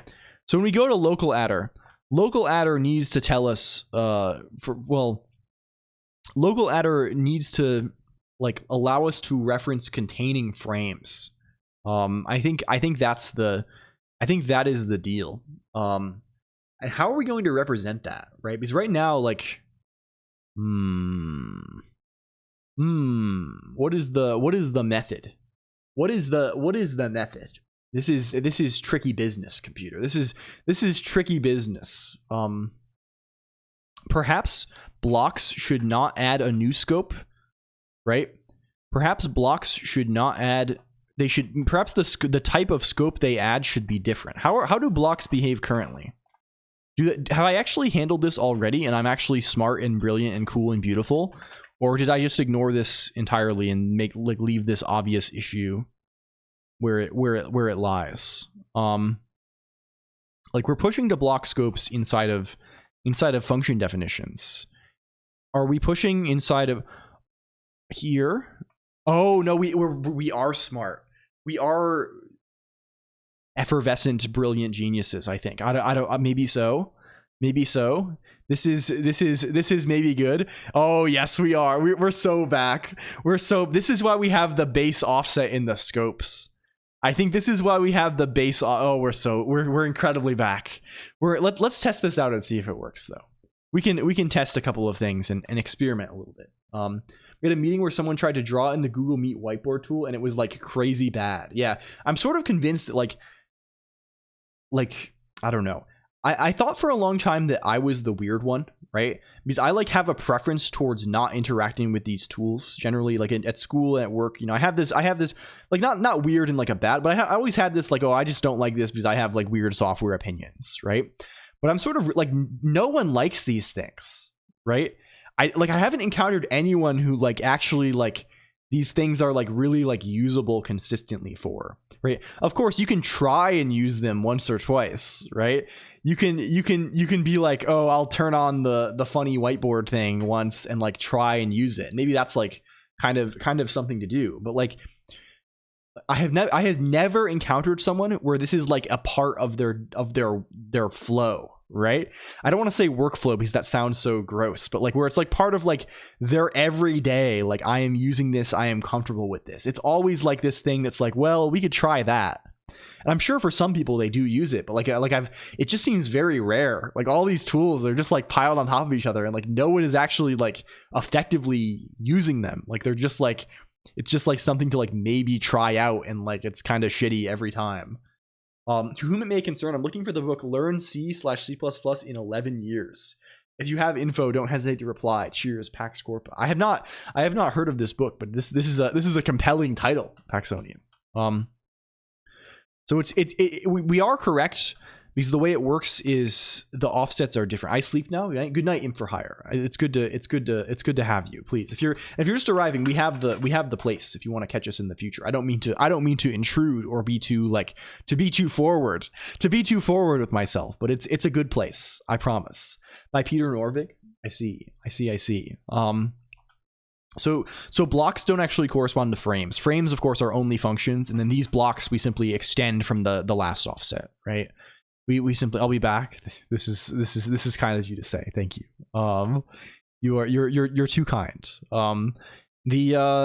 Okay, I think we're good. Let's test some C programs.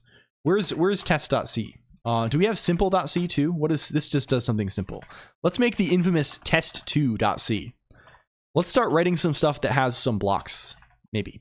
What if we were to inside of here? What if we were to inside of here, say, int a, and then a equals 10, and then y equals x plus a, right? This should be doable, right? This should work currently.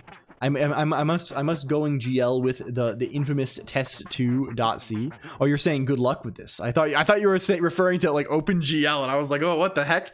No, good luck with the rest of your day as well. Big Book of Bug. Thank you. We will do our best. Our very best. So if we say test2.c, does this work? Does this work actually? I think it works, maybe. What are the... It's dumping on every assignment that happens, right? So we have x equals 5, here's this assignment. A equals 10, here's this assignment. Then y equals... let's say x plus a instead of this. This is what we actually wanted, right? Let's run this. Yeah, sure. X is 5, a is 10, y is 15. And the next assignments, I don't think it will print variables for us. In here, res equals 5, which is the first argument that we pass in. Res equals 5 plus 15, which is 20. And then z equals 20 again. How is your BPM so high? That's actually your heart rate, Pac-Van1. It's not my heart rate. Welcome in though. One of these days I will. It's my CPU. I'm fucking around. It's my CPU. Like when I compile stuff, it'll go. Like if I drop a cargo build release, right? It'll spike like crazy. Wait, give it a second. It takes a minute to. Yeah, you see, it's CPU load. Love that your Discord has only one channel. That's all. Yeah, we keep it that way. This is intentional. VS Code shortcuts and all of its features, and then figure out how to use Neomen for every tech stock. I mean, it's a fun project, right? Like, it's not like probably like worth it in the sense of like, oh, time investment for whatever payoff, but it's worth it for fun for sure. I really like, you know, I'm an Emacs person, but I really like Emacs. I already DM'd my cardiologist. Oh damn, it's over. So our blocks work correctly. Like, what do we actually want here? Like, we probably want to have conditionals and loops. That's probably like something that is a somewhat sensible thing to be doing. I think yeah. Do that with Kate instead. Does Kate have the extensibility necessary? Oh, I see. Yeah, I'm sorry to play a little prank on you, Pac-Van1. It was rude of me. Forgive me, please. Okay. We're going to have to do some conditionals here, gamers. We're going to have to get some ifs and whiles going on here. Let's start considering what gets printed out. Let's open up test 2 again. Let's just have main. Let's consider the simplest possible case. We have x and we have y and we have we just have x. We just have x, right? Let's consider this case. If one, hello Wazi Kamawada, welcome in. Can we shout out Wazi Kamawada?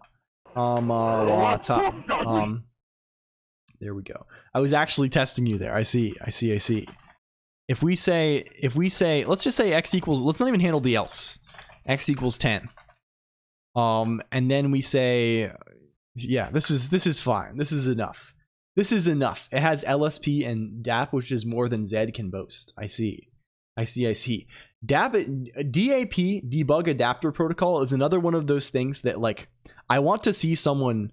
I have bothered setting this up several times in several contexts in Emacs, but I have never produced something that I would describe as satisfactory. I guess I'm mostly working in weird environments like the WASM thing or like the Game Boy debugging thing, where like it's not just like running GDB or whatever. But like I am curious about the usage of DAP. I would like to uncover the mystery here. Okay, so if we run this, what's it gonna actually do in practice? It's not gonna work. It's not gonna work because we panic. It's gonna panic because we have an unsupported statement. Wow, how convenient for us. The unsupported statement is if. Wow, also expected. It has no. Do you write this ASCII v2 program yourself? Yes, I did. It is here. GitHub.com LCOLONQ renderer. It is written in Rust with OpenGL. And you can see a small version of it in your own terminal here. If you have Netcat or Telnet. It is available over the net. Also on pub.colonq.computer LLLL. I think that's it, right? Just going here. You can see the model over in this area as well. Including it mirroring live my motions and also funny effects, right? Like if I say this, right, it's the frame rate is slightly lower in the browser, but like you see the thing. It's yeah. It is remote viewing. Okay, so what does this look like? What the fuck does this look like here? We have this if statement thing. Let's go to our compiler. What this is going to mean is we have to add a new thing here. AST statements. Okay, autocomplete for us, please. Why is company on also instead of our own completion guy? The kind of weird, kind of sus. Company mode off. O mode. No, O mode back on. Very strange. Okay, we have this guy. Why am I doing this? My first Rust program is poop, but it does the thing. Well, congratulations. This is exciting stuff, Niche Penguin. Juggling mutable refs. Yeah. The Rust does kind of have a weird it definitely takes some getting used to. I finally saw someone talking about Rust online who actually had like a thing that was like the thing that I sort of dislike the most about Rust. I don't it's not really like a real dislike. Time is late, I'll be back. Well, thank you. And if you want to come back, we have the place. We have a Discord and an IRC. It's like one channel. It's kind of cool. We talk there about computers and things. Thank you for the follow. Did you put VS Code icons on Emacs? Wait, did I? These are just, I mean, if the thing I was doing before was just a thing I'm not really using very actively, but company has some icons. We're just going through, I don't know. If you mean these icons up here, these just come with LSP mode. I didn't know they were VS Code. They were VS Code specific. They just like a common package just does these for you. The standard, like one of the, it's not the built-in LSP client, but it's the other one. It puts those things up there. I'm currently in a weird state with regard to these things. Felt like seeing a unicorn. Yeah, I feel like there are more and more of them, honestly. I'm not like super in tune with the job market, but I see them. I read like the threads on Hacker News and stuff occasionally, right? There's like Rust is like unimpeachably real at this point, in the sense that there like is software in it and there are people writing it, and like you can make money writing it. Like I would say, right? Like it's not like there are some things that are like kind of like, again, I worked as a Haskell programmer. Haskell jobs are kind of fake, right? Like there are not that many Haskell jobs, and they're all either like R&D stuff or like actively in academia, or like you are working for some crypto place, right? I guess there are some places that are like, I think there are like maybe like Palantir is doing Haskell now, and I know like the Facebook does some Haskell internally, but like there are few and far between. Like there are like a couple hundred of them probably, right? It's not like it's like a super in demand thing. But Rust, I feel like is this a Cardano reference? Yes, actually. The Linux kernel getting rusty was definitely a big step forward, TBH. Yeah. This is said that Haskell was dead. I mean, Haskell being dead, I mean, like it's not like it's particularly like an old language, right? Haskell is like more alive than ever, right? Again, I was IOHK sweating. Yeah. Before I worked my last job, I actually considered applying there. I don't know. There's I don't want to get too far into the thing, but yeah, there's crypto places that do it. There's R&D places that do it. Like Haskell's far from dead, right? Haskell is, maybe you're thinking Pascal. I don't know. Pascal even is not so dead. Pascal is still popular, especially in some parts of the world. But Haskell is like still probably like the most. I don't know. I don't like the word advanced, right? But it's the most, maybe advanced language that is like used at least somewhat in industry to write some software that actually has to run. It probably has this dubious honor, right? In the sense that like there is Haskell software in production that is running at Megacorps. I'm open to dialogue, best tax. I mean, I know it's not fake. Again, this is what I did, right? But it's not like as Rust is like becoming mainstream. It feels like, right? Rust is like just the thing that is like. Yeah, like Haskell is like if you're gonna do a startup and you're writing Haskell, it's like, okay, the founders are like Haskell people, right? Which is like a fine, that's fine, right? If you're writing Rust, that's like not even that surprising of a choice, right? I think anymore. I don't know. Who knows? What do these fuckers look like? They have a node if statement. How are we disassembling these things in other realms? We have a node here, right? Do we just have to keep matching against this guy? Do we just have to keep going? What is node if statement actually mean? What is his meaning? How are we matching against this elsewhere? We're just matching like this maybe. We're going like this maybe. Match I.node. It's like this way. Oh, you're telling us this. You're telling us that it's not empty here. I see. Right? Then if we say, I don't know, AST if statements, you're just a struct. I see. I understand now. Okay, so we can just look at, we don't even have to match it. There's only one variant. It just contains some it's just standard Rust tree stuff. They have this node thing in here in order to like for some level of indirection, right? To make it so you can like instrument the nodes probably. All the C++ and Node and React dominances of fruits developers are a majority of masochists. No offense. Who knows? A lot of these things, that flickering error is annoying. Which one? The pop-up here when I mouse over things? Yeah, this is hell. This is like some kind of bug that's happening. It's happening because I let my stream machine get out of date, probably. I don't actually know what's causing this. It's like failing to call. There's something internal that's causing this thing. Hello, Geets. Welcome in. Can we make it not do that? Potentially we can, probably. I assume. What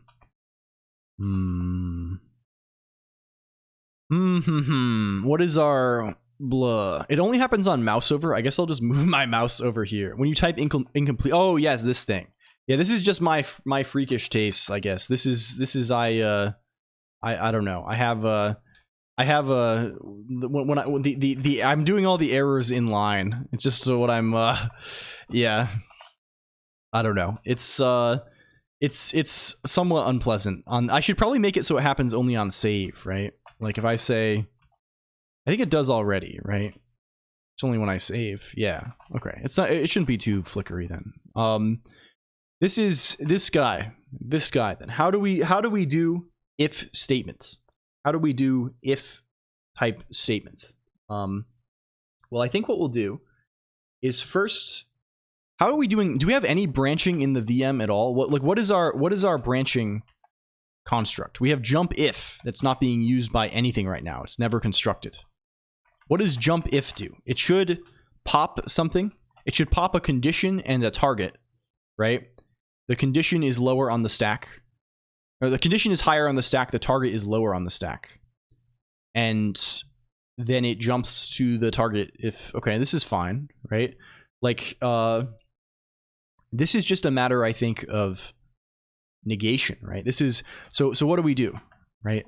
Let's first say I.node dot, what are our fields on this guy? What are John fields? Condition, right? This is the type of this guy is a box node expression, right? So this guy, we can just say self dot compile expression, and then this takes just an expression, right? So we can just say this is dot node. I think this will do the trick, right? So what this does is this pushes the condition to the stack, and so once we've done this, right, what do we want to do? We want to probably the trick of it is, right, is we kind of have to go back, and the code that we're generating, we probably need to, like, we have to be kind of clever about it, right? We have to be kind of clever about the addresses, right? We probably need to but we need to keep track of an instruction that we put in and then go back and replace it with something else, right? So how are we generating anything at all here? Like, what is our generation? We're just pushing to this instructions, which is just a vector of instructions. Sure. So like, if we just get the key 14 grind frog, it's true. It's so true. Like, let's push a no op, and that no op is going to be our jump, right? So if I say self.instructions dot push VM instruction, do we have nop? Go to place, go to area, please. Is there nop? Is there nop style? I mean, if there isn't, we should add it for sure. We should add this. Man, I have a lot of strange laughter effects in the past. Right, here's nop. And if we run into instruction nop, we do nothing, and we return PC +1. This is the entire nature of the beast. So this is push a nop, right? For now, at least. Then are we ifable yet? We're getting there. We're getting there. If we, what is the body of the guy? If we say I.node dot then statement, this is just a statement, right? So like, if we say self dot compile statements, this guy, this will emit the code for the statement. And now the we know we know the address that we're jumping to, right? We know the address that we're jumping to, right? What we should do here is we should say we should keep track of this, right? We should say, like, let jump equals self dot instructions dot, is it len? It's len, right? Right. This is going to be the index of this, right? We get it before the push, right? Like, it's the length before the push, right? So this will be the index of the current last element here, right? So what we can do then is we can say let's target equals self.instructions.len here, right? Down in this area of thing. And this is going to be the instruction after the instruction after the end of this, right? This instruction, this is len, right? The value is, this is one, as an index, this is one off the end of the current list of instructions, right? So it's the next instruction, right? And we want to replace, we want to say self.instructions jump equals VM instruction. Well, we want to replace it with a couple of things, honestly. Like, we don't want to just replace it with a jump. Let's consider this a little more carefully, right? This is going to be a jump if, right? It's gonna be a jump if. Let's say this is commented out for now, right? The jump if just, like, reads some shit off the stack, right? It reads a condition. It reads a condition off the stack, and it reads a an address off the stack. We establish what is the order here? It's popping condition first, so it expects a condition to be first on the stack. So if we so what do? Let's first put like self.instructions.push VM instruction nop, right? That's kind of our blank space for now. We're gonna end up saying self.instructions.push VM instruction swap, right? To kind of put it under the condition value on the stack. I think we're gonna say self.instructions.push VM instruction add, right? And then before this, we're gonna say program. So this, I think, does the thing for us, right? So what we're gonna do is we're gonna say, okay, push like the base program offset. And then, hello, Adam Learns Live. Welcome in. Thank you for the raid, my friend. Thank you for the raid. Hello. This is quite late for you, isn't it? I feel like when I'm watching you, it's normally much earlier. Was today a late evening? Can't stick around for long, but hope you're well. To you as well, Adam Learns Live. Thank you for the raid. I hope Skeleseller is going well. If you don't know Adam Learns Live, Adam Learns Live has been doing some game development on a game called Skeleseller. Also, just in general, does like a lot of like is an experienced software developer who like gives advice and things, like brings people on for coaching and stuff. Generally, is like a super good chill ass stream is what I would say. A good stream to watch. I like watching it during the day. It's usually right around lunchtime here, I think, so it's quite fun. For the raiders, welcome in. I'm LCOLONQ. I'm a grown-ass man. I pretend to be an anime character online for the purposes of anonymity. We are currently writing a little C compiler thing, like a C compiler to like a little custom VM architecture that we're making for the eventual purpose of a funny little bit of running Doom on something strange. That's the idea. We do things like this around here. Hi. And if you like what you see, you can go to this domain to learn more. That's our meditation realm. That's our meditation demiplane. Yeah. This is the way. So I think here what we'll do is if we say this is VM instruction literal, and I guess it doesn't matter, like we have to actually put, well, it's fine. It doesn't matter all that much. The target for the compier the same as any Rust target. Yeah, I mean, like we're not actually building Rust to the thing, right? This is just a Rust program that is like a little VM, right? The thing we're building is a C compiler though, and the C compiler is targeting our VM, right? It's all just the same program team. The IT team notified me that the streamer is using an unapproved language to implement the compiler project. Only languages approved are COBOL, Java 8, and Perl. I mean, honestly, in that environment, Paxonian, right? Perl is the secret weapon there, right? If you have a workplace where my choices are Java 8, COBOL, and Perl, I'm writing Perl all day, right? Perl's kind of cute, honestly. Perl's a cool language. I got no complaints about that, right? I would does the VM run on that target, or is it just C code? The VM is the target, right? The VM is a Rust program that like reads instructions, right, and runs them, right? Then there's a C compiler that produces programs for that VM. Is that Teams meeting a link to a Facebook meet or a Slack Discord channel? It's Perl 3 or I mean, even better, Perl 6. I mean, Perl 3 would be cursed. Anything older than Perl 5, that's like you're getting into the deep abyss, deep magic shit. Okay, I mean, we can push a literal based on how big this thing is if we want to minimize the code size, I guess.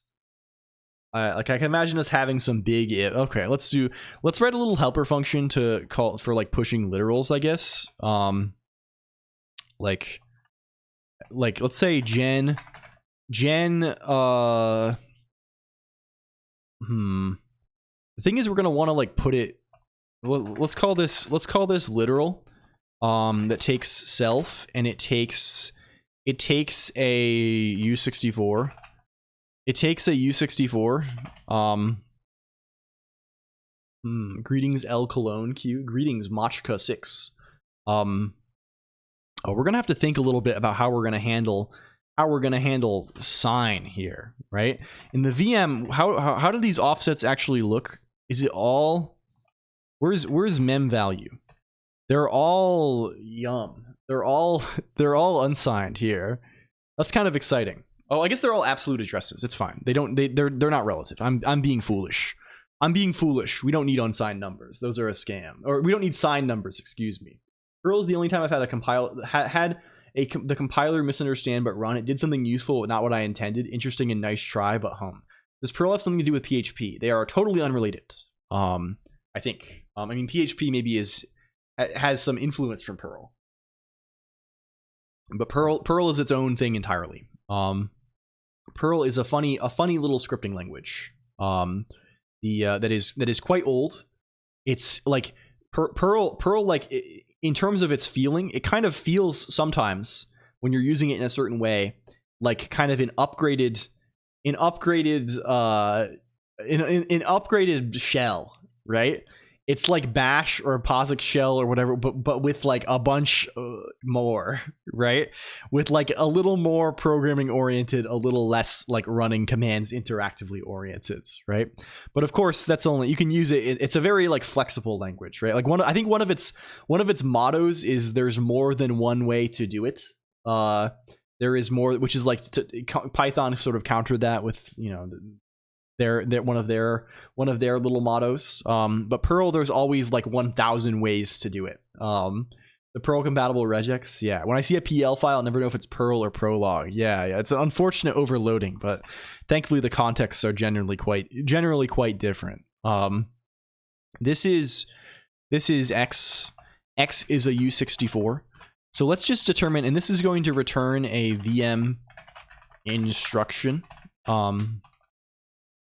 Let's just say something like this: if X is less than 256, return VM instruction lit 8. Let's actually just say these like this. Let's say these like this. This seems way better. There really is always more than one way, but some ways are better. Started life is shell or awk. Yeah. It's kind of like it feels like big awk too, to some degree, right? It's like one of those tools, right?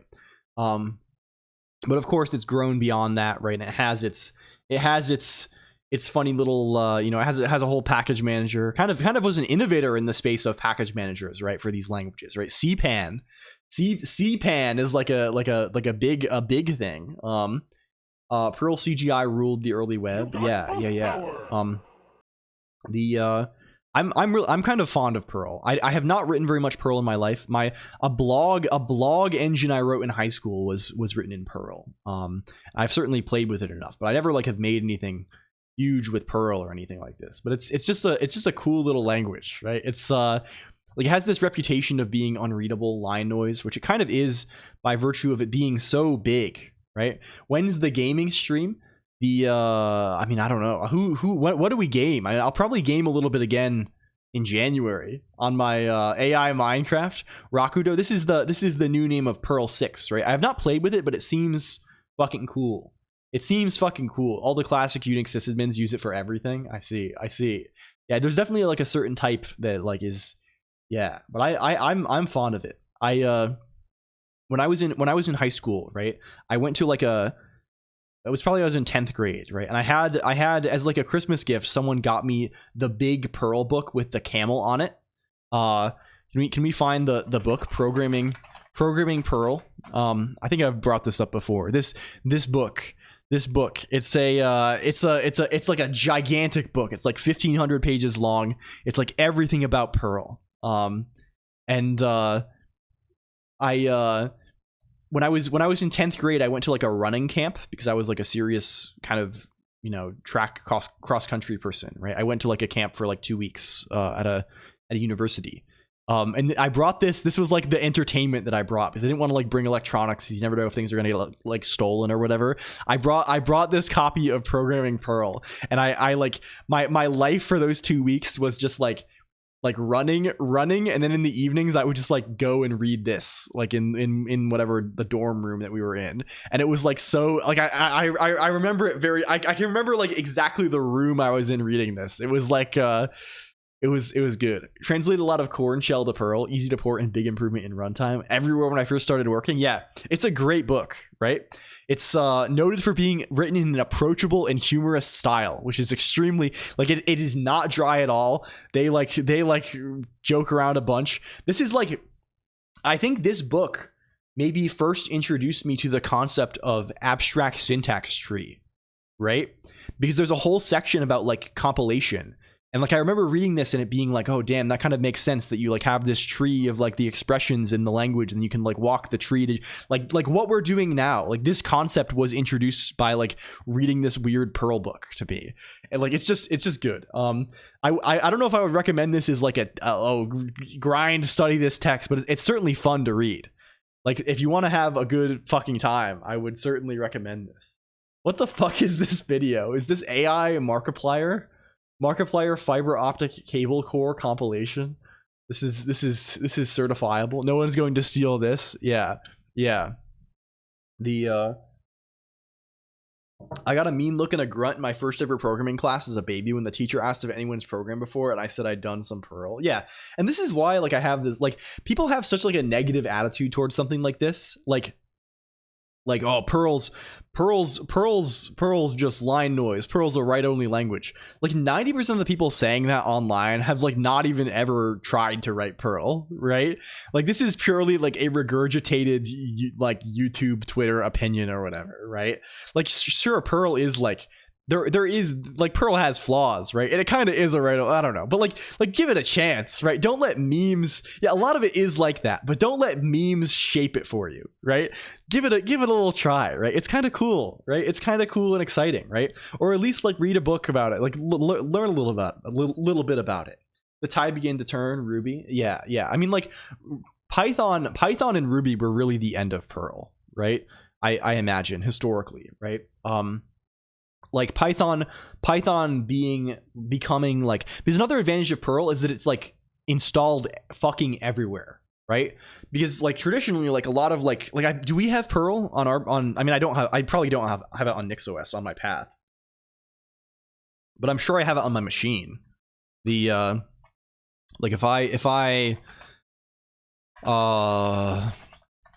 I'm sure we got some Perl on here. Oh yeah, we have a bunch of Perl and a bunch of libraries, multiple versions. But like normally like Perl is like installed everywhere, right? Like Python sort of has taken up a lot of the stuff that people like did like scripting with has been like Python kind of took that a little bit, I think. Set up stuff for Linux scripts and things there. And then like for web apps, right? Python with Django and Perl with Rail or Ruby with Rails, right? Like Ruby and Python sort of I feel like took over like the web server side deal. I saw it happen as it occurred in big business. We are still working to replace Perl. Massive effort. If you needed a raise in Shell, you move to Perl. Yeah. A next step from Shell, you don't have to edit that much. Yeah, and of course, like that's not like the ideal style of Perl, right? Like there's definitely like that very write-only Perl where you're using like all of the automatic variables. Okay, so like Perl has this thing that makes it really easy to write one-liners, right? That's kind of the core thing, right? You can write Perl. Like what are the Perl magic variables? Is that what they're called? Can we find them? Predefined variables. Yeah, like Perl, like this is the thing that makes people, you know, a little bit silly, right? Basically everything in Perl has defaults. If you don't like specify something, there's like some default it's going to use. And also basically everything, like there's all these little like built-in short variables and like things like this, right? So for example, right, there's this variable either $arg or $_, that's just like the default for everything, right? So if you say while just braces, right? I think the braces mean read a line from standard in, right? I think this is read one line from input. just saying this means read lines from this. Just this loop means read lines from standard input and assign each line to $_ and you're like, why is that useful? Well, because a lot of other things take $_ also, right? Like saying just this, like saying this, I think is a conditional match. Like this would mean regex, try and match this regex against this, right? This just means, okay, try and match $_ against this regex, right? So you can like write like really short stuff because you just like all, you know, it's there's weird stuff, right? Competing with awk and set. Yeah, exactly. For like writing short text processing stuff, like without, yeah. You exactly. Because awk and set, the awk, at least they have like this like implicit, like you're operating on the current line, right? And Perl kind of preserves that notion in its defaults a little bit. As a just also like you have regex literals in Perl. Also you have here docs in Perl too, I think. Like, you know, in shell, like what is the syntax for it? Shell here doc for writing like inline literals. Can we get a bash? We have some AI slop article. Like when you do this in bash, right? When you write like this and then you write like the token and you can write whatever you want until the token occurs, right? Perl has this syntax. Like you can write those Perl here docs. Perl also just has like the most gigantic eclectic bag of syntax of like fucking all time. There is so much shit in Perl. Like again, the weird angle braces syntax for reading lines from a file, right? First of all, that's kind of crazy, right?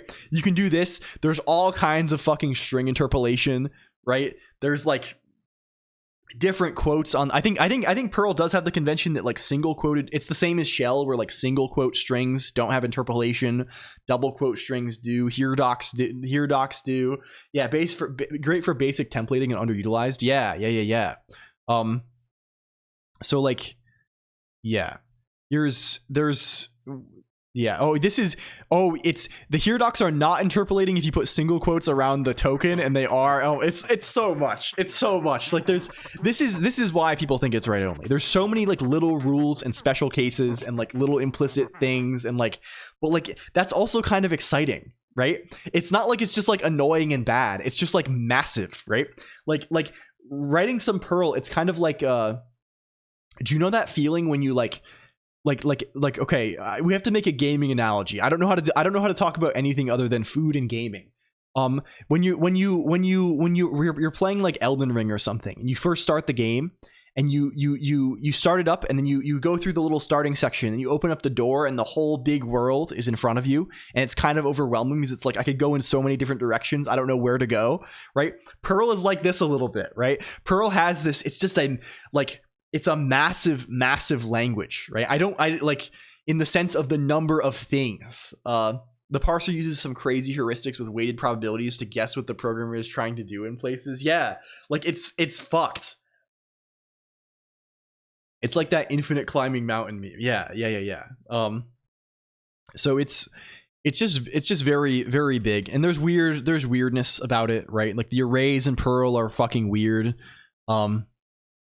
You can say like functions don't have explicit arguments, right? You like shift them off like with an array. Like it's very strange. You can say $closing. You can say $closing parenthesis, and that means the current group ID of the process. Shift like in bash. Yeah.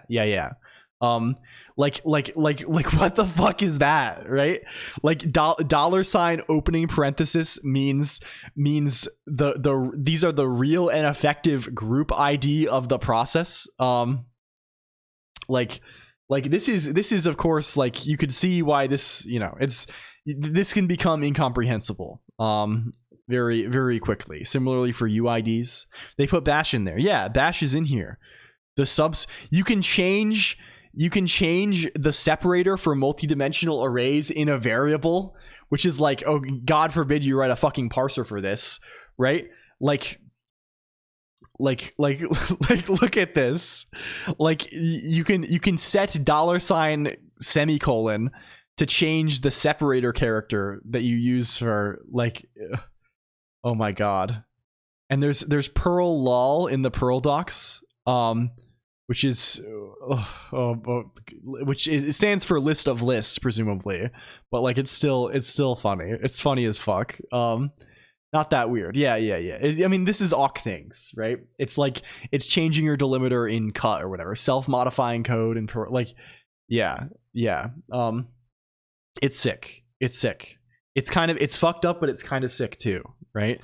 The whole context sigils thing. It's kind of nasty with it a little bit. Can we do this thing? Can we hit them with the else lit 64 x? I'm just trying to make a thing that generates the least instructions here, just because it's like, I don't know, it's good to do. Else if x less than or equal to 0x ff. This is a lit 16 situation. Else if ff. This is a lit 32 situation. Okay, cool. And then in our if, where's our if guy here? This can just be self dot literal self dot literal target, which you are a U size. You need to be cast. Okay, cool. So like this is an if statement then, right? So like what do we? It doesn't support else yet, but what do we do here, right? Well, it's not quite there yet. Also, it's currently backwards, right? What do? We compile the expression, right? So this generates code. We compile the condition. So this generates code that pushes the condition value to the stack, right? So current top of stack is the condition value. And then we push the program base address. We save, we push some no-op, but we save where the no-op is, and we push an add, right? So this is going to be basically an absolute address to code. And then we swap those things so that the condition is at the top, and then we say jump if, right? So we're going to jump to whatever this address is. And then we put the actual code for the then case. We put the code for the then case, and then we how do you say? Then we go back and we replace the no-op with the address after the then case, right? So we're gonna replace this, and we're gonna be saying, okay, now we're jumping to the address right after. Hello, Straw Hat Sasha, :3 real. Is this true? You'll notice that this is backwards, right? This is jump if, not jump if not. So we have one more thing to do. We have to negate the condition. Let's just do that right here, right? Self.instructions.push VM instruction. Do we not have a not? Like, where is our VM is missing a lot of like seemingly crucial things. We have some simple arithmetic, but we need like how do you say? We need some bitwise operations if we're going to have any fun here, right? Like we need Boolean kind of stuff. Hello, Salad Forest, welcome in. Hello, Atlas_77. Thank you for the raid, Salad Forest. Can we shout out my friend, Salad Forest? Does the thing go? Welcome in Archibald and Qbert3 and Salad. How was your stream? What did you get up to today?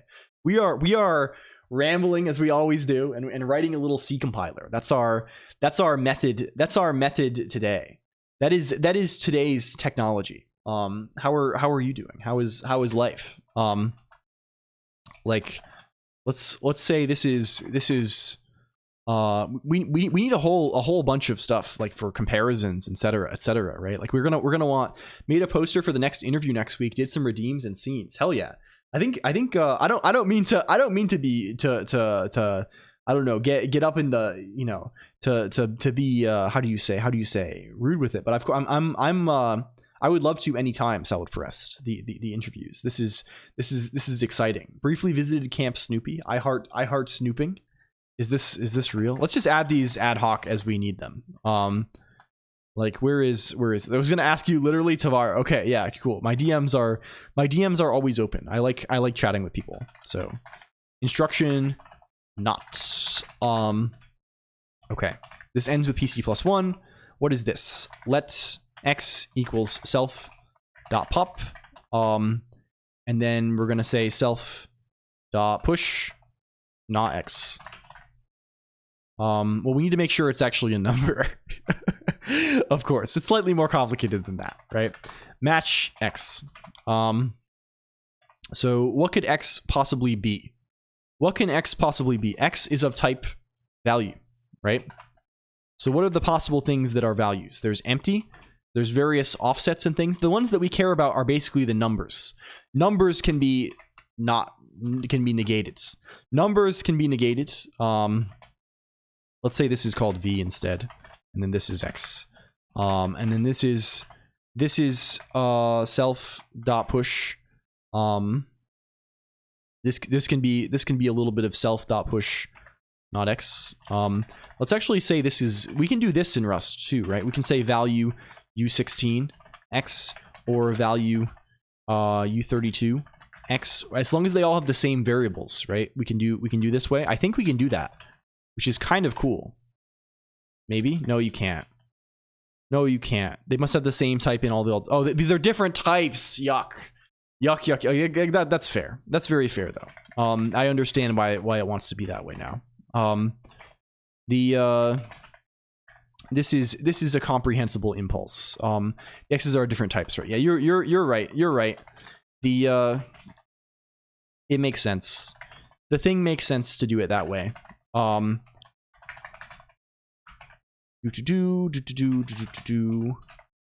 Okay, I think we've gotten there. Accidentally typed the raid command in your chat box. Trying to raid into you. I see. You probably do it in a macro. Yeah, sure, but it's like it's not worth it. It's not worth it. This needs to be a value u8. You know the drill. You know the drill. We're gonna be doing this a lot probably. Oh, do we already have a thing that does this? So this is for doing truncation. What is integer size? What is the deal with this? What are we? Oh, we're saying we have some little helper for getting the maximum size and doing trunk. This is just for doing integer promotion rules as per C. For bitwise stuff, we're probably gonna want some kind of convenient helper that does this for us. Well, we can cross that bridge when we come to it. There's no point being I don't know, too silly about it just yet. It's not like it's that yeah, exclamation point raid. We should add that. We should add a channel point redeem that's like, how much would it have to cost to be reasonable without horribly disrupting the stream? I feel like it'd have to be like 200k. These are correspondingly 32 64. We could have a redeem that's for like 20k, that's like you name somebody and we raid that person, and if multiple people redeem it, we roll the dice between them. Raid leader, yeah. And we could have one for more. It would have to be a lot, so it's because it like involves ending the stream, right? But if we could ostensibly have one for like 200k that is like raid this person right now immediately, which is like kind of funny, right? Like this is kind of good. Have a nice stream. Bye, chat. I'm gonna watch Dan to Dan. Well, good luck. Enjoy. This is anime, right? I've been seeing this one around.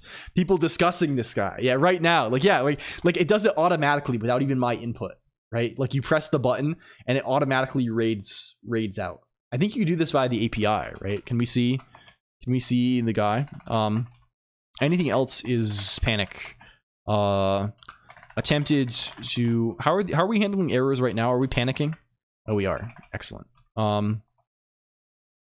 We are. Panic. Attempted to negate non-integer. And then this guy is V. Like so. Like you. Are you into PvP in the Pit of Despair game? In Warcraft? No, not really. I'm sort of not inherently against it, but I just haven't done it very much. I think it's cool. I think it's a cool format, the world PvP type thing. I'm fond of this as an idea, but I'm not like into it enough to be gaming. Oh, you mean on the as far as servers go? And I'm on the normal one. I'm on the normal style. We can talk post in the Discord IRC if you like. The I think the PvP thing is not super popular. Yes. Okay, this is, we can add not here. We need this. If we say instruction not, does that do good? Okay, this is if now. What about else? What about else? Well, else is not too complicated either, right? Else is not all that much either, right? What does else mean? Else means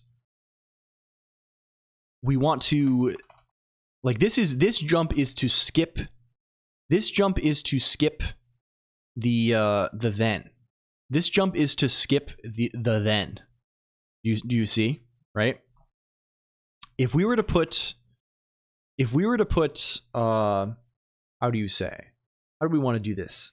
The what the else wants to look like is there's various ways you could write this. Probably the way we'll write it is we'll put another jump. We'll have like a target that's just like the absolute end of the thing, right?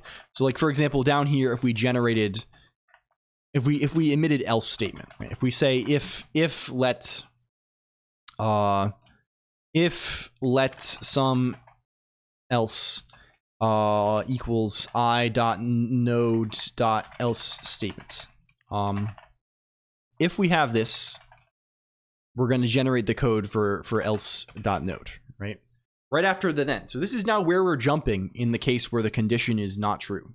Right? This means a few things. We're going to have to put an additional thing. We're going to have to put an additional jump in some places, right? Let's be slightly clever about it and not put in a bunch of jumps we don't need, right? So right after the jump, we're gonna have to put a jump to the end. Let's say self.instructions.len here. Let's put this here, right? This is the guy. This is the guy. Right after this. And then also at the end of everything, we're gonna have to put another jump. We're gonna have to say, let's only do this also.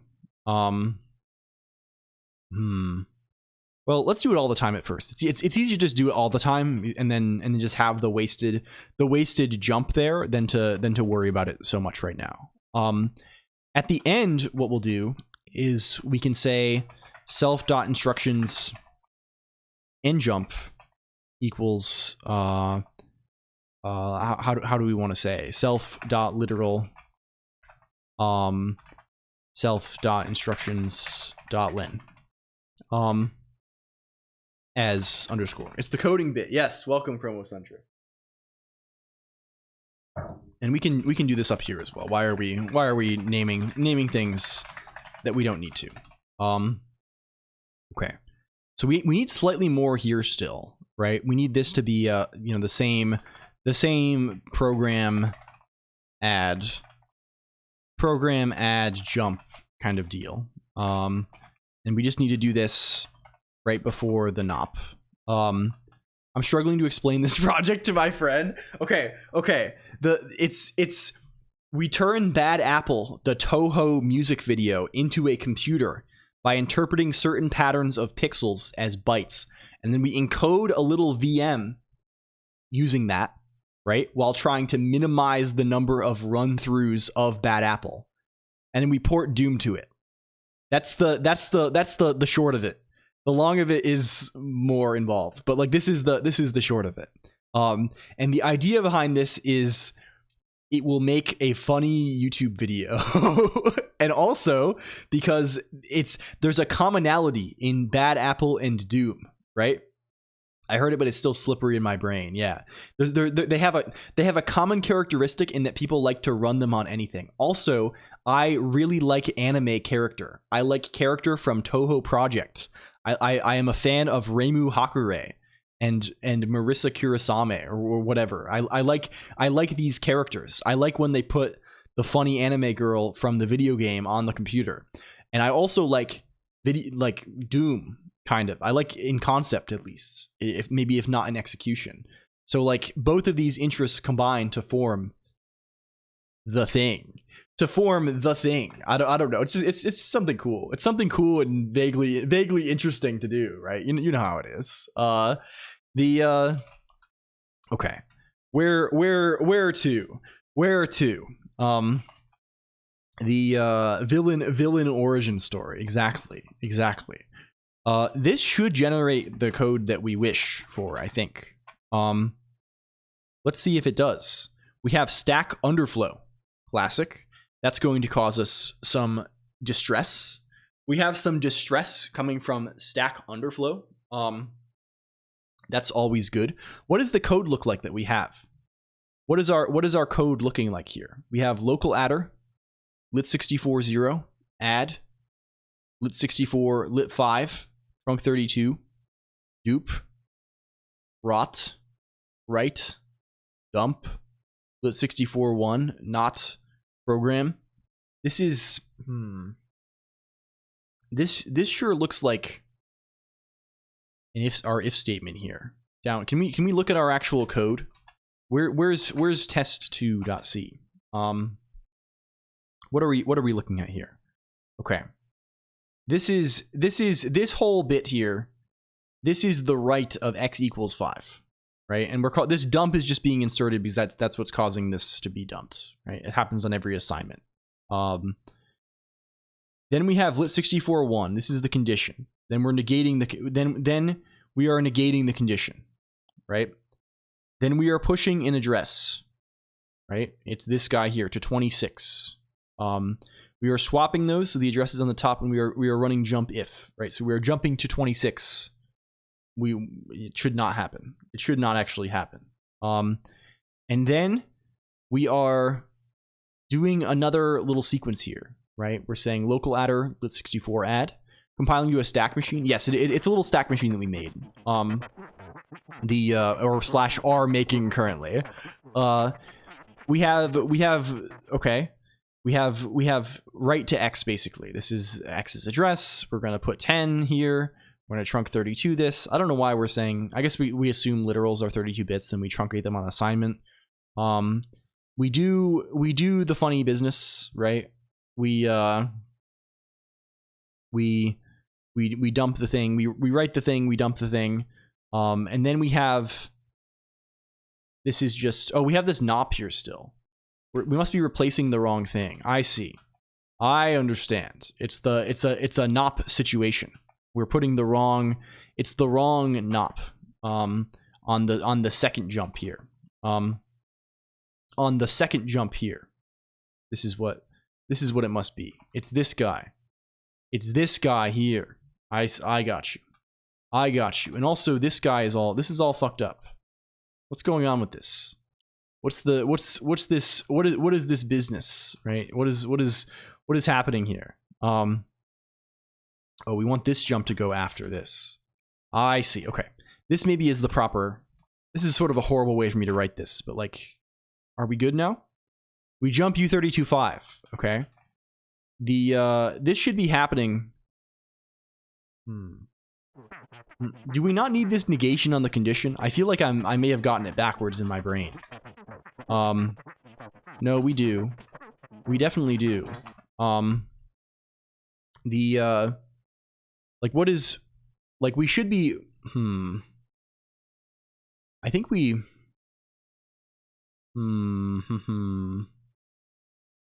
like if we say just one here, right, this should be doing the right thing for us, right? Like what's happening here? We're saying this, right? Lit 1, negate this, then put the address here, swap, jump if, right? And that it's negated, so it's 0, so it should not be happening, right? The thing should not, the jump should not occur, so we should just be doing the business, right? Doing the thing. Let's log some things in the VM, right? When we actually run these things. This is the convenient power. It's actually going to be really nice to write code for this little stack machine, because unlike our like like writing code for like the Game Boy or like the various retro consoles. We have extremely powerful debugging capabilities, which are we can just print anything tuned into both Colonq and Soy simultaneously without realizing. I didn't realize Soy was live. If you don't know Soy, you should know Soy. Soy Milk is a good friend who programs on the web on occasion and also does hardware and art and other things besides. General cool person. Okay, what does jump if fucking do? Like can we log the jumps? Can we see what the jumps look like? Like what if we were to what is your I don't know Soy. Soy it's the person I shouted out. They are just generally kind of a very cool person. Let's say jump if and we have two guys, right? We have the condition and we have the maybe target, right? And these are C NPC, right? That is our way. Let's will this recompile? It will. Very convenient. Okay. Well, this clearly is not correct.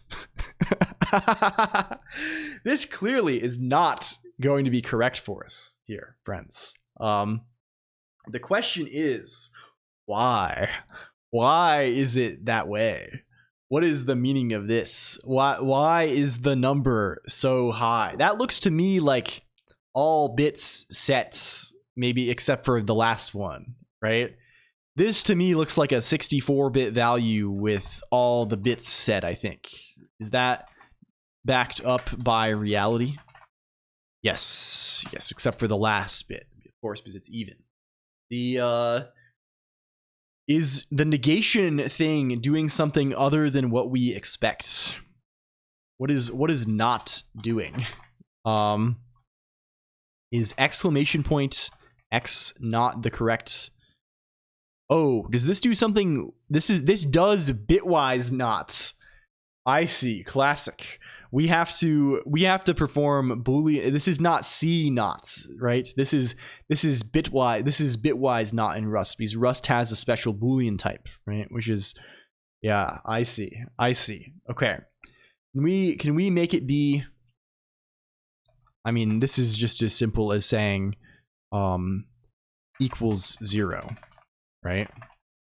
But then we have to, this is a Boolean, so we have to convert it back. We have to go, you know, extension style. I guess what do we do with this, right? Like we can just write out a conditional, but that's kind of lame, right? We can write out conditional, but this is sort of lame. Can you cast a Boolean as an int? Is that a viable stratagem in this language? Like if I say equals 0 as underscore, does that work? Saturating sub. We can do this. I think this probably is what we actually. What is the bit up? I'm looking for the C style not. I'm looking to convert any non-zero number to 0 and any 0 to 1. That is the deal. That is the fucker's trick. I think we can just do this though. This is fine. This is acceptable. We can go like this, and hopefully that will fix us. But I don't legitimately recommend it. I see. Okay, now it works. Wow. We're jump if, and if I change test2.c to 2, or I change it to 0. Why am I changing it to 0? Excuse me. Offsets your hair. Thank you. Now it doesn't happen. You'll notice that, see, it's only printing 5. It prints on every assignment. If I change this to 1, it's going to print 5 and 10 because now the assignment happens. Cool. Does else work? X equals 15. I don't know why I'm using multiples of 5 for this. Okay, here it's just 10. If I change this to 0, now it's just 15. Wow, we have if then else. Does it work with arbitrary levels of nesting? It should. If I say if 1, if we go this way, right? Wow, it works. Wow, it works. Wow, it works. I can even do the funny thing that you do, right? We can even do the funny thing that you do, right? Wow, easy. Easy. Very, very cool. Very cool beans. We have functionality happening here, friends. We can do the same thing quite easily for loops as well, right? A loop is honestly like a while loop or a do. I mean, do while is the simplest thing of all, right? All do while is okay. Save the address at the start, and then put at the end a check if the thing is true and jump back, right? Like this is like the easiest thing by far. Other things, perhaps. I mean, while is also pretty simple, right? While is basically a conditional jump out of the loop at the start, right? So while is okay at the start, every iteration, check the condition, right? Check the condition. If the condition is false, jump past the end of the loop, then have the body of the loop, and at the end we just jump back before the condition check, right? These are also easy. Let's just write all of the fucking control flow. Let's just get like loaded up and like have every control flow in the thing if we want it. I guess switch case is also like easy, right? Like I don't know what format that's gonna look like in this syntax tree, but presumably all we need to do is we have some way to know like what statement the labels are on, right? Like cases in a switch case, they're so weird in C because they're just like a label. They're a label attached to a statement, right? So then all we need to do is just like in the body of a switch, we keep track of where those labels are, and it's just a single jump at the start, I think, and then breaks are just jumps to the end. Like really, we can do whatever. We are, as they say, powerful. We have a high level of power in this domain. Hi to welcome back, XOR Xavier. We are in the meat. If you, it is firmly the meat at the moment. It's going pretty well. We're working on unexpected for everyone. I think the bad apple Doom thing. Hello, Wind Up Boy Fade. Also welcome in. I hope your meal went well. We have just implemented out of the piss and into the meat fryer. Yeah, that's a classic expression. A classic what's the may the wind ever be at your back. May you always be out of the you know. We are, thank you Control O for the sub as well. Thank you. Is this a C compiler? Yes, it is a C compiler to a little stack machine, and the stack machine is going to run on the Bad Apple music video. Yeah, road rise up to meet your feet, etc. Yeah. That's one of my favorite, the form that you're getting at there is one of my favorite things. I like this is can we go etc. I like people write etc sometimes. Need to pay up my bill. You can go like this. You can go like this. Thank you, LG. I hope you know you have no bill. You have no obligation here. Thank you very much. This is kind. I wanted to say, LG, I know we tease each other a lot on here, but like I really thank you so much for always hanging out. Like you it is great to have you around. Thank you for real. I don't want to be too much of a sappy dork about it, right? The more it seems, I know. Okay, this is not the case. All I'm saying is like I really value talking with you. It's great to have you. I hope thank you. I hope we can do cool things that let you have fun. How did auth go? Well, we just talked. I didn't actually work on auth at all. The auth has got to happen off stream a little bit. We've been working on this compiler, Wind Up Boy. We've been going compiler style. The more he said, like, what am I supposed to say, right? Like, it's like, I don't know. Just thank you for real though. It's you are a good pal. If there's anything you ever need, please let me know. I like this because the ampersand is et, right? The ampersand is et, right? It's a ligature of et, right? Like you can sort of see it in here a little bit. It's et, right? this symbol is it's et for et, which is and in Latin, right? So writing etc, right, is this, right? And so writing and c, right, is it's et cetera, because it's et, right? It's and. This is why. Thank you for the gift sub to Azrael also.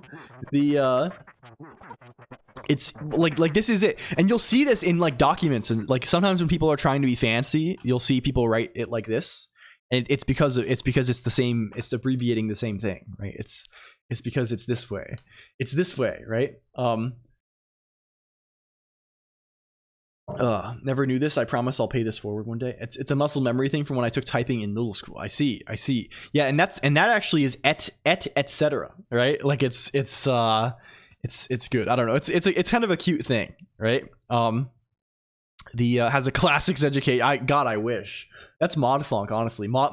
She like is like learned Latin and Greek and stuff in school, and like knows a little bit of that still, right? And like has some knowledge of like all of these things, like can talk about Cicero and all this stuff, and I'm just a poser, right? I wish I had this, right? I really want to know have this. I don't know. I think it's just useful culturally to have this kind of like common language almost, right? Like if you want to like make stuff or read stuff even, right? Like so much stuff that you read, especially like, I mean, mostly like Western stuff, obviously, but like there are equivalents in other cultures as well. Like there's something of like a common canon, right? Of like stuff that people are referencing a lot, right? Even up until like the 1900s, right? Like, and today, honestly, but it's less so today, given that, but like given probably the prevalence of easy access to information, right, making it so that like there's so many things at your fingertips on the internet all the time that there's more things you can reference compared to like if you're writing a book in 1900, right? Like probably like the cultural experience you're drawing from is like other books you've read, but like the common thing that everyone shares is like, well, they read Greek myths, a bunch of Latin stuff, and the Bible, right? So like having this kind of like common like, well, I have some reasonable understanding of like a bunch of like Latin oratory and like Greek stuff and the Bible is like a solid place for like to understand like every Western work before 1950 or something. Like it's just like so useful to have, right? Because like they're all just like it's like today, like there's like we have like, what is this today? Like what are the things everyone is remixing all the time? It's like rage comics or something, right? This is the internet discourse. It's like everything is constant remix on like fucking that one rage comic of the guy spitting out the cereal and like Derpina or whatever. You know how it is, right? It's all just derivative of this. Like you can just like distill like every work of Western media before a certain time to being like, well, they probably are referencing either some Greek thing or the Bible. So like I feel like if you want to like read, right, like knowing having enough knowledge of those things to like at least understand the basic references is like kind of good. Like so I crave this. I crave this a little bit. What are Clonk's favorite books? I don't know. It's hard to pick favorites. I think I'm gonna say something. I don't know. Like favorites are hard. We talked about this a little bit on the Discord the other day. I think the Eudaimoniac was bringing it up. It's hard to like. I don't know how much favorites books I have liked a lot. I mean, I talked about one a few weeks ago on the Almontis channel. I like Lord Dunsany a lot. I like known Twilight guy. Honestly, I am. Twilight's like schlock, but it's like not the worst. It's kind of funny. But no, this is I shouldn't be putting my worst foot forward here. I don't know. Like it's fine. Count of Monte Cristo, huge. Yeah, I love a little bit of that. Count of Monte Cristo honestly stands out in terms of things I've read in the last like year or two that I like fucking loved a lot. I think that one is like actually like insanely good. Like I read Count of Monte Cristo, right? And I like was talking about it with like my dad and another family member, neither of whom like read a ton lately. And they both like picked it up like from the library. And they both like I didn't hear much about it because I don't talk to them like all that often. I was talking to someone else, like another family member in the intervening time, like weeks later, and they were like, you got to talk to them. They're both obsessed with the Count of Monte Cristo now. Like it's all they talk about. Like it's I think it really it's like a powerful thing, right? Like I think like a lot, like people expect like old books to be like stodgy and like not very engaging, but like you know, they can be really good.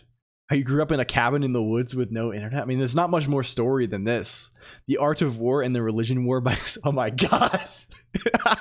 Is this true? Is this real? Is Scott Adams who is Scott? Is that John Dilbert? Didn't he like go off the deep end or something? So many banger Art of War quotes. Yeah. Scarlet Pimpernel is also great. Is this the case? I don't know. I try not to. I'm not big on like self-help kind of stuff, I guess. I just try and like, the way I see it is like, there's so many good books that you can read them for until the end of time.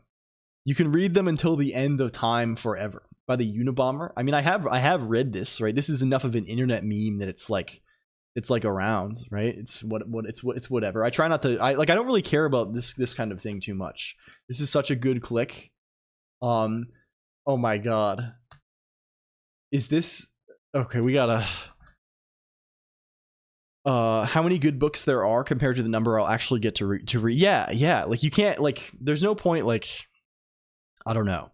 At a frozen burrito brand for a hot minute. I see. Why? This you know what this reminds me of? The packaging on this, like with the way that the text is, it reminds me of like every health food store in the year 2005. And you might ask, Colonq, why do you care about, like, this is a very precise, it's because I spent 1 million years in health food stores in my childhood, because my parents were hippies, and like my mom was like a cashier in some of these places over the years consecutively. So like this is just like, were you a co-op guy? I definitely spent some time in some co-op, like, you know, store kind of places for sure. You know it. You certainly know it. Colonq cult. No, it's not a cult. It's just like that's the vibe, right? This very like crunchy thing, you know. Your monthly volunteering in, yeah, so you can get your discounts. Reminds me of discontinued 90s Google desktop publishing box application software. Yeah, this is also a very specific. There's just like something about this. Like, again, it's like we were discussing this with menus earlier. Like, nothing looks like this anymore. Thank you for the resub Crane0001 also. Might be catching a case of the letters. I'm becoming all letters and there's nothing I can do. I accept my initiation into the letters. CD-ROM encyclopedia. Yeah. It's good. It's damn good. Hardcore drop shadow. Yeah, like there's just something, the letters going off of the box, like, oh, it's kind of quirky. It's kind of quirky with it, right? They go off the top of the thing. Right? They go off the top of it. It's 1999. Yeah, like it's just like, it's 1999. What games dropped in 1999? What's your gaming? When you load up with the Dill Burrito and some nice warm water in the year 1999, you're going to the basement. You're going down to the basement. Your parents are away for the week, right? It's summer vacation. All you're doing is you're gonna game and eat some Dill Burritos, right? I think Pokemon Crystal just came out. That's pretty peak. Diablo 2? What is Diablo 1 maybe? When is Diablo 2? That's like early 2000s, right? Is this the thing? Linux port of it's 2000. Fuck, we missed it. Missed it barely. Diablo 1 is 1997. I see Unreal Tournament 99. This is the way AoE 2. Yeah, this is maybe. Of course, I cannot, in good faith, claim to have any sort of nostalgia for this. I was born in 1997. I am of similar vintage to Diablo. I have no other than you know, recreate. Yeah, EverQuest 99, right? That's probably the thing, right? Hop on EverQuest for a week straight, eat the Dill Burrito. Quake 3 Arena was my obsession in '99. Lay down on the shitty shag carpet that smells like mold in the basement, in the semi-finished basement. I do have some nostalgia for that at friends' houses in middle school and stuff. Didn't get into EverQuest until '01. You're 27, yeah. In your cabin in the woods. I mean, not in my zone, but I went to other people's houses and stuff. Like it's not like I grew up in a cult, like I'm saying. Like it's just like I hello again. You were like 23 like 8 months ago. No, if I said that, I was lying probably. If I said that, I was doing the funny lies. We were talking with the dill burrito. It's a whole thing. It doesn't matter that much. It doesn't. You're not a gun guy, not gonna lie. I mean, like I'm not like super, like, not in a bad way. Like I'm not like a cool gun guy. Yeah. I'm not like averse to gun, I guess, in that sense, right? Like it's mostly just like, yeah, the mechanics. I am kind of like interested in this. Like it's something I could see myself getting into, but it just like seems like a pain in the ass. So I haven't done it yet, right?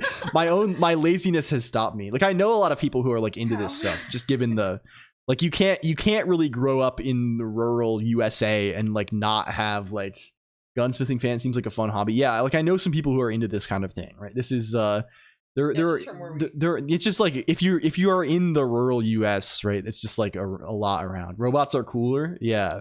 Yeah, put guns in robots. Oh. Hello, Caramel Nuke. Welcome. What's a gun? I don't know. This is like, what is this, a Chainsaw Man bit? Is this a Chainsaw Man bit or something? Motorbikes are way cooler than a gun. I feel like, honestly, like motorbikes are like a more dangerous hobby than like in terms of my personal, like in terms of like, well, if I'm gonna get into a hobby, is it kind of is this gonna be dangerous for me personally? Like I feel like motorcycles way more dangerous. Like I feel like motorcycles are like basically like the most dangerous thing that people like commonly do, right? Like, and like it's like somewhat like, of course people do like base jumping and shit, but like no one is actually. What are you? Hello. Hi. Hello. I'm shaking your hand. It's why I stick to computers. Yeah, I mean computers. I have two very powerful motorbikes. I see. I'm sorry. I apologize. The motorcycles are fine, especially if you are dodging cars at 160 miles per hour. I would say sitting at a computer for 18 hours a day is more dangerous, probably in terms of the long-term health outcomes, I would say. But I think this danger is probably also kind of amortized a little bit and also easier to mitigate, right? Like getting hit by a car going 80 on the highway. Might as well speed around life. I don't know about this. I'm having a lot of fun with my life. I'm enjoying like it's like we get to write some compilers, right? We get to write some compilers, and then like I get to play MMORPGs. I get to go online. I get to watch movies with my friends. I get to like hang out. It's fucking good. I'm going to a cool con in January that I'm looking forward to. Like things are gonna be like, life is feeling pretty good. I'm almost 60. I don't think you can. A life insurance policy. I see. The danger of bikes is important to meditate on in order to be safe on bikes. There's a lot you can not do to be safer. I see. Oh, this is a different thing entirely. So Wind Up Boy, I don't know if you were here. We decided that this month our broad theme is it's compiler Christmas. It's compiler Christmas. That's the broad theme. Is that in Sit Down? No, it's in the future. It's in thefuture.org. It's compilers Christmas. So we actually have 3 ongoing projects, 2 of which have been largely neglected for several months, that are compiler oriented. We have one project that's like a little Forth-like thing that's supposed to be used as a stream scripting language. And I want to rewrite this and make it easier to use in the browser. I have ideas for this. We're not touching this just yet. The one that you know is the GBA thing, right? The ELISP deal. Circular build dependency between each of these things. I mean, like, we'll probably end up there eventually. God, I hope not. I hope not. We have the GBA thing, which is like the ELISP compiler parts deal, right? This is one that we'll get back to for sure. And then the third project is like this Rust C compiler thing, like compiling C down to like this funny little stack machine to run on Bad Apple.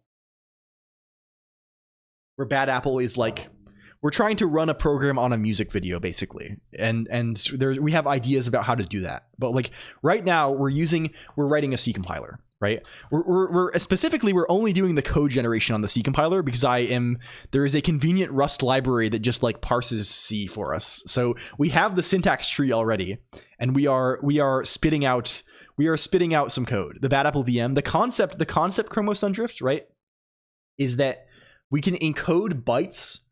We can encode bytes by their frame and location within that frame in Bad Apple, right? Like Bad Apple, you can see that 7TV emote posted immediately below you by Sergeant Nubbles. Isn't this what LLVM is about? Well, this is much more silly, right? LLVM is also kind of we're doing it ourselves for one, and also like LLVM's intermediate representation is like somewhat opinionated, and like the way we're doing it, we can write our like stack machine to be very easy to compile to. And then we can just like, you know, it makes things easy, right? Like LLVM kind of has a different set of constraints, right? LLVM's a whole beast. We want to have fun. Yeah. And I'm not like, I'm sure we will probably work with some LLVM stuff eventually when we have an idea that matters. Like I have worked a fuck ton with like the LLVM like bitcode situation, the LLVM intermediate deal. The frame insert chunks is bike encoding, I guess, but what executes stuff? What do you mean? There's a yes, sir. What executes stuff? There's just a VM that we wrote, right? We're writing a VM where basically the instruction syntax is this thing, right? It's basically the instruction encoding is in Bad Apple, right? And this lets us track interesting things like how many Bad Apples per frame of Doom we have. Right? That's like the end result. That'll be like the big win, right? The big win is we can run Doom, we can play through the first level and observe how many run throughs of Bad Apple. It's the assembly syntax. Well, it's the machine code syntax, kind of, right? It's the actual instruction encoding. Like the compiled program is going to be a text list of these frames and offsets, probably. Right? The bytecode, yeah, sure, fair. This is the thing, right? And this has interesting properties. Hello, big thumbnail. Also, steganographic programming, kind of like who knows? It's not like there's actually any meaning hidden in Bad Apple.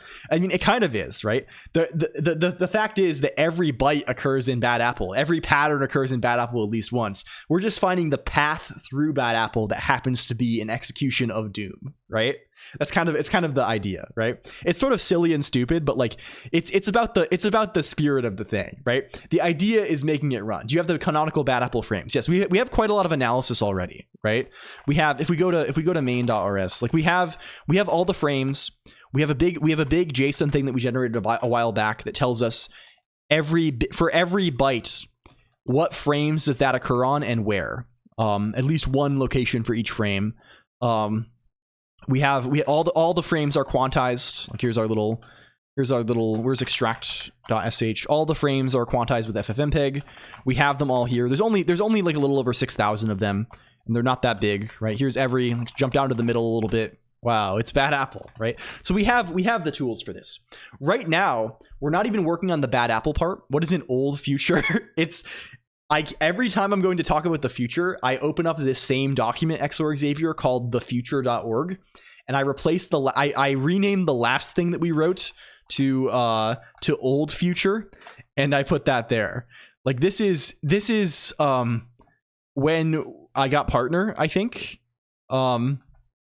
This is like in January. This is when I was at PAX and we were gonna miss the session.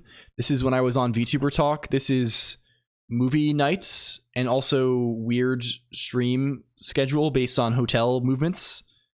Yeah. It's just like whenever there's things happening. The Bad Apple is the coding equivalent to Pi. Noted. Yeah, I mean, like we could do the same concept on Pi too. We could just make every byte be a digit. It's like fundamentally the encoding is not the interesting part. It's to claim that we did it. Right?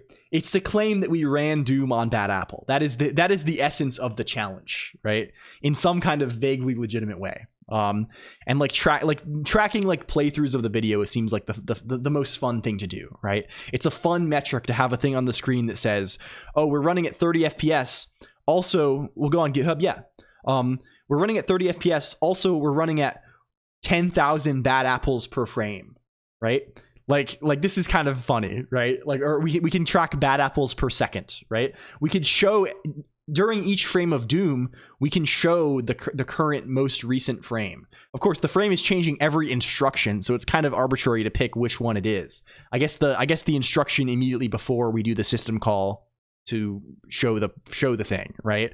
But like we can show, it'll look like jumping around randomly, but it's kind of interesting. We could like highlight, we could have like a slow motion mode maybe where it slows down to like a sense, like, I don't know. There's things we could do. And I'm committed to doing them. Thank you for the 9 months, Vettel. Also, I actually don't know what Twitch's notifications say, because apparently it's 11 months. Twitch tells you all kinds of fucking different things all the time. But I appreciate the sub nonetheless. They've changed the sub duration format to tell you like all kinds of different numbers at the same time, and I'm never sure what they actually mean. I don't know if that means you resubbed for 9 months in advance, or if it means you've subbed for 9 continuous months and then there were 2 months. Yeah, it was prime for. They don't make it very clear at all what it actually means. And I suppose it doesn't matter, but like I start reading the thing to say it and I always say it wrong.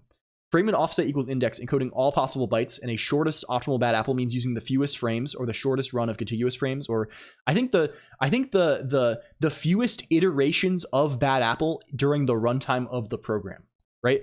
Assume that we're only moving forward through bad apple, right? So for example, if we have a certain byte that's encoded on frame 100 and another byte that's encoded on both frames 101 and 1000, it would be better to use okay, even simpler example, right?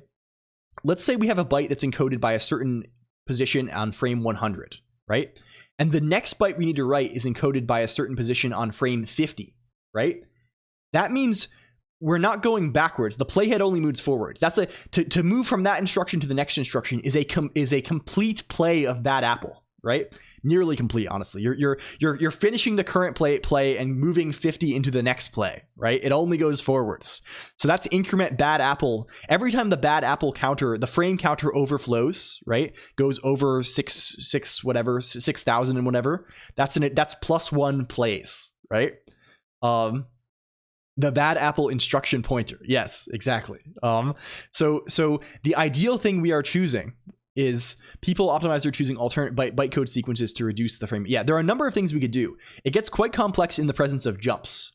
A circular buffer of instructions. Well, it's a circular buffer of like every byte, right? Like, and we have verified that every byte does occur, so it makes the encoding kind of easy. But it's a big it's this. The optimization problem, I feel like we probably won't arrive at truly optimal bad apple, truly optimal encoding, because it depends on a lot of things, right? Since it depends on like branches, right? It's hard. You can't really get true optimality. You can get true optimality for a particular execution trace, right? Like if we recorded ourselves playing Doom once, we could arrive at the shortest number of bad apples for that playthrough. But I don't think there's a truly like an optimal code generation algorithm that produces like optimal in all cases, right? Because it depends on the branches chosen, right? I guess we can do like branch prediction. Oh my god, we have bad apple based branch prediction in order to attempt to, we do branch prediction to try and like optimize for the common cases. Holy fuck, proving this feels like a research project. Yes, it is. This would be a lot. It would be a cool paper. But we're not gonna get there probably. It just increases an arbitrary number counter. Yeah. So this is the goal though. It's to have this counter that we can keep track of, and to show the funny thing, and to have like a cool debug slow-mo mode where we can actually see instruction by instruction what frame we're on, and like highlight, like put a cool red dot at the location we're sampling from. Now we're really getting into Tom 7 territory. Ugh, this would be a Tom 7 video. I see.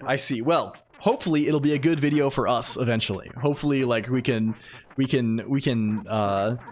come up with something good. He would publish that paper. Yeah, damn. Is this throwing down the gauntlet? Do we have to rise to this challenge? Okay, we have if statements now. Can we get other statements that are not if? Can we go to our compiler? So that's what we're doing. We're just adding shit to our C compiler to like have functionality. Does this like work? Well, we have a simple compiler. Well, we don't have the bad apple translation part yet, but like that's like fundamentally it's like kind of easy. right? Like we have all of these instructions, right? We have this simple VM, right? It has a bunch of instructions, right?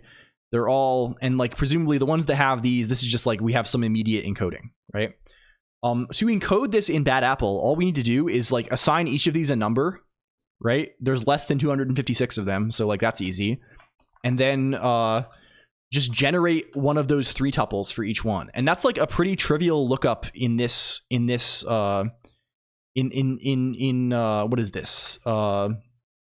Where's the thing in data? This guy in frames.json.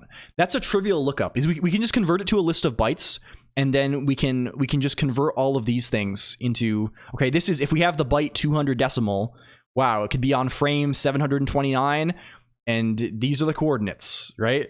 Then this is just the instruction. Yeah, this is just we can load this, we can parse this trivially as a hash table and then just look it up, right? Easy, right? Easy. Sorry, I'm almost unplugging my microphone because I'm not used to this cable being here. The XLR cable is my downfall.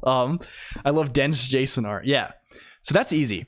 We could also like make an easy attempt, like ignoring branches of, these aren't all possible byte encodings of Bad Apple. This is for every byte, right? So this is byte 200. The next entry, it's not sorted here. The next entry is byte 81. This has for every byte, this is a mapping of frame indices to coordinates. It doesn't give us all the coordinates on that frame, but we only really care about frame movement, right? So that's for every bijective. I mean, it's not like we could just build the table reverse, right? Like we have all the data. Like this mapping is just a big object, right? So it's kind of optimized for going to bytes to the thing. If we want to go the other way from this coordinate back to this, this is not a complete, it's not bijective because this is not a complete, like it doesn't fully cover the range, right?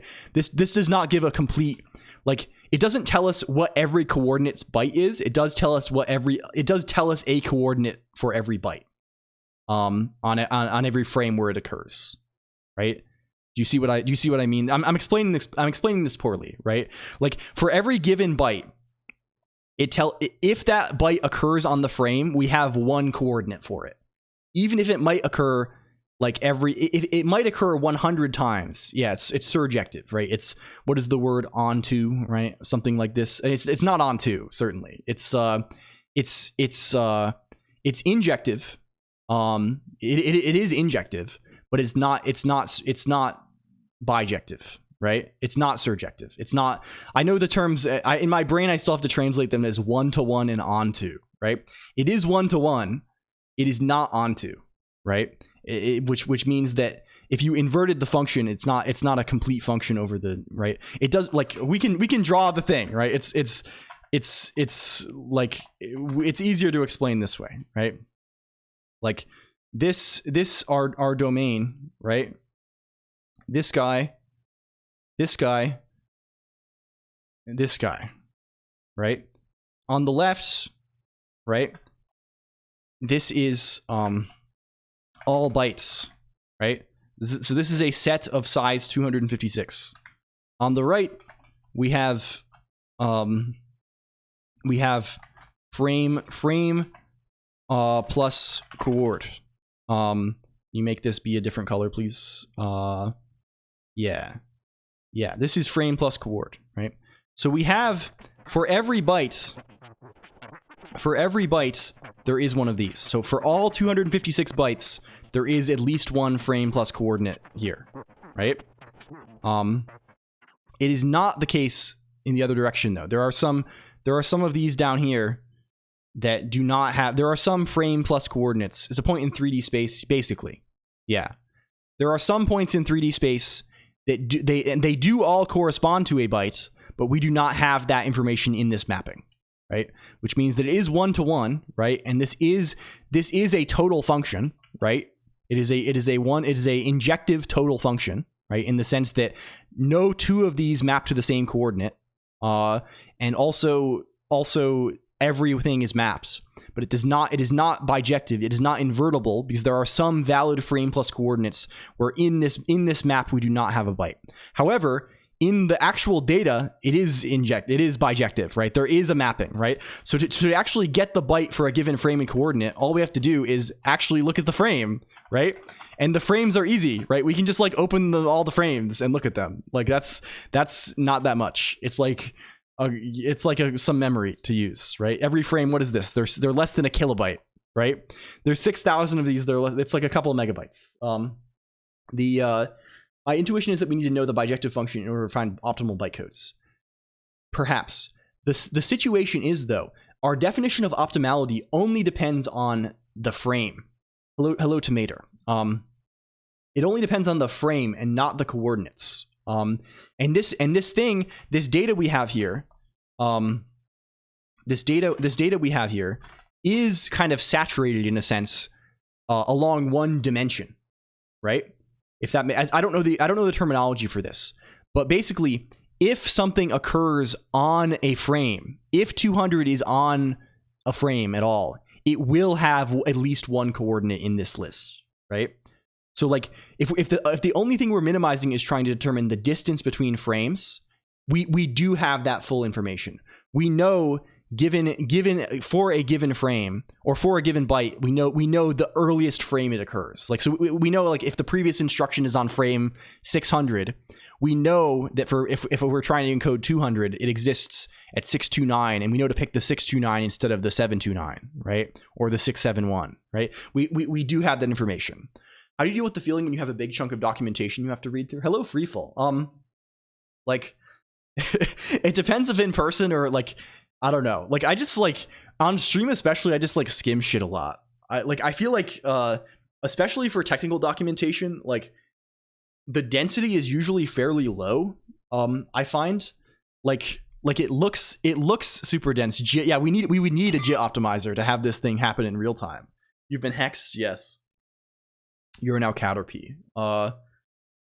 But yeah, you get the idea. We have all the information we need. We can make things occur. We can make things occur. It's just a matter of yeah. I have to read through the man pages for DRM, KMS. Okay, that probably is quite dense. Are you doing something interesting with graphics, Freefall? Also, if you're doing this, have you seen Spherophoria on Twitch? Sphero has done quite a lot of DRM kind of stuff recently, I think. Do need sound and random too. We're gonna not do sound probably at first. I think we can get Doom Generic. Doom Generic did it a lot lower level. I see. Sphero was like implementing a driver, right? They have really good videos as well. Yeah, they are really, really awesome. They're a bud. They're a bud for sure. I think for Doom Generic, all we need is this. At least that is the claim. We need the ability to make a window opaquely. We need to be able to copy a frame buffer to the window and display it. We need to be able to sleep and to, you know, get to the current time and to get keyboard input. And that this hopefully fixes us. This hopefully fixes us. I already have done it with FB Dev, so now trying to do it with DRM. Hell yeah, very exciting. Please, if you get something, please share. I'm kind of interested broadly in like this, like in like non X11 Linux graphics. So please link it on the Discord IRC when you have it. There are much easier ways, yeah, but sure, this is an interesting way though. It's an interesting way. Okay. So right now we're not even caring about the Bad Apple stuff. We're only caring about our stack machine that we are later going to encode with Bad Apple. We are not yet concerned about this because all of these problems in terms of optimality and stuff, these are all like artifacts of the encoding. I mean, if we really wanted to dig into it, we could start like picking alternative instructions, like actually change our like assembly based on what provides optimal Bad Apple timings, right? Like we'd have it influence the compiler. But that's too much that's a problem for the future, the far future, right? The interesting thing in the immediate is getting it done at all, other than just the basic DRM GBM crates. I see. Yeah, I have not touched this. F on roll loops. Yeah. So there are interesting things to consider in this space, but we are not up to considering them just yet. I think there is more to be shrink frame rollover. Yeah. So let's where's our if statement? Let's go to compiler. Here's if. We have it. It's simple. It's kind of easy. Let's write while. What does while look like? Well, it just has a while statement in its body. What does a while statement have? If we say w.node. Well, it has a expression and a statement, I think, is what it's claiming. It has an expression and a statement. Presumably the expression is the condition, basically, and the statement is the body. SDL has a video backend on raw KMS DRM. Could be a helpful reference. I see. I'm actually going to grab water really quick. I realized I have been drinking. I am out and my throat's getting dry. So I will be right back. I'll be back 35 seconds. Give me one moment, computer. Make sure to stretch. We've been sitting for a long time. Okay, see you soon.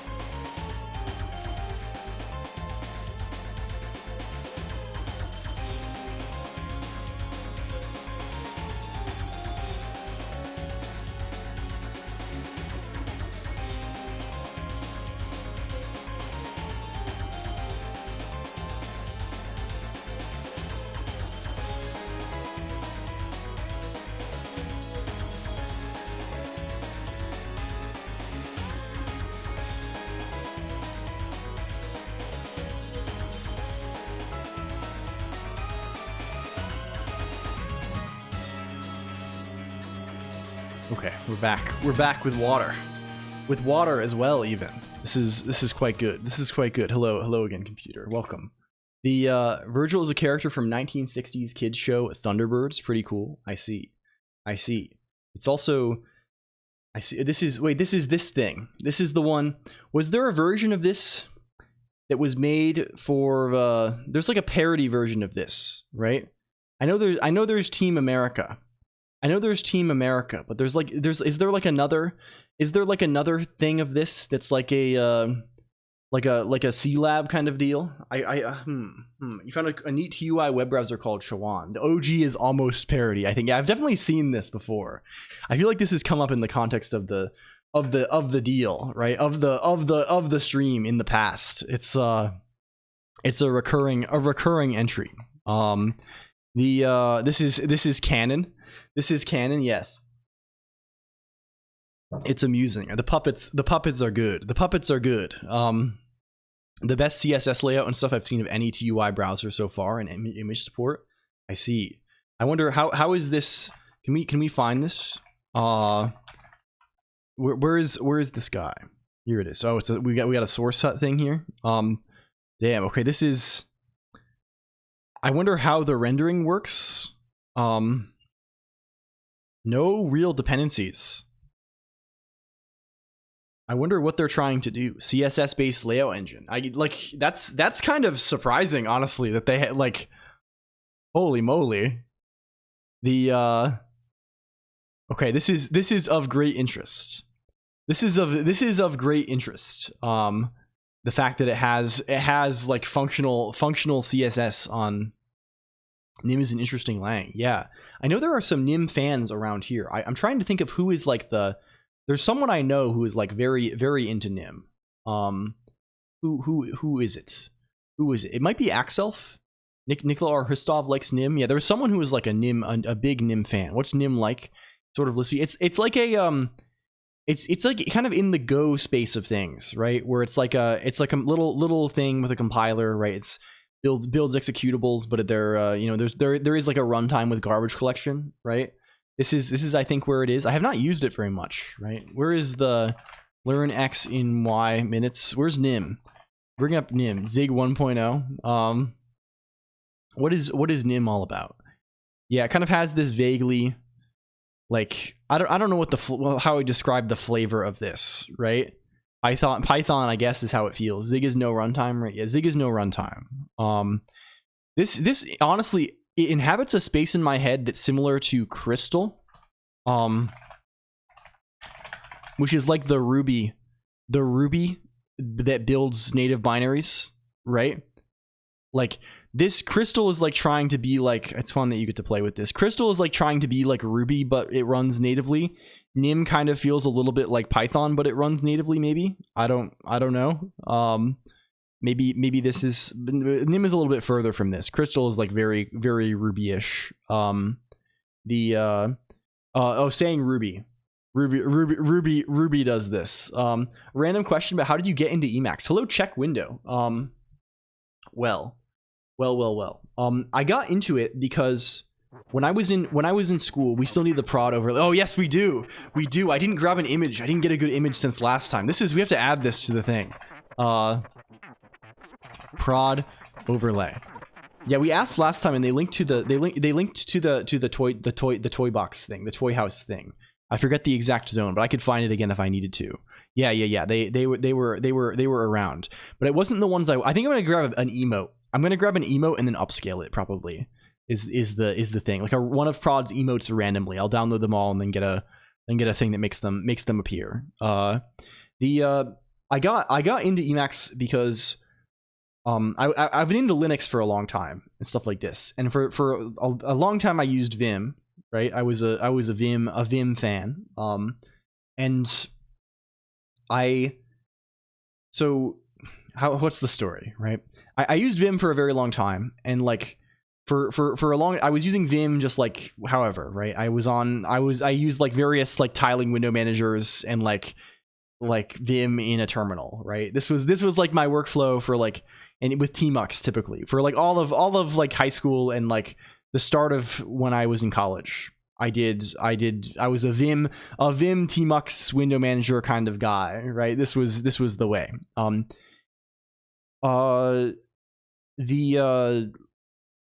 When I was like a sophomore in college, I decided I didn't want to use X11 anymore. for reasons that are not really, you know, just because it seemed fun and interesting. It was an exciting. I was like, I don't really need it that much. It brings in a ton of I have all these dependencies on my machine. I was like really conscious of like the what dependencies I had on my machine at the time. I was like, that was kind of like my project, trying to like use my machine with like the least software installed possible. Suckless guy, yeah, for sure. Like I was running Gen 2 and like I was using like all this stuff, right? Without the whatever, right? I was trying to use little software. Right, I was interested in like weird alternative editors occasionally too. I was playing with like VIS and SAM and things like this. Right, this was my realm. So I dropped X11 and I spent like 2 years using my computer without X, without X ever. So I was browsing the web with elinks. Which is kind of nice. I was looking at images and watching video and reading even reading PDFs I was not playing games at the time at all. I was non-gaming. Although occasionally this was when I knew. I shared a screenshot in the Discord. I opened. We were just looking at the source set page. Freefall also. It seems really sick. I wasn't even playing NetHack or roguelikes very much at the time either. I guess like a little bit of Syl occasionally. But Syl, honestly, ironically, its terminal mode is kind of bad. But like, and occasionally I was like using mods PC to play Dark Souls and stuff like this. I played with stuff like there's a project called FB Term, that is like a frame buffer terminal emulator that lets you get like true color and stuff like this. True color and like there's things you can do, right? Like you can get video, like MPV fully works without X11. Like MPV will let you watch video, or you can configure it to like view images. If you just like, I had like a bunch of different MPV configuration files. I had one that would just like let me press one key to like navigate through either frames or like through different images I would pass on the command line. And I used this for PDFs too. I had a bunch of I had a little thing that would take PDFs, render them to a bunch of PNGs with GhostScript, and then I had an MPV configuration set up such that I could like pan around them and zoom in and to read. Right, it was kind of shitty and awful, but like it did let me read PDFs. Hello, Captain St. Asher. Hello, welcome in.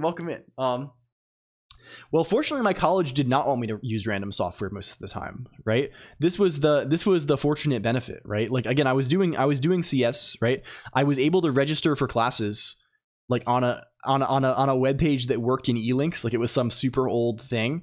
And like in general, I just like didn't use software other than this, right? I printed things by sending them to my school email and then going to a school computer lab and using one of the Windows machines to print the thing off. What does the canonize me redeem do? It puts your name in the Bible 1,000 times for purposes of biblicality. Became a cloistered monk to the point that Emacs looked like a utopian liberation by comparison. Basically this, right? W3M has FBW image support too. Yeah. I liked elinks because elinks has a really nice TUI, but like, yeah, W3M I also experienced. I tried a ton of stuff at the time. So my setup was basically just like, I would launch FB Term, right? I had tmux inside of that, a bunch of different tmux like tabs and panes and stuff. And then I just like used like CLI programs. Like I used WeChat for IRC, and I also used, I had a Discord bridge set up. So I used, there's a thing called Biddleby. This is very against Discord TOS. There's a thing called Biddleby, which uses, it's a wrapper for libpurple, which I believe is the library behind Pigeon. No, this is not true. Biddleby is I think Biddleby in general is an IM to IRC bridge, and then there are various backends for Biddleby that like including a libpurple backend for different IM services. Basically, the long story is you can set this up with a plugin for Discord and make it bridge your personal Discord, like all of your Discord servers, to IRC channels. This is how I was communicating with people.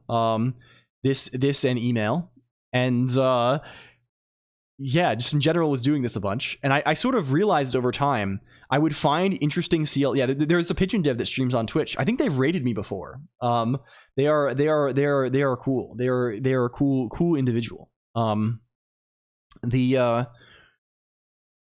over time, I sort of slowly, like, I was in this world of like looking for console stuff, TUI stuff all the time, and like using this kind of thing. And I realized that like people were like kind of into Emacs in this space too. Hello, Johnny Man 9. Happy Friday to you as well. I hope your weekend goes well. Welcome in. People are like into Emacs, right? And I would see stuff that would be like, damn, that's kind of sick, right? Like the Emacs web browser is kind of cool. I had to fax or page. You just type MPV. MPV works in the Linux frame buffer. MPV works without X, right? It's great. You can just run MPV and it will play video for you, silky smooth, right? It's kind of wonderful like that.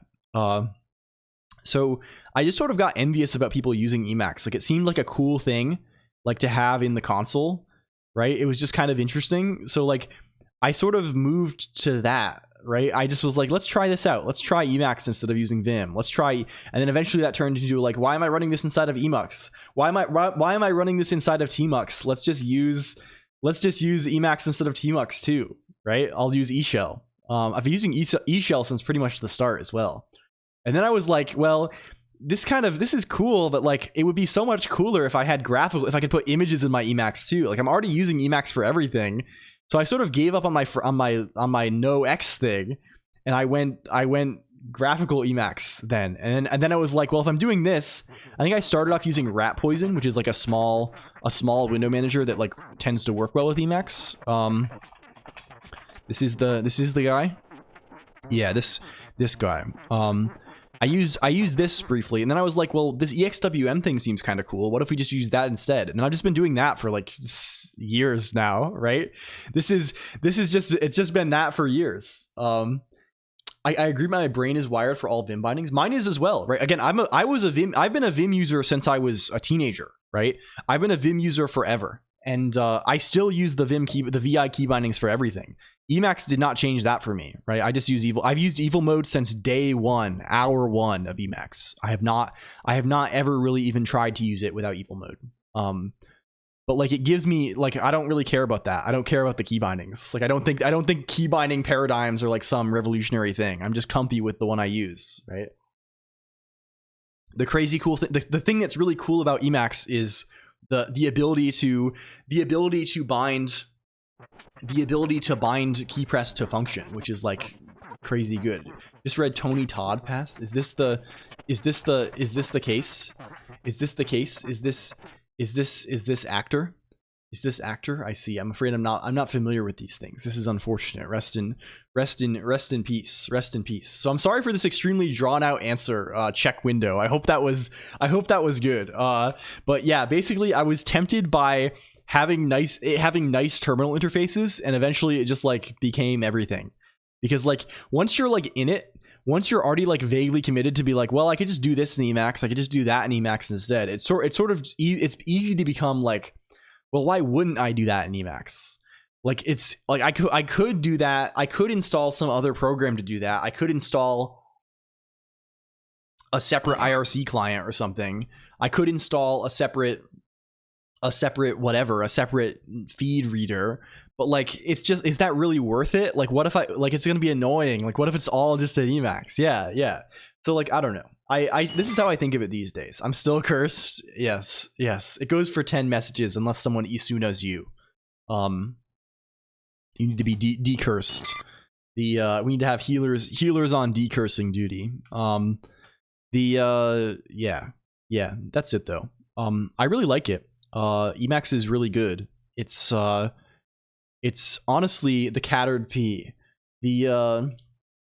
I think to be honest, it's like easily the best piece of software I've ever used, probably. I get frustrated with it a lot, and it has its quirks and its flaws. Hasn't dev slowed? I'm under the impression it's still pretty fast. There's been quite a lot of velocity lately. I see like new releases come out pretty often, and there's like a lot of activity on the mailing list, I think. It's there's stuff happening. Who is without quirks and flaws? Yeah. Like it's just really fucking good. Like there's again there's a lot of problems with it. Like we saw prod installed Emacs, or like ran Emacs to play the video game, to play A Squared's Jam game like last week, I think. And like the defaults are like very scary, and like I don't even know how to navigate that mess. It's there's a lot of nonsense, but like it's you know, it's good. It's just so good, right? Like the fundamental model of like having a programming language interpreter that just has some convenient ways to put things on the screen, and then also like with like some standard rules, and then also just being able to like bind functions to like arbitrary key presses is like just like crazy strong, right? The long obsolete, I'm running Emacs 29. Oh yeah. I assume you're responding to Freefall, Bridgewater. Yeah. We're on Emacs. We're on 30 something, right? We're on Emacs. I'm just on latest Git, right? I'm on 30.0.5. But that's just the latest Git build from whenever I built this. Hello, no good Nick _ I heard there's something called Doom Emacs. Is it the same thing? So Doom is yeah, of course. The intention was understood at Bridgewater. Doom is Doom is attempting to solve the defaults problem. You would say give it a try if you like NVim. I would say if you are a Vim fan, I would I would try Doom Emacs probably, right? This is probably worth trying out. If you want to like hack around a lot, definitely just try Emacs plain, right? What Doom Emacs is it's a kind of like a distro for Emacs, right? It's like Emacs, but like bundled with a bunch of configuration and like packages. So like, it's not like a separate piece of software. It's the same Emacs. It just like it comes with a bunch of stuff that you are probably going to have to configure anyway, right? And in particular, Doom Emacs is focused on Vim, right? It's focused on evil mode. It's focused on having Vim bindings by default. Right. So if you install this, I've never actually used this, but I presume it works like vaguely like you are used to from Vim, right? At least in terms of the text editing, right? It can be a good way to get into it. I think. Of course, it's still like a very different world, right? Like a lot of things like won't translate, but the basic feelings. Yeah. There's also Spacemacs, and Spacemacs I think is older and has both like a Vim style and also a non. Maybe it's by default it's a Vim. It's the same kind of deal. It's an evil mode focused thing, but Spacemacs is the other option. I also not tried this. I don't know anything about either of these. I once spent over 3 days trying to install and get Emacs running on both Windows and Linux. I see. I mean, on Linux it should be very easy, right? On Linux you can just like install it with your package manager. Usually, it's kind of obnoxious to compile, in the sense that it does weird things, and also I think there are like official Windows builds on the websites. But welcome in crazy Serb. Crazy Serb, I see. Crazy Serb 011. Welcome. If you're just arriving, we have a zone. We have a zone of recreation. Yeah, I think Spacemacs you can just like download, right? This is just a link to the master.zip on GitHub. I see. How do I install? You're telling me to clone this to my emacs.d. I see. I guess that's understandable. I feel like Doom has what is Doom's installation? You're telling us Doom has like a script that you run. I see. Doom has like a whole little thing for like, figuring things out. Especially if you aren't doing graphical stuff. Yeah. The build process is slightly weird because the way it works is it builds an executable, and then that has none of the packages loaded, like the default packages, and then it like loads the packages with that and then dumps memory. Actually have anything to do with Doom game? No. Other than I think that the mascot is is this Caco Demon? Is this Caco Demon Doom? Like that's just the mascot of the thing. But other than that, I think it is not related at all. Is there a write your own Emacs guide? There probably is. The window is over compacted. You need vanilla Emacs, and then Doom you need to set the pathing all manually. Yeah, perhaps. Codeco 0 says I hate it so much I'm rewriting it from scratch in OpenGL. Please share this if you make progress. Please link this to me on Discord or here or something like this. This is of extreme interest. I'm sure we'll end up doing, like, there are various things that like adopt this model, not building writing from scratch. Yeah, like there's Maybe with typed racket instead of elist. Oh, you mean make your own thing, not. I interpreted that as write your own config, maybe. I don't know. I don't know if there's a guide to such, but like, I mean, I would just try it, I guess, right? Like, I would just start going for it, and like, it would be good to have like a Bible sort of like the common mistakes, like easy pitfalls to run into, like decisions made, trade-offs evaluated. You take a look at Guile Emacs. Yeah, apparently Guile Emacs development, at least someone is intending to pick this back up. Yeah, exclamation point Emacs does in fact solve the puzzle. I have to be an Emacs user first. Yeah. There are people who are trying to like there's a browser project called Nixt. This guy. I want things to work right out of the box and not have to spend 3 days trying to get something to run. Yeah, I mean, it's just a matter of people's, like, again, I've probably spent net total at least 1,000 hours fucking with Emacs stuff, right? Combined on stream, off stream, like eList writing, configuration tweaking. Like, I've spent like a fair amount of time doing this. Like, it's but like, it's because it's fun, right? It's because it's because that's like my hobby, right? It's like the thing I do for fun on here and elsewhere, right? It's not like I'm not using it to be productive. Like, using it is it's because it's exciting. And I use a mixture of Firefox and Qt browser. Yeah. I used Qt browser for a while when I was back in the Vim days. In the pre Emacs days, I used it a little bit.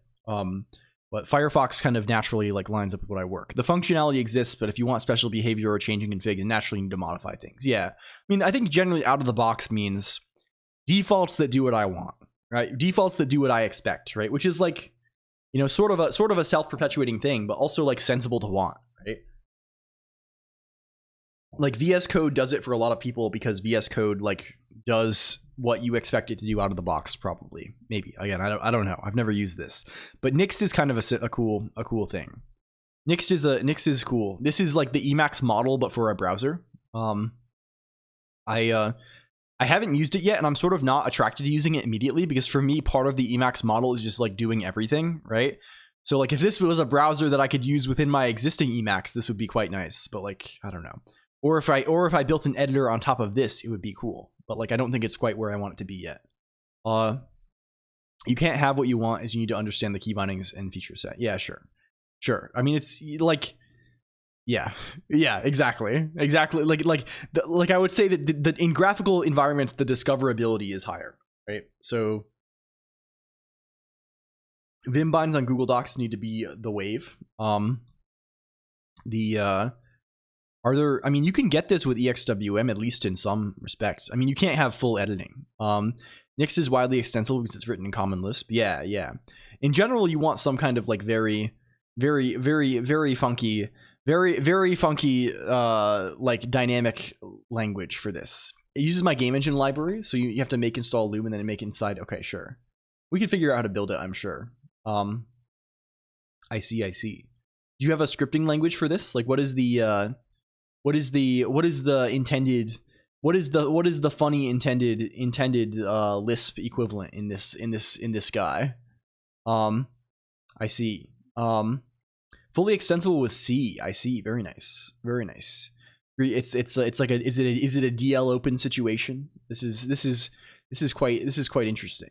Although I don't know if I'd prefer C for this kind of text processing. This seems like a great fucking project. This seems like a great fucking project, actually. Hell yeah. This is are you like actively developing on this still, Kodako? Which key is allowing you to have great discoverability without needing a mouse? Yeah. Out of the box meant they supported the same key bindings. Yeah, people expect Control V to be paste, right? That's what out of the box means to some degree. I tend to see WASM get used for plugins. Yeah, I don't know about this, honestly. I think honestly, like if I would prefer like a lingua franca for things like this, I would prefer either like Guile or Lua, right? Lua probably is the best option, right, in terms of like predictability for everybody. Like the thing with WASM or native code is that like sure, you can like build up like a lot of the things you want to do are like kind of awkward, right? Like WASM is sort of awkward because the interface between WASM and your other program is restricted to just like a big array of bytes, right? It's like you just have memory, right? You're reading and writing things directly from the memory, right? And this is like, of course, doable, sure, but it's like not, it doesn't feel ideal for like doing the sort of things you want to do in a text editor, which largely are just like kind of sort of dumb string manipulation, right? It's like I want to split the string on the spaces and then rejoin it with new lines or something, right? Like these are things I write a lot, but like are much more annoying to write in C than to write in things like this. You know what I mean? So I don't know. Lua is kind of cool though. Lua also kind of lacks a standard library for doing a lot of these things that are convenient, but like you can of course provide this conveniently, which I guess you can do in C as well, but like it always uses the CGI bin model and just have separate executables. Yes, in text editing, perhaps this is the Acme model. Hello Elmontis also, and welcome, and thank you for the follow, Crazy Serb 1011 also. Learning tooling is necessary for any trade. Changing tools always takes effort, which is what most people stick with. Yeah, and I think there's nothing wrong with this also. Like text editors just like matter like not that much. I don't know. They matter a little, but like I think they matter less than people want them to. Other like IDE style tooling I think matters, right? Like things that matter a lot to me in my eyes, like having a fast compilation cycle, right? Being able to quickly compile the code and test it, right? This is extremely like way more important than an editor, right? Like I would, like if I had to choose between, like imagine two scenarios, right? One is I can use the exact setup I wish to use, right? I can use my Emacs or whatever. I can use a beautiful IDE. I can use whatever I want, right, on the job. But the environment that I'm programming in, it takes 1 day to test any change, right? I have to upload to some live server and things run overnight, and it takes 1 day to see any change. This is not, perhaps sounds crazy, like this is not that unreasonable. I think I'm sure there are places where this is the case, but I would probably call them highly dysfunctional. But there are dysfunctional places, right? I imagine there are a lot of them actually. So yeah, Jason DSL, right? It takes 1 day to run my changes, or even 1 hour. Let's say 1 hour. It takes 1 hour to test any change. The only way to test things is on like some staging system, and I have to go through CI, and it takes 1 hour to see anything, even a syntax error is 1 hour. If I have to choose between this and environment where I'm editing with a line editor, I'm using ed, but I can run the thing instantly on my machine and it all works. The latter is better, right? The editor matters way less than the ability to test changes, I think, right? Of course, ideally you have both. Ideally you have the nice editor environment, and you have the ability to test changes at your leisure, right? And normally when you're working on hobby projects, of course, you do have this, right? And in fact, we will go to some lengths to make sure we have this. But like I think that's way more important, right? That like the editor is like almost, it barely matters, right, for your productivity. Maybe it's more than barely matters, but it doesn't matter all that much. Yeah, it's a matter of the exact, like worth it. It matters the exact degree of worth it is, right? Like, of course, investing 1,000 hours in something is not going to be worth it unless it saves you 1,000 hours, right? Maybe it will. Maybe if you're going to program for, like 10,000 hours in the next 30 years or something, right? Maybe it does save you. Maybe your investment of 1,000 hours does save you net 1,000. Who knows? Maybe it does. Maybe it doesn't. But if you can invest 50 hours and it saves you 100 hours, like that's pretty good, right? That's over the course of your career. Like that seems kind of believable. And 50 hours is like quite a lot, right? Like that's a lot of time spent. I don't know. Reading code matters a lot, so it's good to have an editor that can navigate well. Yeah, these things are important too. Like the things I care about way more than like actual text editing features are like the funny thing, right? Like this funny pop-up window is is more useful. Like being able to mouse over a program, like move my cursor over a program and see this funny pop-up that says pub struct program, the one over my face, right? Pub PC U64, pub instructions, vec instruction. Like this is way more useful than any like funny Vim motion thing, right? This will save me more aggregate time than any like cool text object situation, right? Like it's extremely, and being able to press this and go to definition as soon as it runs. Yeah, as soon as it runs my nvarc, being able to press this is insane, right? Like it's insanely good. Basic tasks and debug. If they spend 20 hours learning all, they would earn that back in spades. Yeah, 100%, right? Just like getting basic level of like comfort is really important, right? That's like that's the thing that more than any of like the actual editor functionality. Slowies of Rustic, that slowness was because of neither. That slowness is because it was opening a new file, and the new file, it was running Nix. It was running the Nix. It was like loading the Nix environment variables for the place, right? Like you'll notice it's fast subsequently. All the other ones are fast. It's because it's like a Nix cache thing. Because I use this thing called derenv,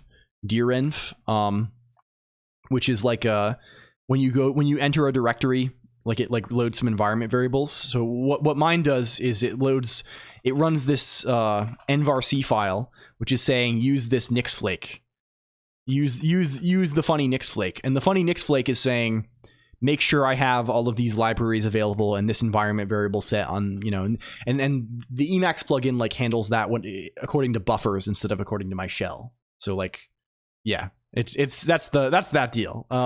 It's actually quite nice. Almontis said, hi Colonq, and yes, I'm going to use text editors for publishing, so there's different concerns. Turns out the ones that writers like are all bad for writers, Lamau.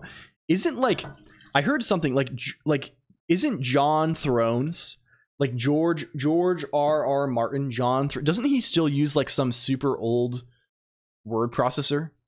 Like a word processor is like a separate deal almost, right? Like what, is it like WordStar? It's WordStar. WordStar 4 on DOS. I'm not convinced he's been using any word processor. Yeah. So like that's kind of, I don't know. That's like Stephen King uses the same editor. Yeah, I mean this is the same kind of deal, right? People get used to a thing, right? And it probably does get in your way a lot less. I mean, probably a lot of the conversations you could have about word processor interfaces are extremely similar to the conversations you could have about IDE interfaces, right? Of like, the thing probably is like fucking responsive, and like the UI gets out of your way, and like hook him up to NeoVim. I don't know. Honestly, I bet he'd be way more productive in WordStar after all that time, right? It would take some things take a long time to unlearn. Probably on CPM, yeah. Some of them use a typewriter. I mean, like this is I don't know. You got to do what you got to do. Hand wrote quite a bit. Yeah, like I think one of my favorite authors, the name what is the I'm having extreme. Yeah, Neil Stevenson does use Emacs. What is John the guy John fuck what is the Gene Wolfe, fuck, thank God. Gene Wolfe, I think, wrote out a bunch of his shit on graph paper, right? Like while he was working. Lots of fucking, yeah. Just like was working at some factory and just like wrote everything on, had a bunch of graph paper and just wrote it one character per cell on graph paper, right? Like this is kind of sick.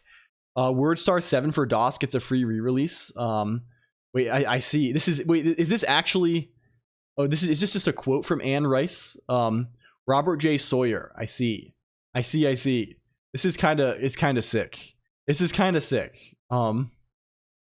Like I'm sure it's good, right? Like who am I to talk negatively about WordStar? I use an older text editor, right? Like this is,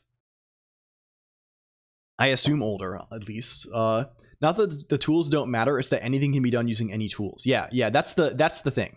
That's a really good way to say it, right? Like And also tool goodness is highly subjective, right? Tool goodness is extremely personal, right? Like the degree to which the tool can be good is influenced to a large degree by people's tastes, people's familiarity with the thing, right? People's like just how you mesh with the way the thing works, right? Like it's people are more complex than, right? You can drive a nail with a screwdriver, but it's not a great idea. Yeah. And you can use a ball peen hammer or a claw hammer to hammer a nail, right? They have different functionality, perhaps. They're closer to the same though. Okay, I think this expression is just the condition, right? Can we just generate Jonathan condition? Let's also save the instruction prior. You probably don't want to use a rubber mallet to hammer a nail. Probably don't want to use a rubber mallet to hammer a nail though. Yeah, probably not. Can we say this is self.instructions.len as u64? I must to bed. Good luck with compiler time. Thank you, Wind Up Boy. It's great to chat as always. Good night. Good lisping, if any lisping awaits over the weekend. You can also hammer screws. Yeah, like you can just do stuff, right? It's not I don't know. I have this kind of like, we gotta eventually one of these streams we're gonna have to play with some Turbo C++ or something. Turbo C. I feel like Turbo C is like a conclusion to an arc, right? And like setting that up and seeing if it actually is any good, right? Free Pascal. Yeah. One of these old IDEs is what I want to play with, right? Like I want to see like how hard it truly is for us to like just boot this thing up and like make and debug a program. Like maybe we'll have to hop into like a DOS emulator or something. Hop into DOSBox, fire up Turbo C, and see if we can make some little games or something off of that without, QBasic. Yeah, people were discussing this before, right? I think we even went so far as downloading QBasic, right? It's just we encountered the classic dependency situation. I feel like DOSBox might be the play for us. Hello Proxy Posse. Thank you for the follow. Also, just using assembler like Phasm. Yeah. But I want to see the environment, right? I want to see the debugger in particular. The debugger is what interests me, right? This is the thing that is of great interest, right? The debugger experience, because I think Turbo C, I think Turbo C is debugger style, right?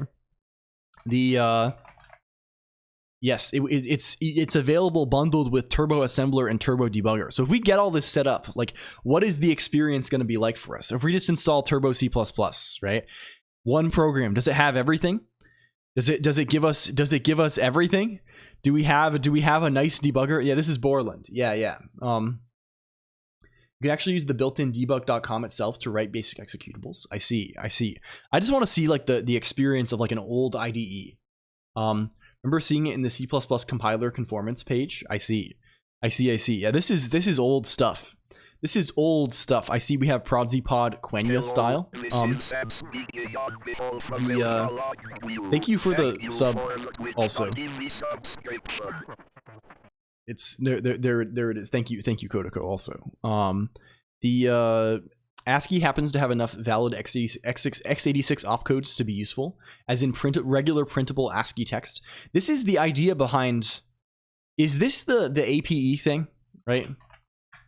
Actually portable executable. Is this the trick there? There's like a weird trick where they like use the. I think this is the I think this is the trick, right? Is this the deal? This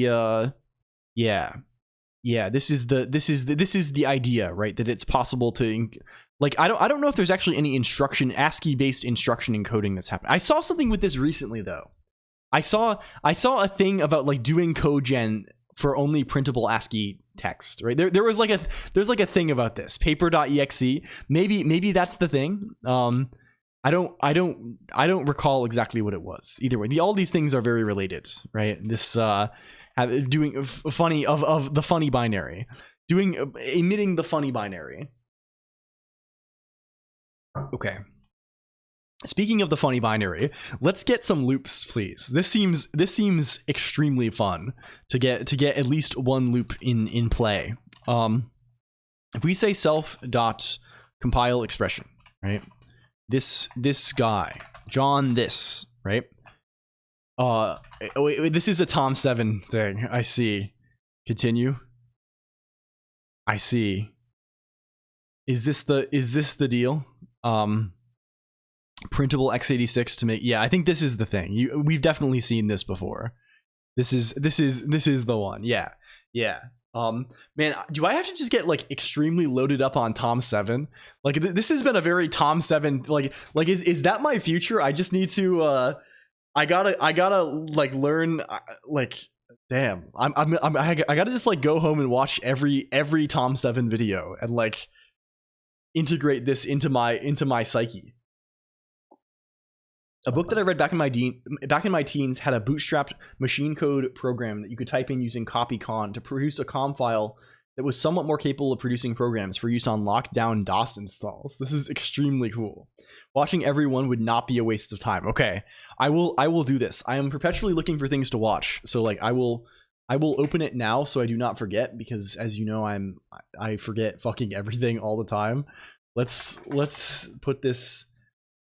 Okay, we're gonna drop that into the area. Chronological. Yes, I'll watch them in order. So here's an expression. The expression is now on the stack. What do we want to do? Well, if this thing, we want to do basically the exact same thing that happens here. We want to do essentially the exact situation that is here. It also occurs to me that if we're going to make break work properly, we're going to have to be slightly more clever. We're going to have to like actually like fuck. How are we gonna do break? Fuck. I guess what the break just needs context, right? So like break is a separate statement that could occur in the body of the loop. And what the break means is we jump to the end. We're gonna jump to the same point that we jump to if this condition is false, right? So I guess what we do to make this all happen in the right order is just like, let's make break. Let's like make a we can just track in the state, in the compiler state, like where's John's structure? Where's John's structure? Can we go? It's on this state thing, right? In addition to this, we can just track like pending breaks. Well, I guess we want to track it in a few separate ways, right? We want to track it. So here's what we'll do. We basically need in each.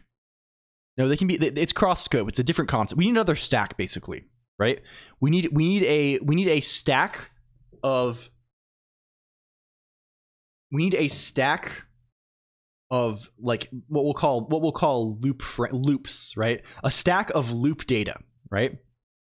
Every loop data keeps track of the address in the code of all of the breaks that correspond to that loop, because of course you can nest loops, right? Breaks sort of are lexical, right, in a way, in that they refer to their nearest containing loop. There's no way to break like there's no way to break more deeply than that in C. In something like Rust, you can label your loops and you can break further, right? You can with goto. I mean, like, oh yeah, sure. I mean, that's what people actually do in practice, right? They like but you have to go to, right? You can in Perl, yeah. You can in Rust too. In C, I think honestly in C, like goto is like highly useful. Like people the are you going to support goto? Yes, probably. I think that's kind of easy. I mean, are there any? We can look in Doom generic. Can we see if there's any gotos? We can just look at the code base we're trying to compile. Can we RG goto? Well, there's gotos, so we're supporting goto. This is not hard though. I think this is essentially just like within every function, within every like goto labels are scoped per function, right? You can't meaningfully cross function goto. I don't even think that's allowed in C. You have to like long jump, set jump, long jump kind of stuff to save the context. The Which as I learned recently, this is another amusing aside. That's actually how Lua exceptions work, which has caused an amusing interaction with the way I'm doing runtime code rewriting in my funny World of Warcraft modding project. Yes. Hello, Res Mason. Sup, Conq. Sup, Res Mason. Welcome. Multi-threaded interval has no goto, but it has come from, and when two statements come from the same location, you spawn a thread. I see. That sounds. What is this even? What is multi-threaded interval? Is this a Perl? Are you still talking about Perl? Interacts really badly with C++ exceptions. Yeah. You mean intercal? Is this multi-threaded intercal has no goto? I see. This is the come from thing. This is basically the phi operator in that some intermediate representations use, right? Like LLVM bitcode phi, right? This guy. Can we find the name of the guy? Where is phi? Phi instruction. Is there a Wikipedia page for this? Can we explain this simply? The phi instruction is, no, we have nothing. What it is basically is like, it's the way you do conditionals a lot. You give it basically lets you branch on where you came from. Like if you jumped from a certain from one other, it's for explicitly annotated inbound edges. Sure, right? It's not quite so general as this, right? But it's a similar kind of feeling, right? It's this kind of how do you say come from kind of deal, right? Where you're being, it's the opposite direction, right? It has a similar feeling. It's the phi. No, it's not this. Although I guess it sort of is, vaguely related. Vaguely related, at least in the sense of conditionals. Okay, so we need goto. Goto, I think, is pretty easy. This is just like within the scope of each function, we keep track of all the addresses. Whenever there's a statement, right? We just presumably we know if there's a label on it. If there is a label on it, we just how about computed come from? Oh my god, what is this even? Oh no. This is that is sort of mind bending. What is being computed? I guess the address that you're coming from, right?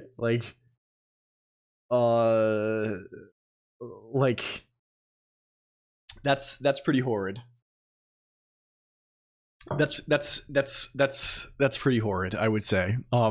So what do we actually do? We keep track of when we see a statement and the statement has a label, right? We throw the label into some map somewhere, right? When we see a goto, right? Because gotos can go backwards too, right? So we can't just go through in order of statements. We have to kind of do a little second pass, right?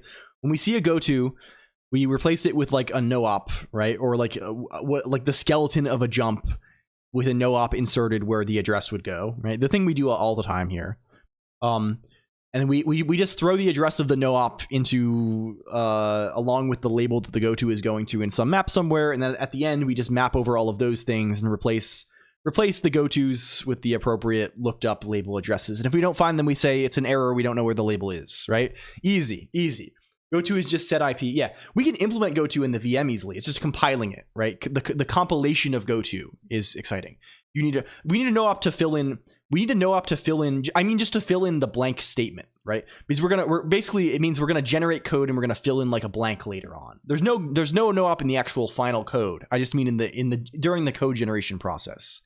All versions of intercal have computed come from. It's hard to believe that intercal actually has implementations. Is a Yandere simulator? Wait, is this true? It's ERM. It's going ERM. Is this the case? Okay, we're sipping.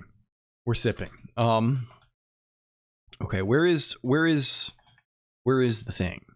Look at this loser. I'm loser now. Is this true, Machka 6? Is this the case? I mean, honestly, I don't know. I feel like a winner most of the time. I'm feeling positively winning. I would say. Can we go? Let's go to our compiler again. We can figure out. I think goto basically. My conclusion is it's not going to involve architectural changes, right? Like it's not that scary. It's just like we keep track of a few more things and it's not bad. What we do need though is we need this loop thing right away. We need let's call this pub struct loop. Let's just call it loop. That's fine. What is the end of the loop? What is the well, we don't need to keep track of the end. We need to keep track of the breaks. The breaks are a vector of there may be no end. Yeah. The breaks are a vector of U64. That's all. Right? We're using U64 pervasively as our kind of address index type. So we're going to keep saying that here. Right? This is just let's say vector of locations of all break nops that must be replaced with the end of loop address literal instructions. Right? This is the way of it, right? So yeah, this is easy. We just like while we're looping, whenever we start a new loop, we push one of these like loop frames to the loop frame stack, right? Anything that is breakable, basically. Let's call this breakable. Because you can break out of switch as well, right? In the same way, right? Switch will handle this the exact same way, right? Where we push a frame at the start of the switch, and at the end of the switch, when we know what the end address is after we've generated all the code, we can just go back and replace all the breaks with a jump to the end, right? Easy. Let's call this breakables. I don't know. This is we're going Feastables style. We're getting lunchly with it. Let's say breakable here. Okay. That's fine, I guess. Fragiles. Yeah. Okay, we need to initialize John thing. Breakables is a new vector. Okay. Cool. Naming is hard. Yeah. Let's push a new breakable situation. We should probably write some let's write some helper functions for this actually. Do we already have a thing to push a scope? Does that exist? Are you real? Are you extant? How do we do you there's probably in compiled definition, right? Are we doing this all by hand right now? We're just saying block scope, stop push scope. Sure, fair, fine. I think I still want some convenient helper function for this. I think we want start breakable, which takes nothing, right? And this looks something like, well, it's not even, we don't need docs. It's obvious what it does. The docs are just going to confuse us. Self.breakables.push, and we're gonna push. What are we pushing? A breakable. And the breakable has a vec of things, and the thing is empty, right? It has some breaks. The breaks are vec new, right? Do the proper syntax, please. And then we have let's call this something like I don't know. Gen break, right? Self, right? And what break is going to do is it's going to emit the instructions necessary to jump to the end of the loop with a no op that actually will be replaced with the address, right? This is simple, right? This is a bunch of instructions dot push program, right? Program nop add jump, right? You see the nature of the thing, and this is the address, right? Let nop equals self dot instructions dot len, and what we're gonna do is we're gonna say let's only do this if all is well. Welcome in Code Nightly. It's great to see you. We are deep within the meat. We are in the meat. We are writing compiler stuff. We are doing compiler related activities. That's our time today. Hello, how are you? This can be something like,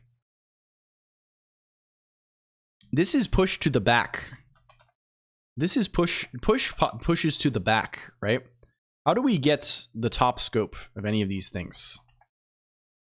Do we have a thing to get the last? Is there a dot last in Rust? That would be very convenient for us. Equals self dot breakables dot. Is there last? Oh baby, there is. There is last. So easy. Is there last mute? Oh, there is. We're so back. We're so back. I definitely knew this, but like, it's nice when the thing is there. It's so nice when the thing that needs to be there is just there. Okay. If this is the case, we can say stuff like br dot breaks dot push nop. Cool. Cool. And this is as U64. You also use let else instead of if let. Is this true? Is this true? What do you mean by this? I am not familiar with let else. Is this real? Actually, can we see this Rust let else? Is this going to improve our life to a degree that is almost unimaginable? Is this relatively new or is this old? Oh, I see. It's just the same thing. It's just you can specify an else case instead of a then case, right? I see. This is quite good. This is quite good. We could just panic instead. The else case has to diverge. Yeah, it has to be a panic or something, or an early return. Sure, this is fair. I mean, I'm just gonna. I mean, this is okay. We can go for this. We can go for this. This is basically what we want, right? If you have to query a conditional branch, you can do select from table welse for 100,000 points for kernel panic. Attempted to break outside of loop. Switch. This is wow, easy, very nice. Okay, this generates a break, and then what's the last thing we do? We need end breakable. We need end breakable, which takes self, and it also takes end, which is a U64. And this is the address at the, like, we're to jump out of the loop. This is where you jump to leave the loop. And what is this? This is if let's some well, let's let else. We're gonna be man, let else is gonna change our shit. Let else is going to change our whole life, I think. We're gonna be improved to such an insane degree that it's unimaginable. At least on this, it's gonna be very helpful. Equals self dot breakables dot pop. Right? Don't cause problems, please. Gonna avoid so much indentation. Yes. Else panic. Attempted to end breakable when none was started. Or let's just actually, this is just like a compiler error. So let's just say breakable stack underflow. Really, all of this code is not going to be used by any end user other than us, right? So it's not like it has to be that good. It's not like we have to have insane error handling or something. Hello, Ragnarok DX. Thank you for the follow, friend. Welcome. If we say something along the lines of for I in br.breaks, if we say something along the lines of self.instructions I equals self.literal end, this cannot be sure. Fix me, please. Okay, there we go. We are alive. We are alive. So this does the job for us, right? We can just say at the start of the while loop, we can say the funny haha start thing. We can maybe even reuse this conveniently for exiting the loop normally. Well, it doesn't generate a jump if, so let's not sweat that. Let's not sweat that, right? This is so we can't break at the expression. Let's just insert the thing without the conditions at first. This is going to be start breakable, right? At the end, we're going to say self dot end breakable, self dot instructions dot len. And then within, like when we generate break statements, we'll just always call gen break. So here, what must we do here? We must do something similar to this, right? Where we do this deal. This is the deal, the devil's deal. This jump is the jump to leave the loop entirely. And this will also be replaced with the thing. With the thing. Let's just say let end equals self.instructions.len as U64. This guy is end. And then also self.instructions I equals self.literal end also. And then the body of the loop, this is, why am I saying I? This is jump. The body of the loop here is just self.compile statement. Self.compile statement.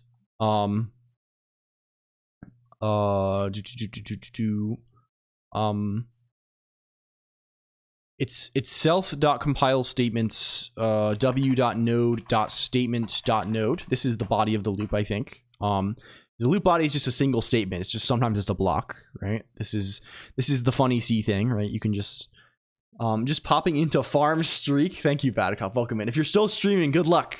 Good luck. We are rooting for the claw. We love the claw around here. You stopped? I see. Well, I hope it went well. Hope things went well for you. It's great to have you. This guy, everyone else was done in my building, caught on fire. Wait, what the fuck? Like we have actual huh? The alarms. Oh, I see. It's just alarms. Okay, you're good. That was okay. Fair. I probably should have jumped to that conclusion first, but like sure. Okay, fine. Okay, we also need to insert a jump back to the start at the end.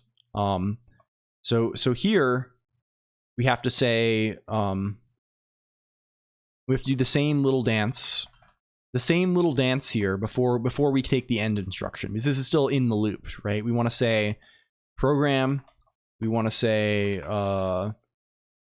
self.literal start, we want to say add, we want to say jump, right? I think this goes the way. Did you get to watch any Yeet code before you went live? I think you were still, when I went live, you were still like frantically deving the end of it. I think I did not get to catch any. I will attempt to catch the VOD because it seemed like an amusing fucking concept. But you were kind of locked in. It turned out very well. Hell yeah. I'm glad things went well.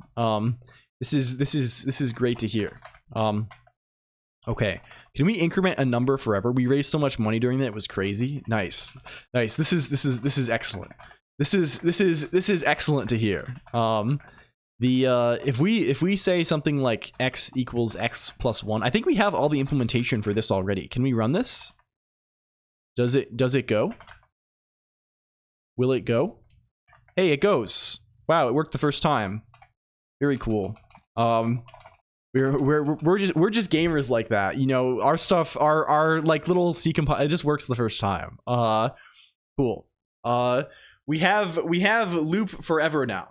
Unfortunately, we cannot really write interesting conditions, and we cannot write interesting conditions because we have no comparison operators implemented, right? So, for example, if we were to say something along the lines of while x is less than 10, do this, which would seem like a sensible test case. This will not work because we have unsupported binary operator no L value less. I think you might have interesting ideas for continuing it. Yes, please do. Please do. This is interesting. It is a lessened situation, right? We are lacking this. But fortunately, this is sort of a nice friendly error, right? This is an error message that we wrote in the past, right? It's in fact unsupported expression, right? Unsupported binary operator with no L value right here, right? And we don't have support for less because the VM has no support for less. So if we go over to this side of things, like we just don't have this. Let's say comparison. Let's just say comparison. Let's write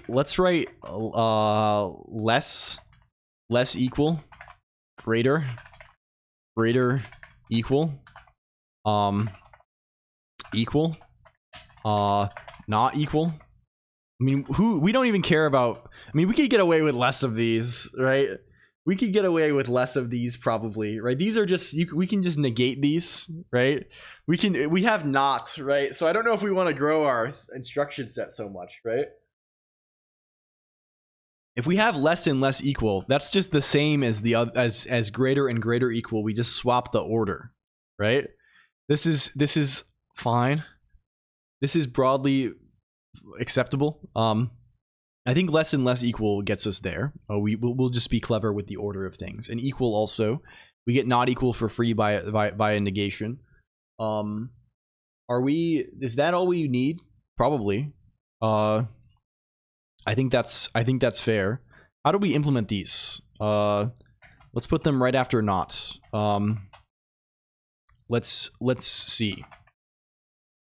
Instruction equal. Well, these are kind of funny because they rely on the funny like we're trying to make these match C's semantics as close as possible. Like we kind of have like a C focused runtime almost, right? So like what is the deal then? Like why why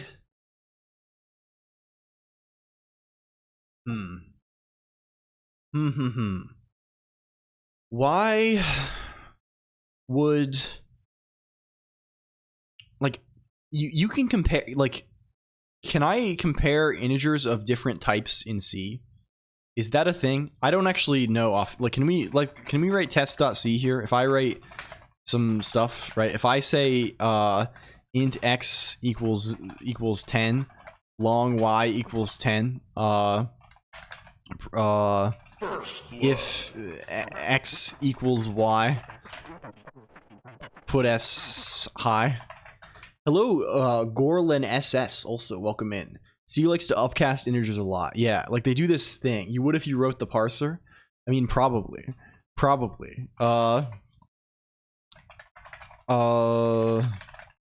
Like this works, right? This is fine. I assume it just gets promoted to the larger size, right? This is the way that you would expect it to work. So I guess we can do the same thing that we do down here, where we say the funny. It's the same as this thing that we're doing all the time anyway, right? This pop the two things. If they're addresses of the same type, compare them. Otherwise, we you get it. Okay.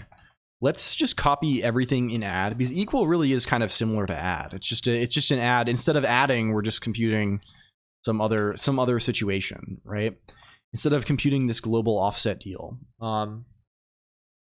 Let's match x, y like this. Let's say it's like this. If this is value global offset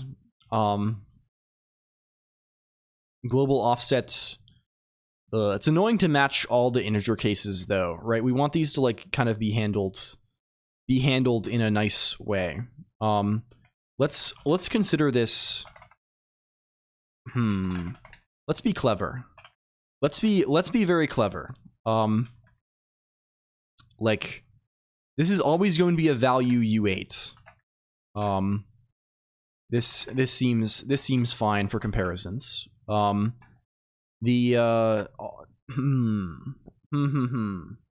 Although actually, what type are comparisons?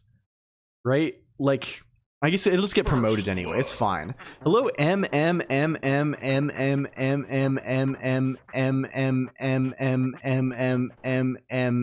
result. Thank you for the follow. The type of any relational operator expression is int. I see. This is kind of what I suspected maybe. So we're gonna say the size of int is u8. No, we're not going to say that for real. But like that is, we're just gonna say it's u8 and hope it doesn't matter. If it does matter, we will cross that bridge when we come to it.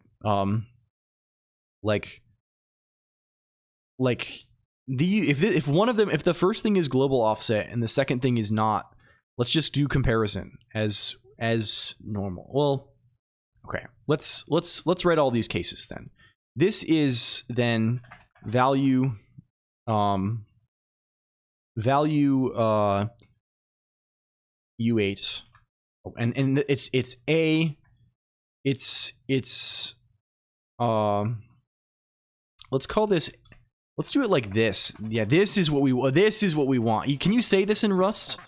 Can we do this thing? If we say this is A equals B as the guy, is this viable? Do we have no eq?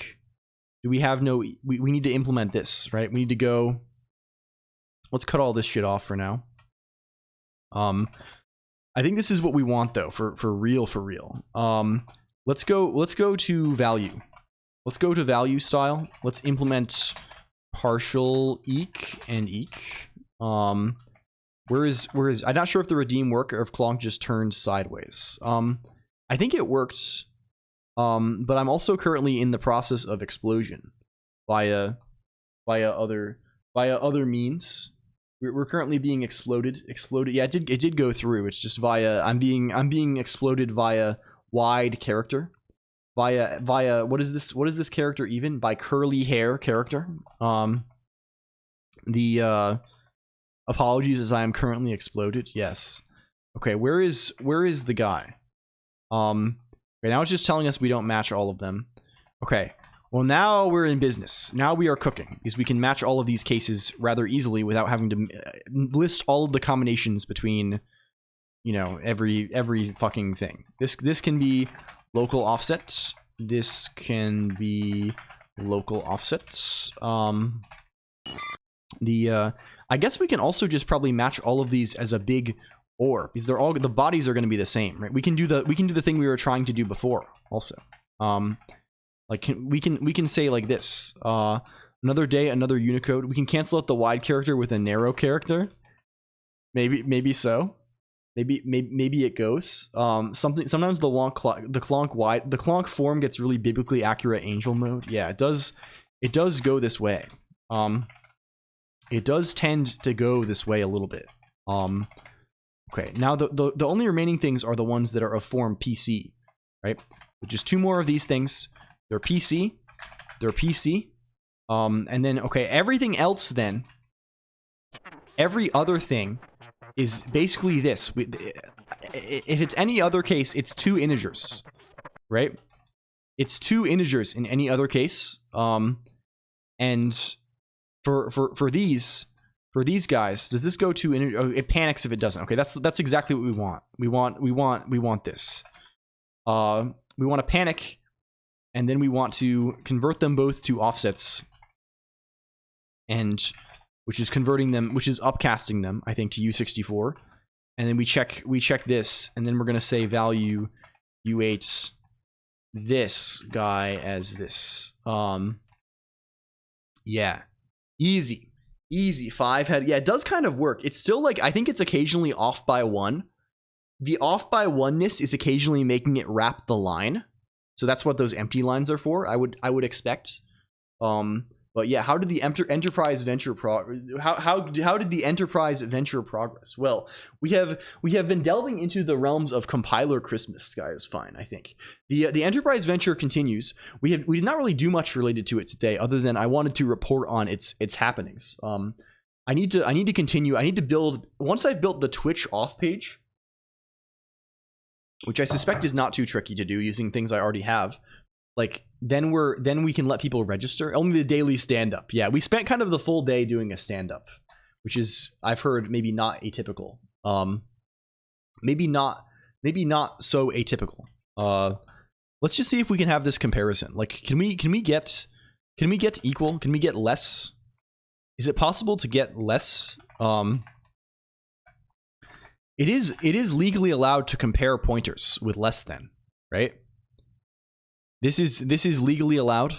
You can legally compare pointers with greater than or less than, but probably only if they're like offsets of the same base.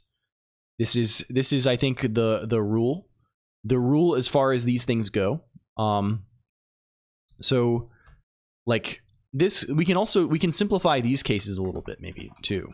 We've integrated the workday into the stand-up. Yes. What does 2 offset actually do? Does it actually it does this. So for the rest of these, what if we just have the 3 cases? Let's write the 1 case first. Let's say this is A, and then the other case is value global offsets B, and then this is just value U8. A is less than B as this guy, right? And then this is the duplicated 3 times for local offset. Sounds about right for comparing C pointers. Yeah. This is this guy, this is this guy, right? Like you can't meaningfully like compare like some like, yeah. They have to be in the same array or struct probably. At least by C rules. You can't like compare the addresses of 2 locals or something like this. This is this guy. Okay. I think this is probably sensible. Okay, let's implement less than. What are you complaining about now? All possible cases. What are we missing? Fuck. Okay, you just go away for now. We're in the gamers push. We don't have time for this. We don't have less equal. Okay. Now we're gonna fix that. We're gonna fix that by saying there's no less equal for now. Okay, let's go to the compiler. Let's compile less to VM instruction less. That seems perfect. The binary, the like operators are so easy on a stack machine because it's just like, well, the operands are already there on the stack if you generated them beforehand. It's, you know, shit is easy. A list of 7 rules and then all other pointer comparisons invoke undefined behavior. Yes, classic C situation for real. Okay, let's run this code. Okay, that's not good. That's not going to do it for us, probably. Probably not going to do the trick for us. So we're printing once then, and then we're never printing subsequently. We should be printing 10 times. Instead, we are printing once and then never subsequently. Can we see what our program is actually doing? Let's observe. It should be comparing. We're calling jump if to 39. Is 39 the end of the loop? Is 39 the end of the loop? I think it is, right? This is the jump to the end, and we're passing in 1, right? Is our less mixed up? Oh, it's very possible that the order of our less is mixed up, right? Because it's all on a stack, right? Our less could be quite backwards. I think that's exactly what's happening actually. If we go here, right? What we need to do then is if we go to VM, let's just go to less. Let's just go to less and let's just pop them in reverse order. Easy. Okay, I think this will maybe serve a little more like what we expect it to be. I think what's happening is that the second previously we were expecting the left operand to be on top of the stack, but in fact the right operand is on top of the stack because we evaluate them in that order. Okay, fair. Let's do the thing. Let's run. Hey, well, look at that, right? It's kind of hard to read because we're just like dumping these things, but we're dumping every assignment, right? So you can see the X is assigned to 0, and then to 1, and then to 2, and to 3, and then to 4, and then to 5, and to 6, all the way up to 10, right? And it's never greater than 10, right? And this makes sense, right? Because in test2.c, we loop from, you know, x less than 10, right? So cool, we can compile loops. Hooray, right? We have loops, right? We're kind of getting to the point where we have a lot of things, right? We have variables, we have arithmetic expressions that can be sort of arbitrarily complex, right? I can say that this is like x plus 1 plus x plus 1 or something like this, which will complete a lot more quickly, right? But it still works, right? It goes 0, 2, 6, 14, which makes sense, right? It's 0, this is 1 plus 1, it's 0 plus 1 plus 0 plus 1 is 2, then it's 2 plus 1 plus 2 plus 1 is 6, and it's 6 plus 1 plus 6 plus 1 is 14, right? So yeah, cool. We're approaching the ability to run C, and we have function calls, right? We have function definitions. What we don't have yet are a few things. We don't have, I think, we don't have arguments properly at all. Arguments are basically just like, I mean, it's a stack machine, right? So we'll just push the arguments on the stack, right? This is not too tricky, right? But it's a matter of popping the arguments off the stack and writing them to local variables at the start of the function. I think is also, this is not hard, right? This is easy to do. So we'll keep tinkering with this. I think for now I'm gonna wrap it up. Let's find somebody to raid out into. This seems apropos. Colonq, congratulations. Thank you. This was fun. I'm gonna enjoy. I'm really hoping we can all enjoy like a, I don't know, stream. Thank you. thank stream to you as well, Pronzy Pod. Stream to you as well. Shout out to Pronzy Pod, who is as always good friend. Thank you. It was a good session. Yeah, this one was good. Who is around? Who is around to rate? I know there's a couple of people around. I had Bad Cop in mind, maybe. My friend Fwofi, who does the V thing, is a V type woman. Has like a new model thing and is doing a big debut situation today, I think. So I think let's raid over there. I haven't raided them in a while. They're pretty different from me, but like they're a friend and I want to support them doing their cool thing. So let's do that. Let me also, can I do the raid over to that zone? Cheers. Thank you. Yeah, of course, Tropics. Thank you for hanging out. I hope, of course, back again Tuesday, right? You know how we do it. Let's do newspaper publish as well, so we make sure the end of stream materials are wrapped up nicely. Okay, we still have to fix this thing. And hopefully by Monday we will have authentication login API. Also, before I forget, Sunday Discord IRC. If you're new here, Discord IRC Sunday around the normal stream time. I'll keep you posted. Sunday activities, movie, maybe some programming, maybe some stuff, maybe some talking, maybe some Sunday. We're trying to do that. Yeah, it's been, every time I do it, we're like, we should do this more, and then it goes to be like 8 weeks or something, and I'm like, damn, that was a fast 8. Anyway, yes, that's the one. Okay, bye. I love you very much, computer. See you soon next week. Much best wishes, warm affection. Just got home. Thank you, 30. Goodbye, 37. I'm sorry. Good. Enjoy your evening. Bye. Okay, bye for real.